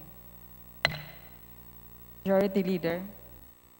Madam Speaker, I move for the approval on third reading House Bill number 8915. For this purpose, may I request that the Secretary General be directed to read the title of the measure and thereafter to call the roll for nominal voting. I so move, Madam Speaker. Is there any objection? The Chair hears none. The motion is approved. The Secretary General is directed to read the title of House Bill number 8915 and thereafter call the roll for nominal voting. House Bill Number 8915, an act declaring the 8th day of May of every year as a special working holiday all over the country to honor the public utility vehicle drivers. Roll call of members in consideration of House Bill Number 8915 on third reading. Abante, Abaya, Abellanosa, Abu, Abueg Saldivar, Abunda, Acop, Acosta, Acosta Alba, Adyong, Advincula, Agabas, Agaraw, Aglipay, Aguinaldo, Albano, Almario, Alonte, Alvarez Franz, Alvarez Genaro, Alvarez Pantaleon, Amante Matba, Amatong, Angara, Aragones, Arbizon, Arenas, Arroyo, Atienza, Aumentado, Babasa, Bagatsing, Balindong, Bañas Nograles, Barba, Barbers, Baronda, Barzaga, Barscook, Bautista, Bautista Bandigan, Belmonte, Benitez, Bernos, Biazon, Billones, Beron, Bolilia, Bondok, Bordado, Bravo, Brosas, Bulot, Bustos, Kabatbat, Cabochan, Cabredo, Cagas, Calderon, Calixto, Caminero, Campos, Canama, Kawagdan, Cardema, Cari, Castelo, Castro Franz, Castro Fredenil, Cayetano, Alan Peter, Cayetano, Mariela Arni, Celeste, Chato, Chipeco, Chungalao, Co Angelica, Co Elizaldi, Co Juanco, Coliantes, Crisologo, Cua, Quaresma, Cueva, Culyamat, Dagook, Dalipe, Dalog, Daza, De Jesus, De Venecia, Defensor Lawrence, Defensor Michael, De Los Santos, De Los Montalia, Di Maporo Abdullah, Di Maporo Khalid, Duavit, Duhali, Duterte, Di Faustino Ino, Di Faustino Michael, Di Ian, Ebcas, Ecleo, Elago, Enverga, Erice, Erigel, Ermita Buhain, Escudero, Espina, Espino, Estrella, Fariñas Ria, Fariñas Rudy Cesar, Fernandez, Fernando, Ferrer Juliet, Ferrer Luis, Flores, Fortun, Fortuno, Frasco, Fentebella, Gaite, Garbin, Garcia Jose Enrique, Garcia Pablo Jan, Garcia Vincent, Garin Janet, Garin Sharon, Gasataya, Gatchalian, Gato, Heron, Goed, Gomark, Gonzaga, Gonzales Aurelio, Gonzales Neptali, Gonzales Sandro, Goriseta, Guico, Gullas, Guya, Haresco, Hataman, Hernandez, Herrera Hofer, Haloshos, Javier, Jimenez, Co Eliza, Co Wilton, Conghun, Labad-Labat, Lacson, Lacson Noel, Lagman, Lagon, Lara, Lazatin, Liachon, Legarda, Lim Kaichong, Lopez, Loyola, Lusotan, Macapagal-Arroyo, Maceda, Madrona, Malapitan, Mangawang, Mangudadatu, Marcoleta, Mariano Hernandez, Marinho, Marquez, Mendoza, Matba, Matugas, Mendoza, Mercado, Momo, Natividad Naganyo, Nava, Nieto, Noel, Nograles Jericho, Nograles Juan, Nolasco, Nunez Malanyaon, Uaminal, Olivares, Ong Jose, Ong Ronnie, Ordanes, Ortega, Uano Dizon, Pacquiao Alberto, Pacquiao Rogelio, Padiernos, Paduano, Palma, Pancho, Panotes, Peña, Pichay, Pimentel, Pineda, Plaza, Puno, Kimbo, Radasa, Ramirez Sato, Remulla, Revilla, Reyes, Rivera, Robes, Rodriguez, Roman, Romero, Romualdez Ferdinand, Romualdez Sieda, Romualdo, Romulo, Roque, Sakdalan,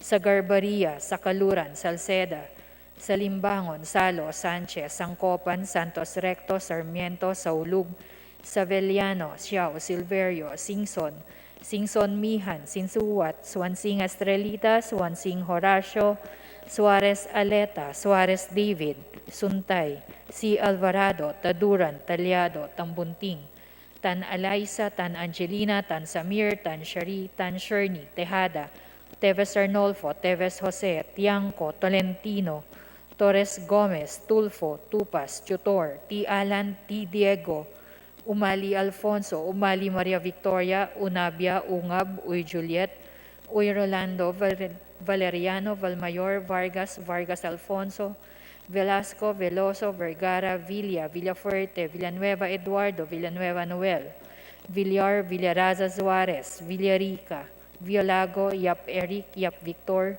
Yu, Zamora Ronaldo, Zamora Waikurat, Zarate, Zubiri.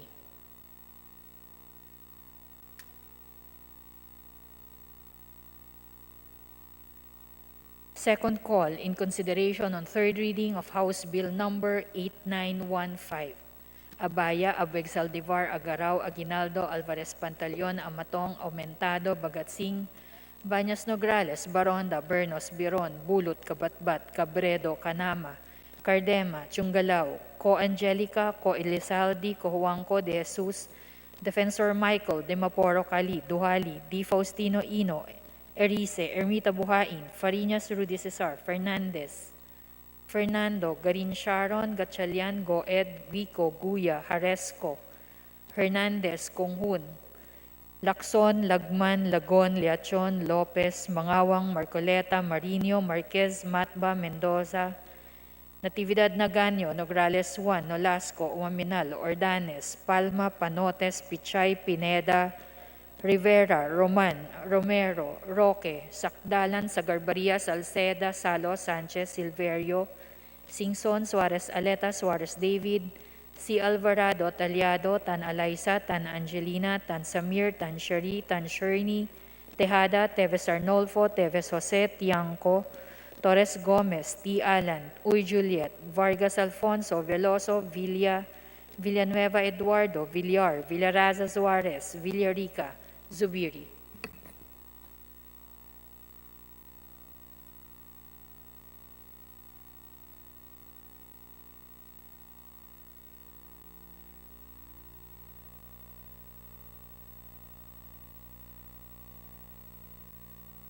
With 203 members voting in the affirmative, 0 in the negative, and 0 abstentions, House Bill number 8915 is hereby approved on third and final reading. Majority Leader. Madam Speaker, finally, I move for the approval on third reading House Bill number 8916. For this purpose, may I request that the Secretary General be directed to read the title of the measure and thereafter to call the roll for nominal voting. I so move, Madam Speaker. Is there any objection? The Chair hears none. Motion is approved. The Secretary General is directed to read the title of House Bill number 8916 and thereafter call the roll for nominal voting. House Bill number 8916, an act defining illegal drag racing and prescribing penalties therefore. Roll call of members for consideration of third reading, House Bill number 8916, Abante, Abaya, Villanosa, Abu Saldivar, Abunda, Acop, Acosta, Acosta Alba, Adjong, Advincula, Agabas, Agaraw, Aglipay, Aguinaldo, Albano, Almario, Alonte, Alvarez France, Alvarez Senaro, Alvarez Pantaleon, Amante Matba, Matong Angara, Aragones, Arbison, Arenas, Arroyo, Atienza, Aumentado, Babasa, Bagaching, Balindong, Baños, Nograles, Barba, Barbers, Baronda, Barsaga, Bascug, Bautista, Bandigan, Belmonte, Benitez, Bernos, Biason, Billones, Biron, Bolilla, Bondok, Bordado, Bravo, Brosas, Bulot, Bustos, Kabatbat, Kabutsan, Cabredo, Cagas, Calderon, Calixto, Caminero, Campos, Canama, Kawagdan, Cardema, Cari, Castelo, Castro France, Castro Fredinil, Cayetano Alan Peter, Cayetano Maria Larni, Celeste Chato Chipeco, Chungalao, Co Angelica, Co Elizalde, Cuangco, Colyantes, Crisologo, Cuwa, Cuaresma, Cueva, Culyamat, Dagook, Dalipe, Dalog, Dasa, De Jesus, De Venecia, Defensor Lawrence, Defensor Michael, De Los Santos, De Loso Montalia, Di Maporo Abdullah, Di Maporo Khalid, Duavit, Duhali, Duterte, Di Faustino Ino, Di Faustino Michael, Di Ian, Ebca, Secleo, Elago Enverga, Erice Rigel, Ermita Buhain, Escudero, Espina, Espino Estrella, Fariñas Ria, Fariñas Rudy Cesar, Fernandez, Fernando, Ferrer Juliet, Ferrer Luis, Flores, Fortuno, Frasco, Fuentebella, Gaite, Garbin, Garcia Jose Enrique, Garcia Pablo John, Garcia Vincent, Garin Janet, Garin Sharon, Gasataya, Gatchalian, Gato, Heron, Goed, Go Mark, Gonzaga, Gonzales Aurelio, Gonzales Neptali, Gonzales Sandro, Guriseta, Gico, Gulyas, Guya, Haresco, Hataman, Hernandez, Herardi, Hofer, Halosos, Javier, Jimenez, Coelisa, Wilton, Konghung, Labad-Labad, Lacson, Noel, Lagman, Lagon, Lara, Lazatin, Leachon, Legarda, Lim Kaichong, Lopez, Loyola, Lusotan, Macapagal, Arroyo, Maceda, Madrona, Malapitan, Mangawang, Mangudadatu, Marcoleta, Mariano Hernandez, Marino, Marquez, Martinez, Matba, Matugas, Mendoza, Mercado, Momo, Natividad Daganyo, Nava, Nieto, Noel, Nograles, Jericho, Nograles 1, Nolasco, Nunez, Malanyaon, Waminal, Olivares, Ong Jose, Ong Ronnie, Ordanes, Ortega, Juan Dizon, Pacquiao Alberto, Pacquiao Rogelio, Pajernos, Paduano, Palma, Pancho Panotes, Peña, Pichay, Pimentel, Pineda, Plaza, Puno, Kimbo, Radasa, Ramirez Sato, Remulla, Revilla, Reyes, Rivera, Robes, Rodriguez, Roman, Romero, Romualdez Ferdinand, Romualdez Yeda, Romualdo, Romulo, Roque, Sakdalan, Sagarbaria, Sakaluran, Salceda, Salimbangon, Salo, Sanchez, Sangkopan, Santos Recto, Sarmiento, Saulog, Sabeliano, Xiao, Silverio, Singson, Singson Mihan, Sinsuat, Swansing Estrelita, Swansing Horacio, Suarez Aleta, Suarez David, Suntay si Alvarado, Taduran, Talyado, Tambunting, Tanalaysa, Tanangelina, Tansamir, Tanshari, Tansherni, Tihada, Teves Arnulfo, Teves Jose, Chanco Tolentino, Torres Gomez, Tulfo, Tupas, Chutor, Tialan, Tijego, Umali Alfonso, Umali Maria Victoria, Unabia, Ungab, Juliet, Rolando, Valeriano, Valmayor, Vargas, Vargas Alfonso, Velasco, Veloso, Vergara, Villa, Villafuerte, Villanueva, Eduardo, Villanueva, Noel, Villar, Villarasa Suarez, Villarica, Violago, Yap Eric, Yap Victor, Yu, Zamora Ronaldo, Zamora Waikurat, Zarate, and Subiri. Second call of members for consideration on third reading of House Bill number 8916, Abaya, Abag Saldivar, Agarao, Aguinaldo, Alvarez Pantaleon, Amatong Mentado, Bagatsing, Banyas, Nograles, Baronda, Bernos, Biron, Bulot, Kabatbat, Cabredo, Canama, Cardema, Chungalaw, Coangelica, Coerizalde, Cuangco, De Jesus, Defensor Michael, Di Maporo Khalid, Tuhali, Di Faustino Ino, Erice, Ermita Buhain, Fariñas, Rudy Cesar, Fernandez, Fernando, Green Sharon, Gatchalian, Goed, Gico, Guya, Haresco, Hernandez, Konghun, Lacson, Lagman, Lagon, Liachon, Lopez, Mangawang, Marcoleta, Marino, Marquez, Matba, Mendoza, Natividad, Naganyo, Nograles 1, Nolasco, Aminal, Ordanes, Palma, Panotes, Pichay, Pineta, Roman, Romero, Roque, Sakdalan, Sagarbaria, Salceda, Salo, Sanchez, Silverio, Singson, Suarez Aleta, Suarez David, C. Alvarado, Talyado, Tanalaysa, Tanangelina, Tansamir, Tanshari, Tansherni, Tihada, Teves Arnulfo, Teves Jose, Chanco Torres Gomez, Tialan, Uy Juliet, Vargas Alfonso, Veloso Villa, Villar, Villarasa Suarez, Villarica, and Subiri.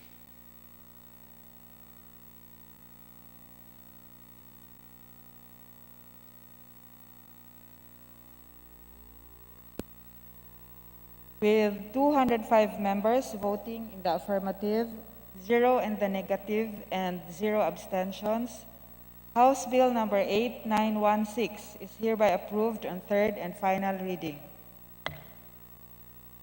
Majority Leader.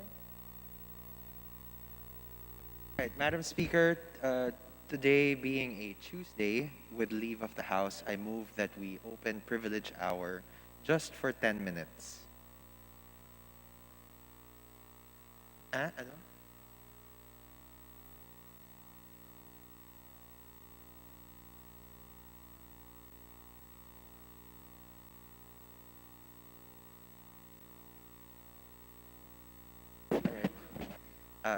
Madam Speaker, I reiterate my motion, which is to open the privilege hour for 10 minutes with leave of the House. So move. Is there any objection? The chair hears none. Motion is approved. Madam Speaker, I move that we recognize the Honorable Congressman Caloy Zarate for his privilege speech for 10 minutes. So move.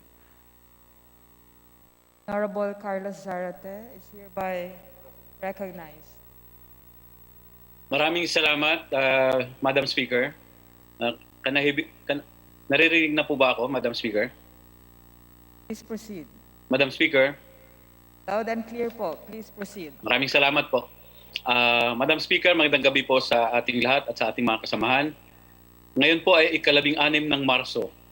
Ginugunita natin ngayon ang unang taon ng simula ng pambansang lockdown sa Pilipinas.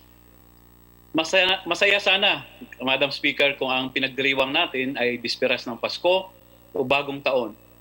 Ngunit hindi po. Ang inaalala natin ngayon ay bisperas ito ng lockdown. Sa katunayan, Madam Speaker, buong taong hindi nakapagdiwang o makapagsaya ang mga Pilipino dahil sa kahirapan at pagdurusang naranasan dahil sa pandemya ng COVID, krisis sa ekonomiya at ang militaristang lockdown. Ano na nga ba ang nangyari sa loob ng isang taon ng pagka-lockdown ng Pilipinas, Madam Speaker? Ating matatandaan sa araw na ito noong 2020, naglabas ang Malacanang ng isang memorandum na naglagay sa lockdown ang buong Luzon dahil sa panganib na dala ng pandemya ng COVID-19. Pagpatakpo ng hating gabi ng ika-17 ng Marso, nagsimula na ang pagpapatupad ng lockdown sa Pilipinas. Simula ito sa pagkalat ng mga pulis at militar sa ating mga lansangan upang ipatupad ang lockdown. Para bang kayang barilin ang COVID-19 gamit ang dala-dala nilang mahahabang baril. Marami rin, Madam Speaker, ang pinagbawal. Una, bawal ang birthday party, pero pwede ang manyanita ni PNP Chief General Debold Sinas. Bawal tularan si Chief Sinas na lumiban o tumakas sa health screening kahit napakahaba ng pila. Pangatlo, Madam Speaker, kahit magsa-summer na, bawal ang swimming, maliban na lang siguro kung swimming ito nakasama ang mga dolphin na siyang ginawa ng spokesperson na si Harry Roque. Bawal din, Madam Speaker, ang magbidyoke kahit kating-kating na rin ang ating mga lalamunan para kumanta at bawal rin ang alak tuwing nagpapatupad ang mga lokal ng pamahalaan ng kanilang nasasakupan ng liquor ban. Madam Speaker, sariwa pa rin sa ating mga isipan ang eksena sa mga kalsada, lalong-lalo na sa mga na-stranded at napilitang maglakad ng kilo-kilometro para makauwi ng bahay. Maraming nag-panic buying. I stand corrected, Madam Speaker. Maraming nag-panic lang, walang buying dahil wala naman silang pambili, walang ipon at hindi handa ang mamamayan. Ni hindi sila makabili ng face mask, ang karamihan, lalong-lalo na noong umabot ng halos 20 pesos ang bawat piraso ng face mask. Maraming nagugutom at nawala ng kabuhayan. Madam Speaker, hindi rin maaasahan ang ayuda mula sa pamahalaan. Nagpasa tayo ng Bayanihan to Heal as One Act na nagmamandato na dapat mabigyan ang 18 milyong mahihirap na pamilya ng 5,000 hanggang 8,000 na ayuda kada buwan. Pero inabutan na lamang, Madam Speaker, na expiration ang Bayanihan 1 noong June 2020, hindi pa rin 100% na nakumpleto ang first tranche. Samantala, para naman sa second tranche, 14 na milyong pamilya lamang ang nabigyan ng ayuda. Kung ikaw naman, Madam Speaker, ay lalabas para maghanap buhay, hindi ka lang magdadasal na sana hindi ka madapuan ng COVID-19, mapapadasal ka rin na sana wala kang makasalubong na pulis. Pulis na magdadala sa iyo sa masisikip na kulungan o hindi kaya ay magbibilad sa iyo sa araw para sa paglabag di umano ng mga quarantine protocols. Ikaw ay kinulong at nilapastangan sa iyong karapatang pantao dahil lamang sa salang paghahanap buhay para may kainin ang iyong pamilya kinabukasan. Madam Speaker, sa kabila ng paghihirap ng mamamayang Pilipino, nasaan na nga ba ang Pilipinas sa paglaban nito sa pandemya ng COVID? Unahin po natin ang usapin ng budget. Ayon sa Department of Budget and Management, 568.01 bilyong pondo na ang nai-release para sa COVID-19. 386.14 billion sa ilalim ng Bayanihan 1, 6.59 billion post-Bayanihan 1, 172 billion sa ilalim ng Bayanihan 2 at 3.28 billion post-Bayanihan 2. Dagdag pa rito, Madam Speaker, umabot na rin sa $13.338 billion ang utang at 26.36 billion ang grants na natanggap ng Pilipinas para labanan ang pandemya ng COVID-19. Sa katunayan, Madam Speaker, ang 70 billion na ipinambili natin ng mga bakuna ay nagmumula sa mga utang na ito. Sa usapin naman ng kalusugan, Madam Speaker, ayon naman sa estadistika ng DOH, ngayong as of March 15, 626,893 na ang nagkasakit ng COVID, kung saan 12,837 dito ang namatay. Marami pa rin ang dinapuan ng naturang sakit sa kasalukuyan. Kahapon lamang, Madam Speaker, 5,404 ang bagong naitalang kaso. Samantalang, Madam Speaker, noong March 14, mayroon ng 15,213, uulitin ko po, 15,213 na mga health workers ang naitalang nagkasakit ng COVID-19, kung saan 82 rito ang namatay na. Taliwas sa mga naging pahayag noon, ang mga datos na ito ay hindi mga numero lamang. Bawat isa sa mga ito, Madam Speaker, ay nasawing buhay ng isang ama, ng isang ina, kapatid, anak o kaibigan na iniwanan ang kanilang mga nagdadalamhating mga mahal sa buhay at kaanak. One death is too many, sabi nga nila, Madam Speaker. Sa usapin naman ng bakuna, Madam Speaker, kahit na bilyon-bilyon na ang ating pagkakautang, puro donasyon pa lamang ang dumating sa ating bansa. Sa katunayan, nagsimula lamang itong ating rollout noong March 1, ang COVID-19 vaccination program ng ating pamahalaan, habang ang mga bansang mas mahihirap pa sa atin, katulad halimbawa ng Bangladesh, Cambodia at Laos, People's Democratic Republic, na noong Pebrero pa nagsimula. Ang Indonesia na nasa second phase na ng kanilang COVID-19 ng kanilang vaccination rollout, tayo ay naghihintay pa rin kung kailan darating ang pinamili raw nating mga bakuna. Kahit na ang mga lokal ng mga pamahalaan at pribadong sektor ay napipilitan na rin mamili ng bakuna para sa kanilang nasasakupan at mga empleyado dahil sa kabagalan ng pambansang pamahalaan. Mas mabuti pa nga, Madam Speaker, ang Presidential Security Group, ang mga nagtatrabaho sa POGO, at ang dating Special Envoy sa China na si Ramon Tulfo, na first line silang nabakunahan kahit na ito ay smuggled at illegal. Samantala, ang mga dapat na priority ay naghihintay pa rin kung kailan darating ang biniling bakuna ng ating pamahalaan.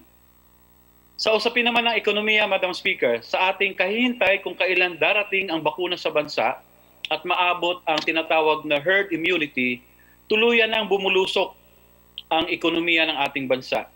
Mula sa 6.9 GDP growth noong 2019, bumaba ng 5.9 noong 2019, bumagsak pa ito ng negative 9.5 nitong 2020. Pumalo na rin sa 10.3% ang unemployment rate ng ating bansa. Doble sa 5.1% na naitala nito noong 2019. Ang inflation rate naman, Madam Speaker, ay patuloy pa rin tumataas. Mula sa 2.3 noong September 2020, patuloy itong sumisipa pataas hanggang ngayong Pebrero 2021 na nasa 4.7% na.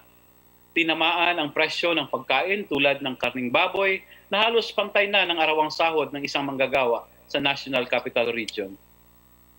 We were excellent, hindi sa pagresponde laban sa COVID-19, kundi parang naging excellent tayo, Madam Speaker, sa pagpapahirap sa ating mga kababayan.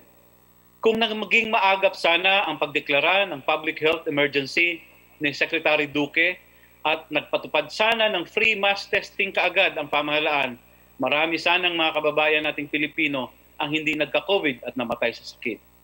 Kung maagap sa solusyong medikal sana ang pinatupad ng Administrasyong Duterte at hindi solusyong militar, hindi sana magdurusa ang ating mga kababayan ng isang buong taong nagla-lockdown. Kung noon pa man ay pinakinggan na ang kasalukuyan at dagdaang mga administrasyon ang panawagan ng mamamayang Pilipino na bigyan ng sapat na pondo ang mga pampublikong serbisyo tulad ng serbisyong pangkalusugan, imbis na palubuhin ang pondo para sa giyera at pasismo, matatag at sapat sana ang responde natin laban sa pandemya ng COVID.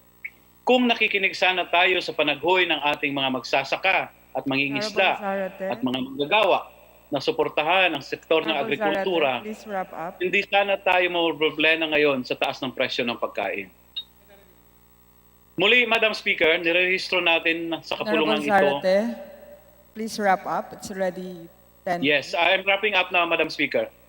Muli ho, nirehistro ng kinatawang ito na hindi maliit na bagay ang isang taong pahirap.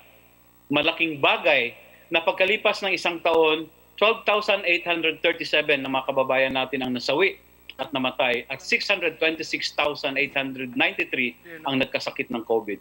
At isang malaking kadahilanan dito ay ang pagmamaliit at hindi maagap na pagtugon ng pamahalaan sa problemang dulot ng pandemya.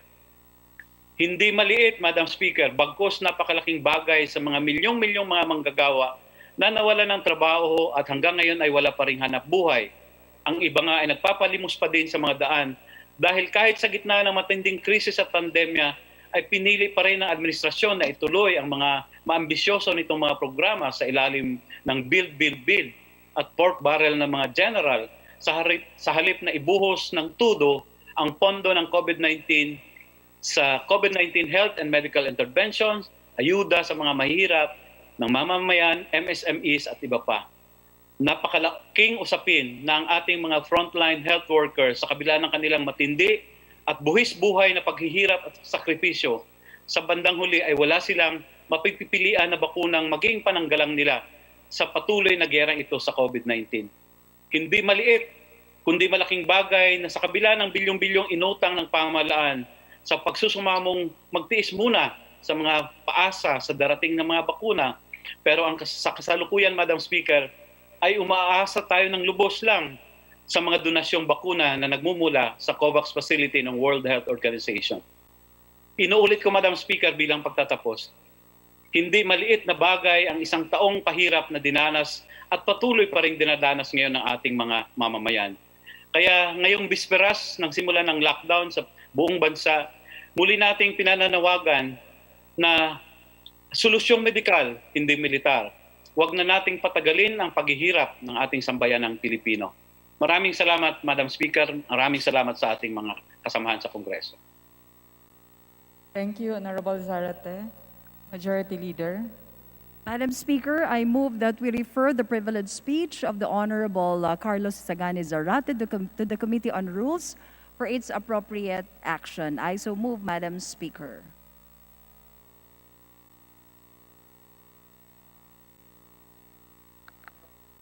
Is there any objection? The chair hears none. Motion approved. Majority Leader. Madam Speaker, I move that all the bills that has been approved on third reading be immediately transmitted to the Senate. I so move, Madam Speaker. Is there any objection? The chair hears none. Motion is approved. Majority Leader. Madam Speaker, I move that we designate the following members to the Bicameral Conference Committee on the Disagreeing Provisions of House Bill number 7406 and Senate Bill number 1832, strengthening and modernizing the Bureau of Fire Protection. Representative Narciso Bravo Jr., Representative Michael Edgar Aglipay, Representative Joel Sarte Salceda, Representative Yeda Marie Romualdez, Representative Manuel Cabochan III, and Representative Joseph Stephen Paduano. Is there any objection? The chair hears none. Motion is approved. Majority Leader. Madam Speaker, on behalf of the majority, I move to nominate and elect Representative Alan Benedict S. Reyes as Vice Chairperson of the Committee on Appropriations and Vice Representative Juan Miguel Macapagal Arroyo. I so move, Madam Speaker. Is there any objection? The chair hears none. The motion is approved.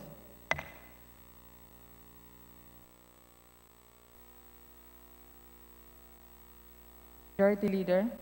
Madam Speaker, I move that we suspend session until tomorrow, March 17, 2021 at 3 p.m. I so move, Madam Speaker. Motion is suspended until tomorrow, March 17 at 3 p.m.